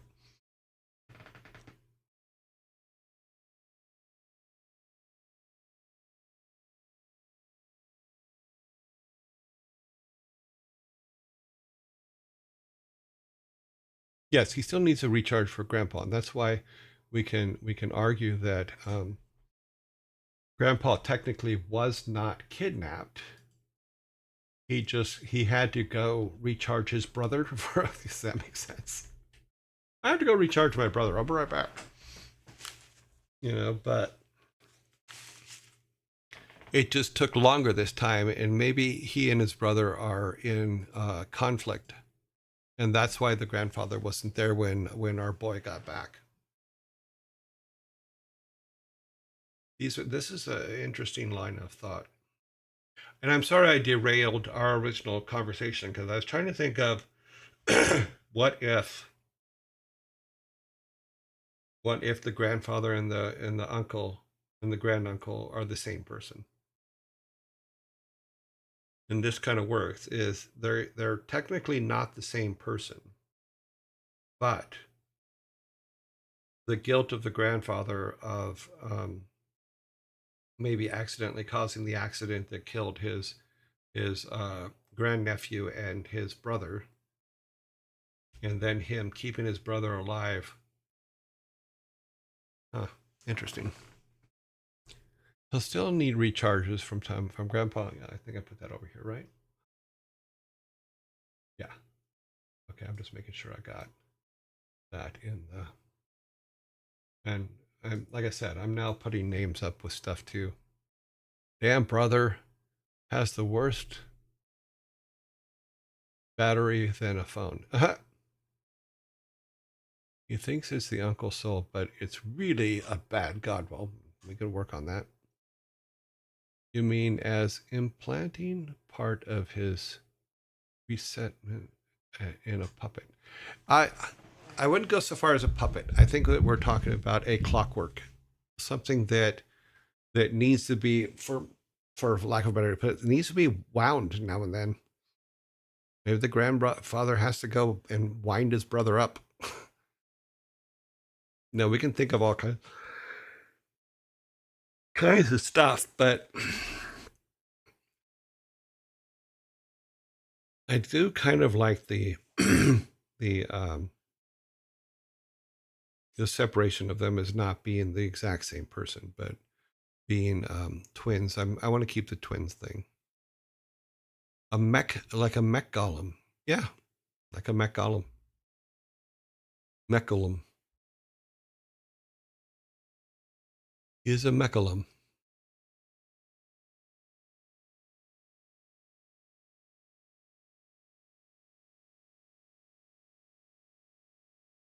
Wow, already? I swear, when we get on these rants, time just disappears. I mean, absolutely just disappears.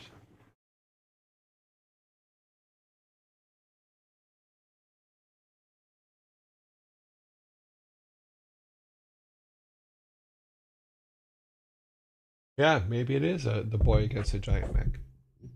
And maybe that's just it, is maybe when the reason the grandfather doesn't come back is he goes to wind his brother or charge his brother, whatever it is, and the brother takes him captive. And it can be I'm going to take him captive and I'm going to put him in the mech and I'm going to get the body.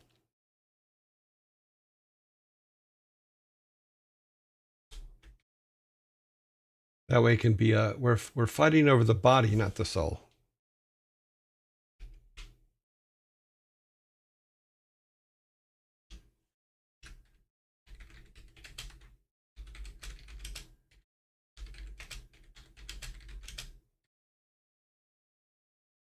Because the longer, my theory is the longer the uncle stays in the mech, the more humanity he loses.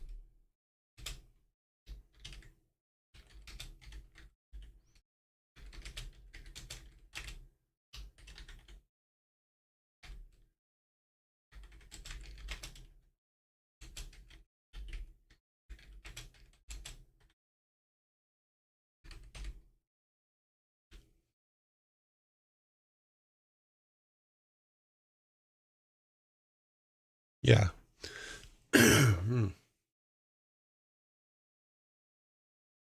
Yeah, possessed grandfather, maybe. Or we could do it either way. You know, as long as it's the Bruce Lee versus Chuck Norris, Tower of Terror, Bruce Lee's last movie. No, wait, no, that was Kareem Abdul-Jabbar. Chuck Norris was at the Pantheon. Mm. There's nothing funnier than seeing Kareem Abdul-Jabbar fighting Bruce Lee, which I believe was the Tower of Death or something like that. And we're going to get zombie attack here in a second. I don't know where the last hour and a half went. This is really bizarre.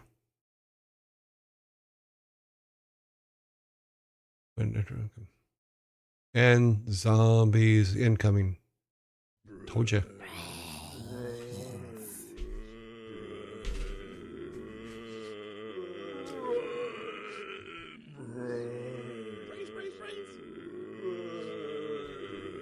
Did we mention brains? We seem to talk about brains a lot. That reminds me, I need to do a check-in and see where our music is and how it's going. Very interesting. Cannot wait. In fact, I can do that right now. I'm not even thinking about it.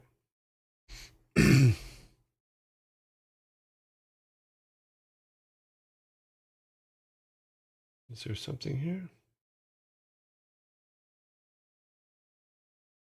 No. Let's see, they're down here. Nope, no reaction yet.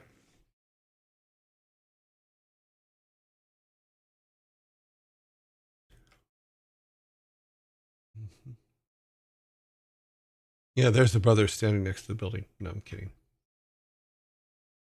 I thought it would have shown up here, but I guess not. Let me open this up a little bit. No, I'm not seeing what I'm looking for. Go back to this. I didn't realize that was on the screen either, but okay, no worries. Spada.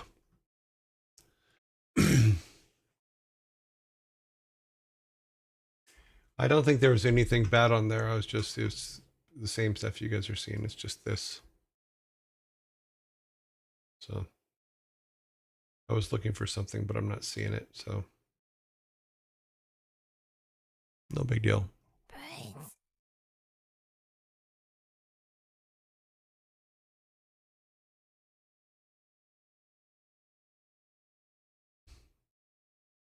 And the ads are gone. World Builders disease. Uh-oh, no.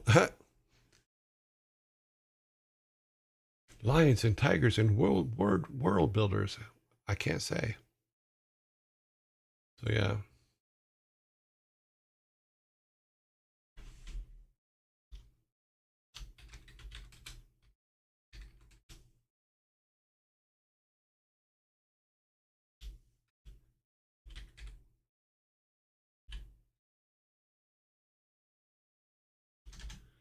Mm.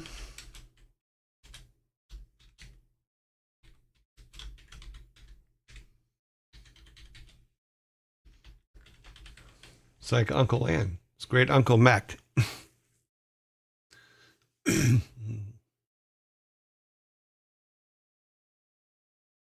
No, fun stuff. But yeah, I need to make sure that when I copy this stuff from now on, that I make sure that I copy the names as well.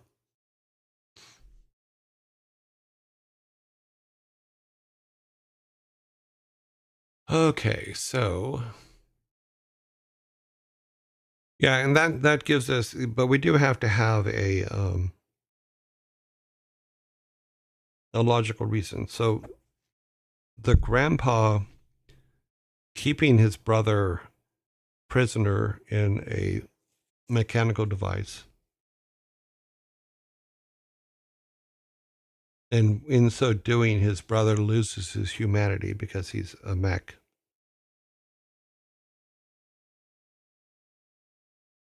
There's some interesting possibilities there. And then the grandfather being taken prisoner by his mech brother. Mech brother, huh?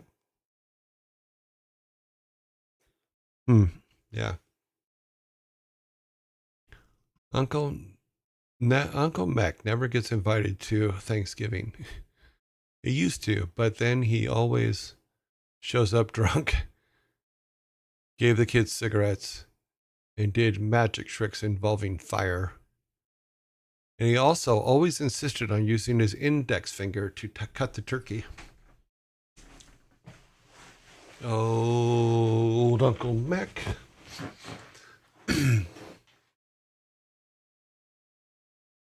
The boy's perception is that the uncle is a separate person. He doesn't know about all this. His grandfather raised him in this traditional Viking way in Viking village, not in the town. So I think the boy's completely unaware of it, and I think the townspeople are completely unaware of it because nobody's ever seen the uncle except for in shadows or whatever. We'll work all that out later. I'm assuming nobody knows. I think the only people that would know would be Loki, not Loki, maybe Loki, but the grandfather and the gods. But in the multi-dimensional stuff, we still haven't figured out how or if all the gods are aware. I think by reading the Norse stuff, I think they would be, because I don't know if it'd be one of the 9 realms. It possibly could be, because I don't know what the 9 realms are. So I have to learn what that is before I can say, okay, they've been moved to another realm, as opposed to just another dimension that's completely different. Loki, we have a perfect example of where Loki can hide. Yeah, a great sack of popcorn watching the unfold. We have a perfect place for Loki to hide. And its name is Steve.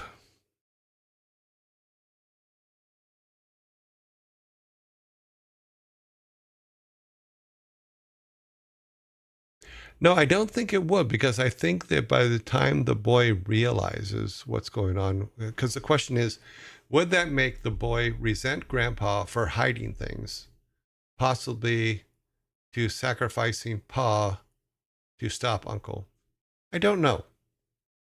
I don't think he would resent him, because I think that the positive aspects of grandpa would be too strong for one thing to change his mind.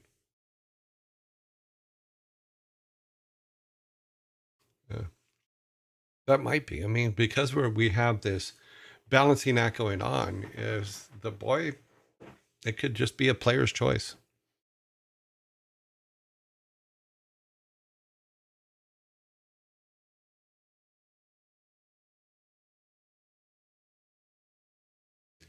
Player's choice.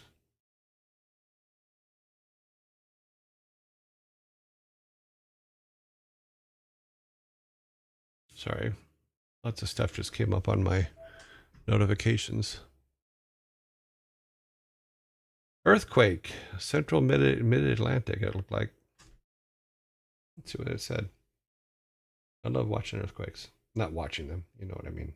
I hope. Central mid-Atlantic ridge.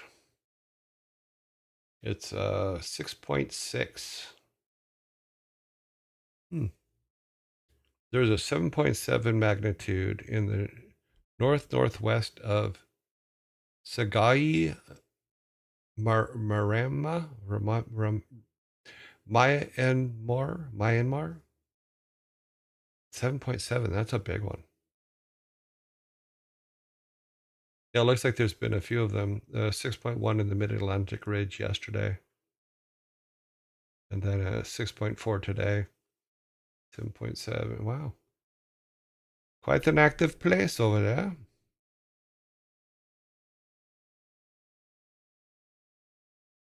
Yeah. Hang on, we're going in. So.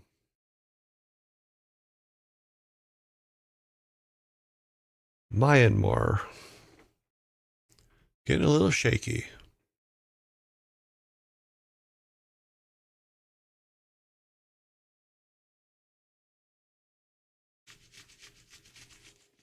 I think the boy's more mad at the grandpa because he makes him go out and chop wood than anything else. Sold half his soul to Loki to save his people and travel through that portal. With the idea of your reputation bar, I see it at least 3 separate storylines. Yes, based on player choice. One of which could be, do I take Uncle's side because he's a whole desperation in a butterfly effect from the incident caused? Maybe.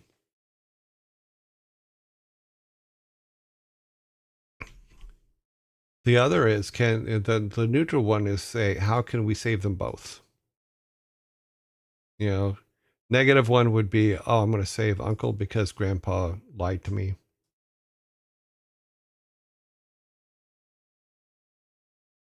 But yeah, it gives us our three. It gives us our 3 possibilities.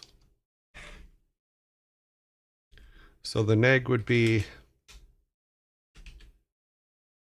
Let me zoom in on that. It's real tiny.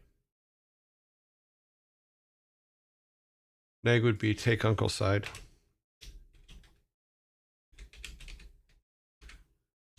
The neutral would be try to say, new trial.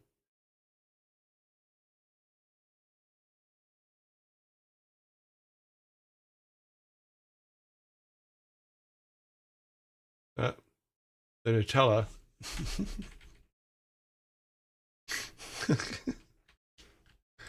Oh, that's funny. The neutral would be save them both. And then positive. Well, that's just it. Would positive be saving Grandpa?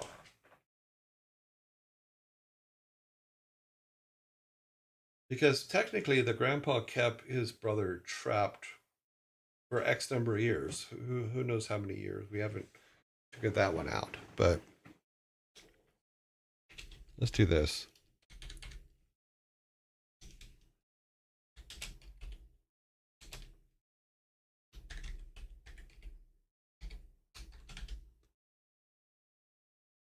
Oh, finger's not working right. Save Grandpa. Another thing I have to do this weekend is I have to pull this computer apart and put it in the new case. They both suck. Yeah. So maybe that's just it is, I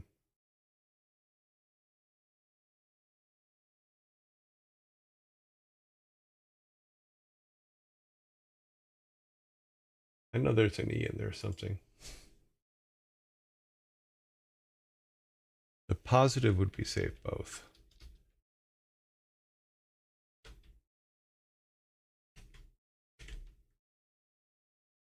Yeah, but I think that I don't think that saving Grandpa could be considered a neutral because been kind of a dick to his brother. Maybe it's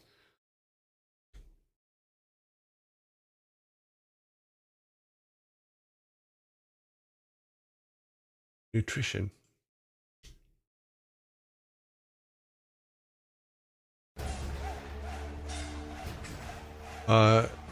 Rod or Rick Steele, thank you very much for the follow. If I pronounced that incorrectly, sorry.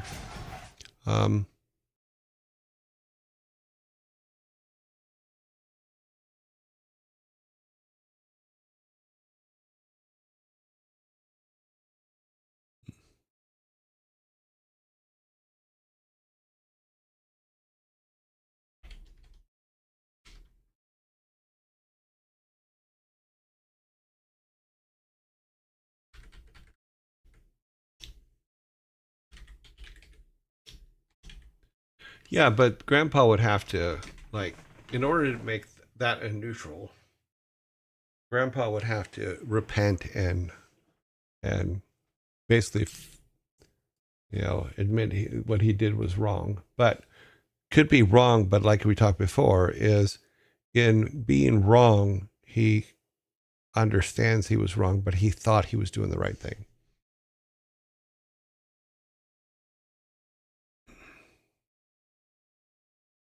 Positive could be save them both. Neutral, save Grandpa. Yep.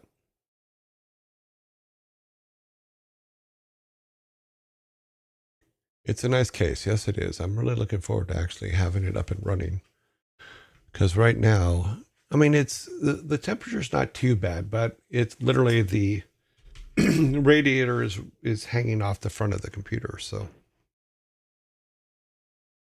yeah, I'll actually take pictures while I'm tearing it apart and putting it in the new case and stuff. So that you guys can see what I'm doing, but I probably won't get to it till tomorrow. I have quite a few errands to run in the morning, and then in the afternoon I'll come back and see about getting it started. Oh shit, we're way behind schedule. Also to retie certain events we're talking about. Uncle had a child earlier in his life. Loki whispered to Grandpa that his brother is in danger in the mines. Uncle taking his child on a tour through the mine. Grandpa takes candle and rushes to them. Causes a massive explosion. Child dies. Uncle on the verge of death. Grandpa repents and traps his brother's soul in a puppet until he finds a way to give him to Valhalla. He has to die in battle. Let me put this in here so we have it.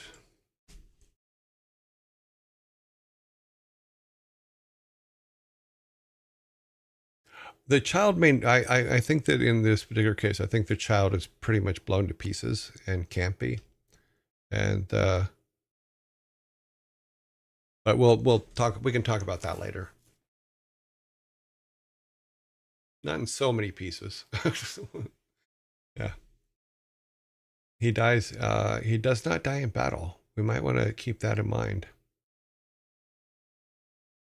Is but I think the child's small enough that he's under 10, so dying in battle may not be an issue, but we'll still put it down as a note.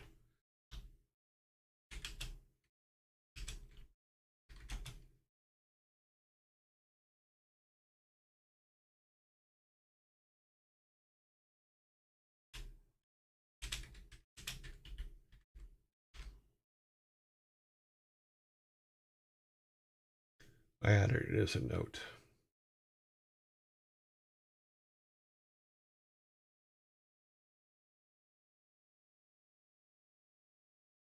Apology for the grim. We have to have grim pictures along with positive pictures. It has to balance.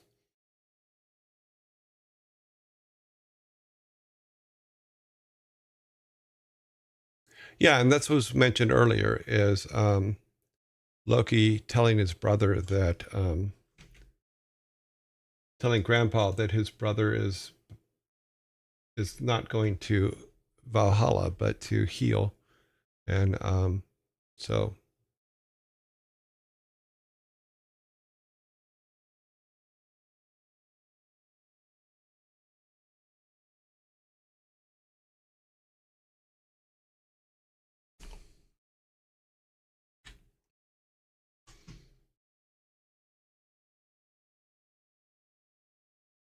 What am I doing? I am wrapping this up because we're late today.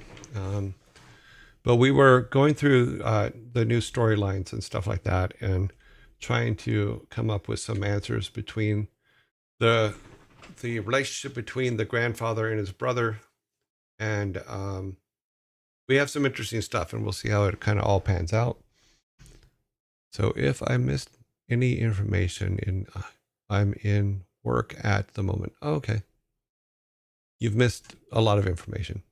Yeah.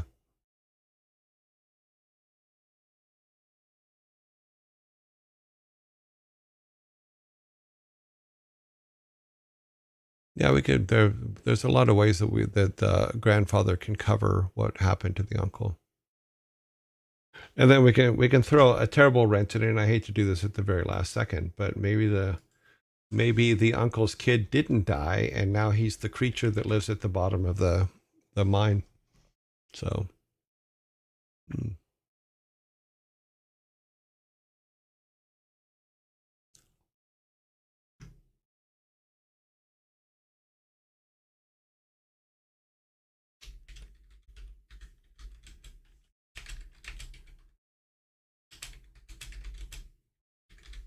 sorry to throw that wrench there in the last second, but haha. All right, so we need to wrap this up. We are running late, so let me get our screens cleared here. Good session today. I really enjoyed it. It was a lot of fun. Here's our logos. We're going to say goodbye, and the kid has to defeat the creature to continue progress. Yes. Maybe the uncle kid got cursed by the gods. Maybe. He's Quasimodo of the mines. Okay, so let's go to just us real quick while I pull up. Hopefully, Excel won't do whatever the hell was wrong with it yesterday. It was doing some weird stuff. I managed to get everything taken care of so that it works, but yeah, I don't know what was going on. Okay, let me go to our raid board.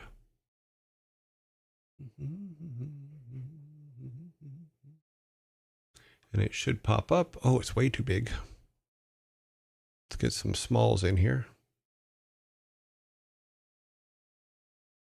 Okay.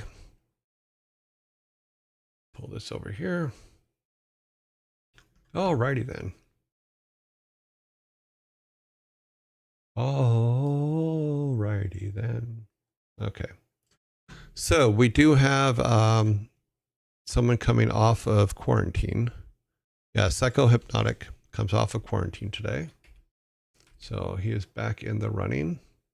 Oh, Jesus, it did it already. Look at that. Okay, we're killing this. And this messed up. Okay, for some reason, it does not like me using the down arrow. So we will not be using the down arrow today after this crashes out and I bring it back.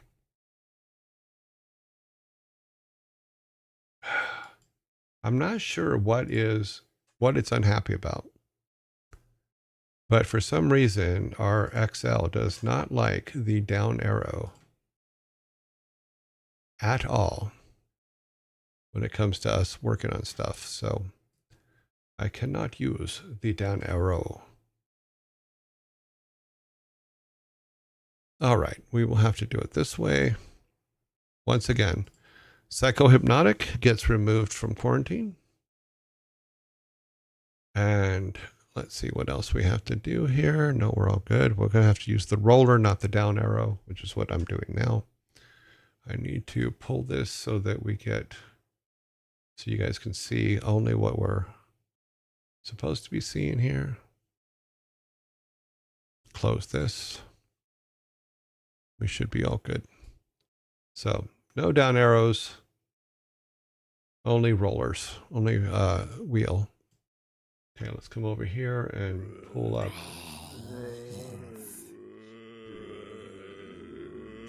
Names. We have quite a few people online today, so let's Let's move this over. There. Now it's more centered. Hee hee. I just have to remember not to use the down arrows. Let's just go ahead and get these guys involved. Vidal, Pirate Software, still in quarantine. Insum is still in quarantine, I believe. Yep. Ray.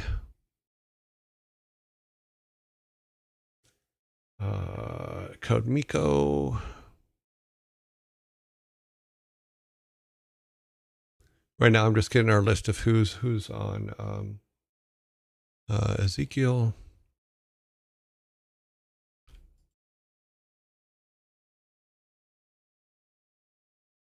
Sanctuary is in quarantine. Bob Ross. We haven't seen Bob Ross in a while. Looks like he's back. I think he's down here, though. Did he get removed?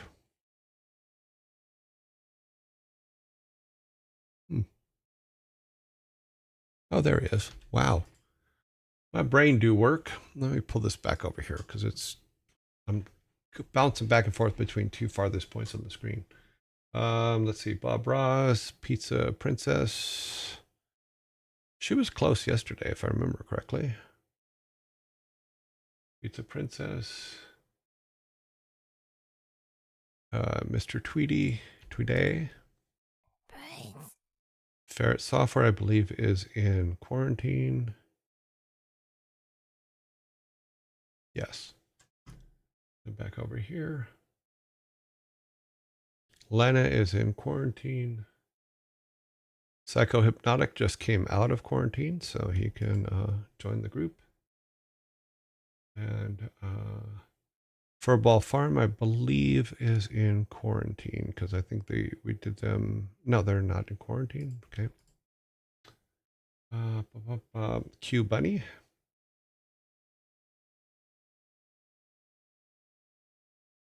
They're down here, aren't they?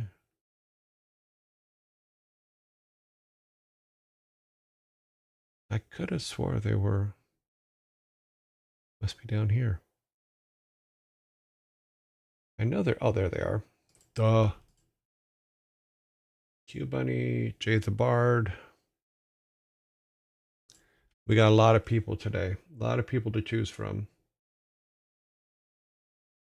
Man, oh, do we have that one? Might be down here. We sure do. I don't think I've seen him before. I know you guys put him on the list, but I didn't know that. I don't think we've actually had him on the list before. Chimney. That's Chimney, not Chipmunks, right? Yep, Chimney. Cleese.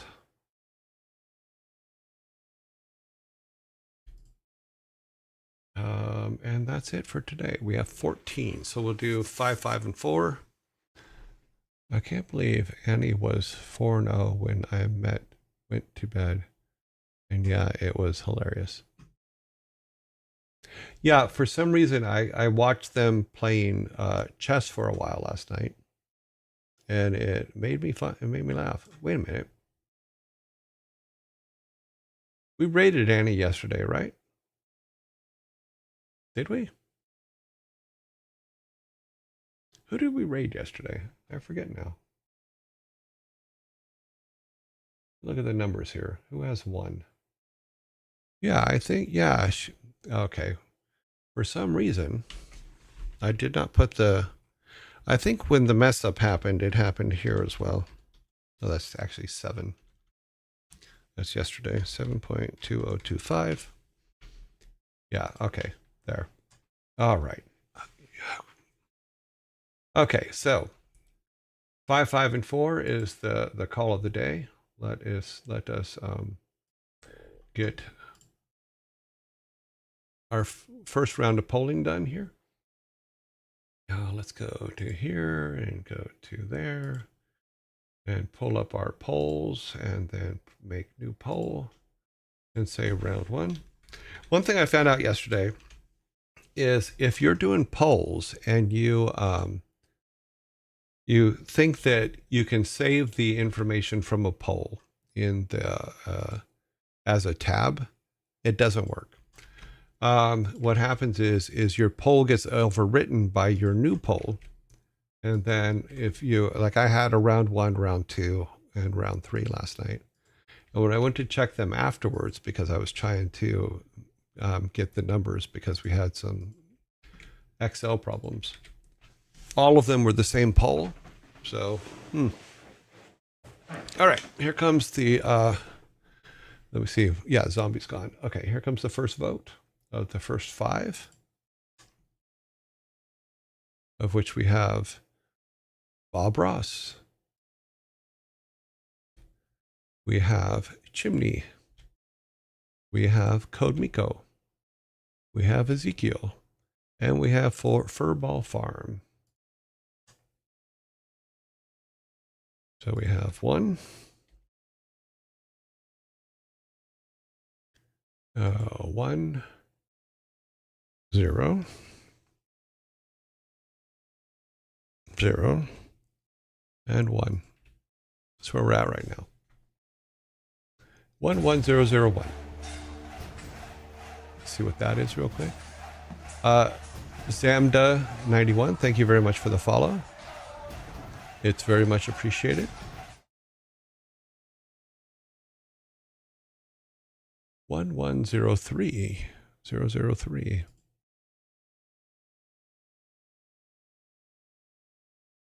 Zero, 004.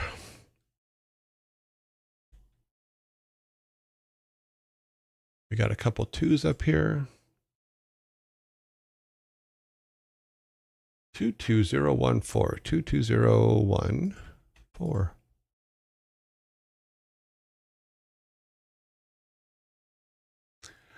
Doop-a-doop-doop-boo, 22014. About 20 seconds left.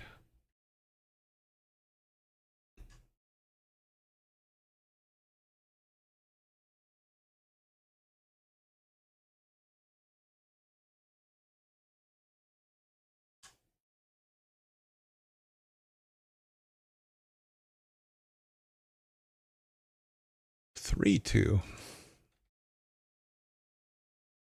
32114.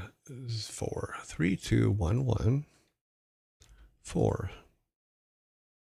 32114. That is correct. So the first round winner is Furball Farms. Come down here. Let us start our next round 2.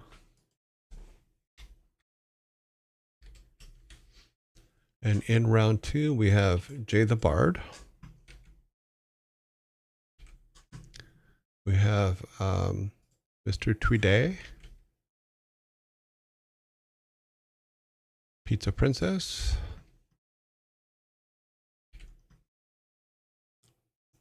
Psycho Hypnotic, Q Bunny TV. Here we go. Start poll. View results. Okay. So we have X. We did not get Ray. 1, 2, 3, 4, 5. That is correct. Okay. Ray will be in the next group. 1, 1, and 1.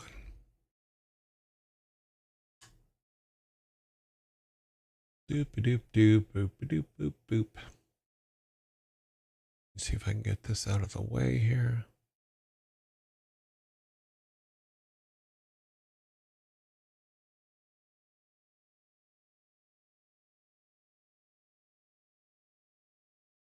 Two, 1, 0.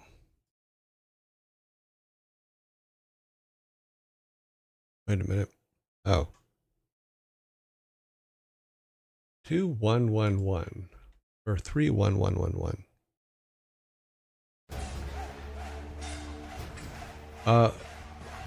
Okam Manchi Chen, thank you very much for the follow.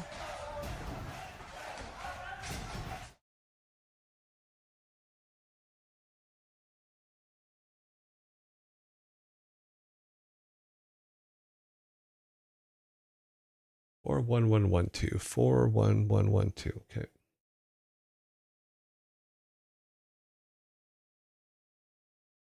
41113.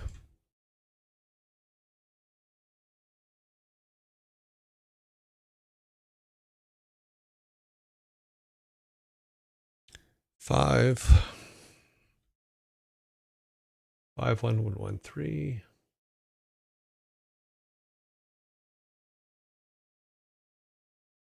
Okay, 51113 was the end of that one, so we need to do these down here now. There's 1, 2, 3, 4 is correct.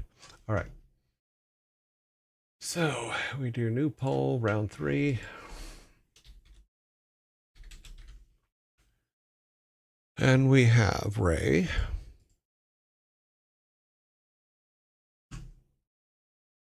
We have Vidal.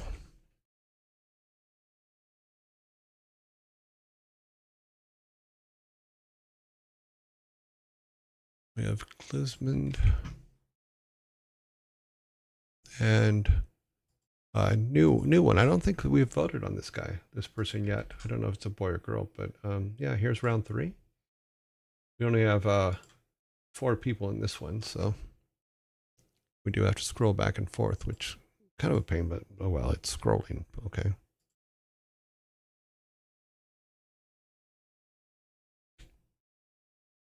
Cool beans.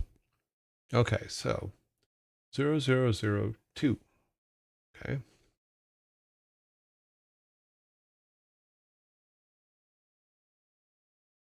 Oops. I think I put that in the wrong one. I did. This is 2. This is 0. This is 0, and this is 0. And now it's not. Now it's now it's 2, 1, 0, 2. Yep. Okay. We're all good. Fortunately, it's too big for the screen. 3104.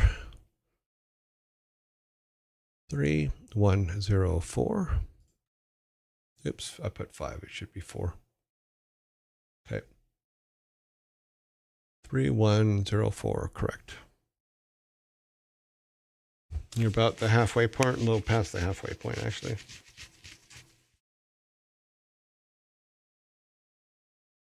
Okay, 4104.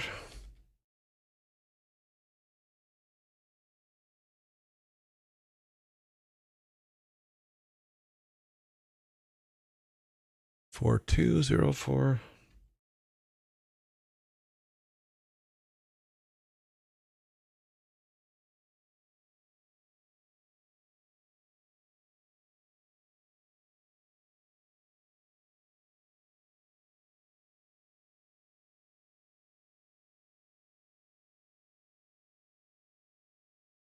4204 is the final there.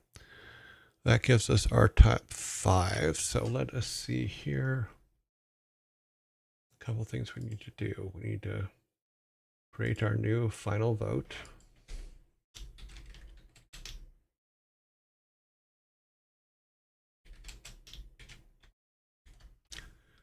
And who do we got? Let's go from the highest number. The highest number is 4, 4, 4, 3. 5 is the highest number, so we do 5 first. Jay the Bard.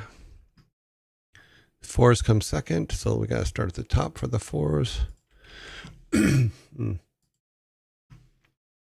Farm, other 4s down here. Ray. Then any more 4s down here? Yes, there's a 4 here. Our newcomer got a 4. And then we need, I guess the next one's a 3. So there's a 3, 2 3s. So let me look at our previous vote numbers. Bob Ross has 0. And Q Bunny X actually has 8. So we're going to go with Q Bunny TV. And here comes the final vote for you guys. There you go. Let's see who we're rating today.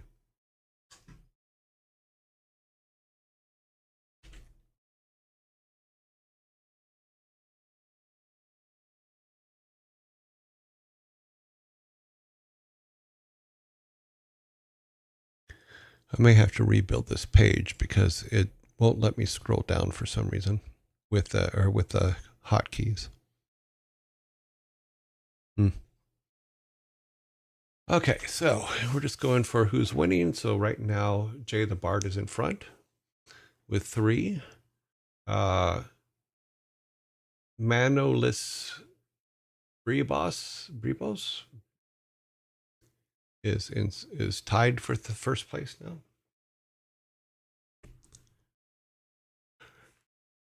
If we're looking at a tie, if those two tie, I think that Jay the Bard actually wins it because he has where's he at here? Jay the Bard has 9 points and our new guy only has 4, so he's yeah. So if it ends up being a tie between those two, Jay the Bard will end up taking it because his previous votes outweigh the.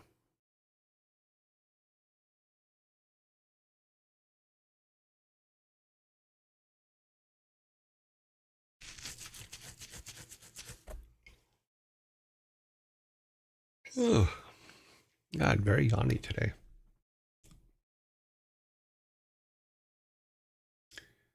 4-2-1-4-2. So Man and Jay are tied 4-4 right now. Have about 15-20 seconds left.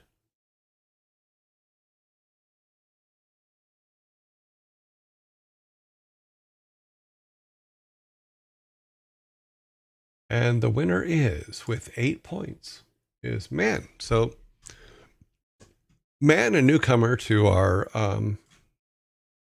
voting system.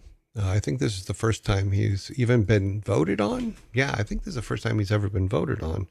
And he kind of wins the day. So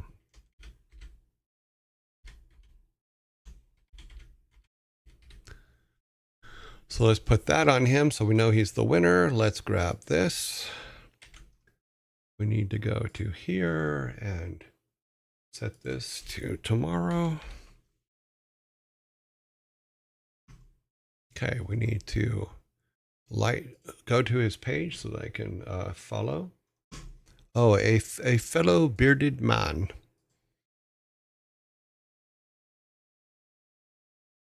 Get audio going.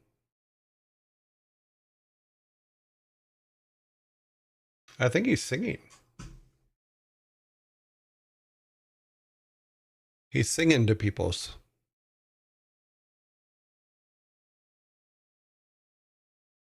Cool.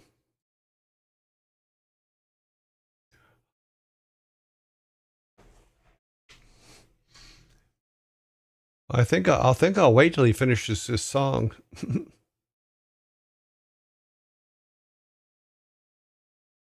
He was on The Voice. Oh, was he? Okay, cool. He's in the middle of singing Sweet Dreams.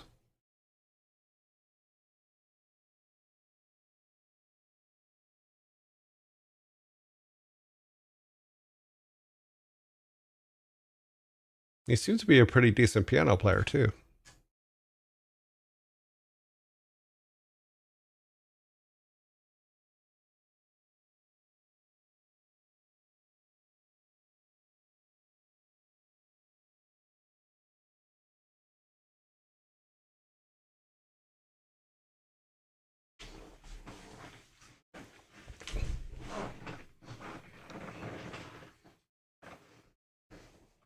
Yeah, I didn't know he was on The Voice. That's kind of cool.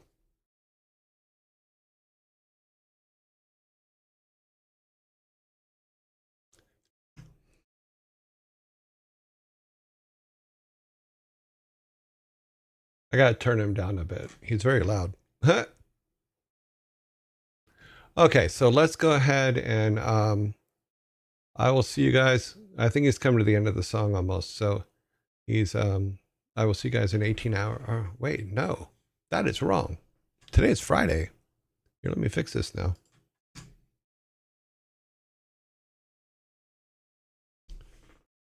Okay, I'm gonna have to fix that. I'll see you guys in 3 days. Because he's finishing up now, and I want to make sure that we can get here. So we're building the raid.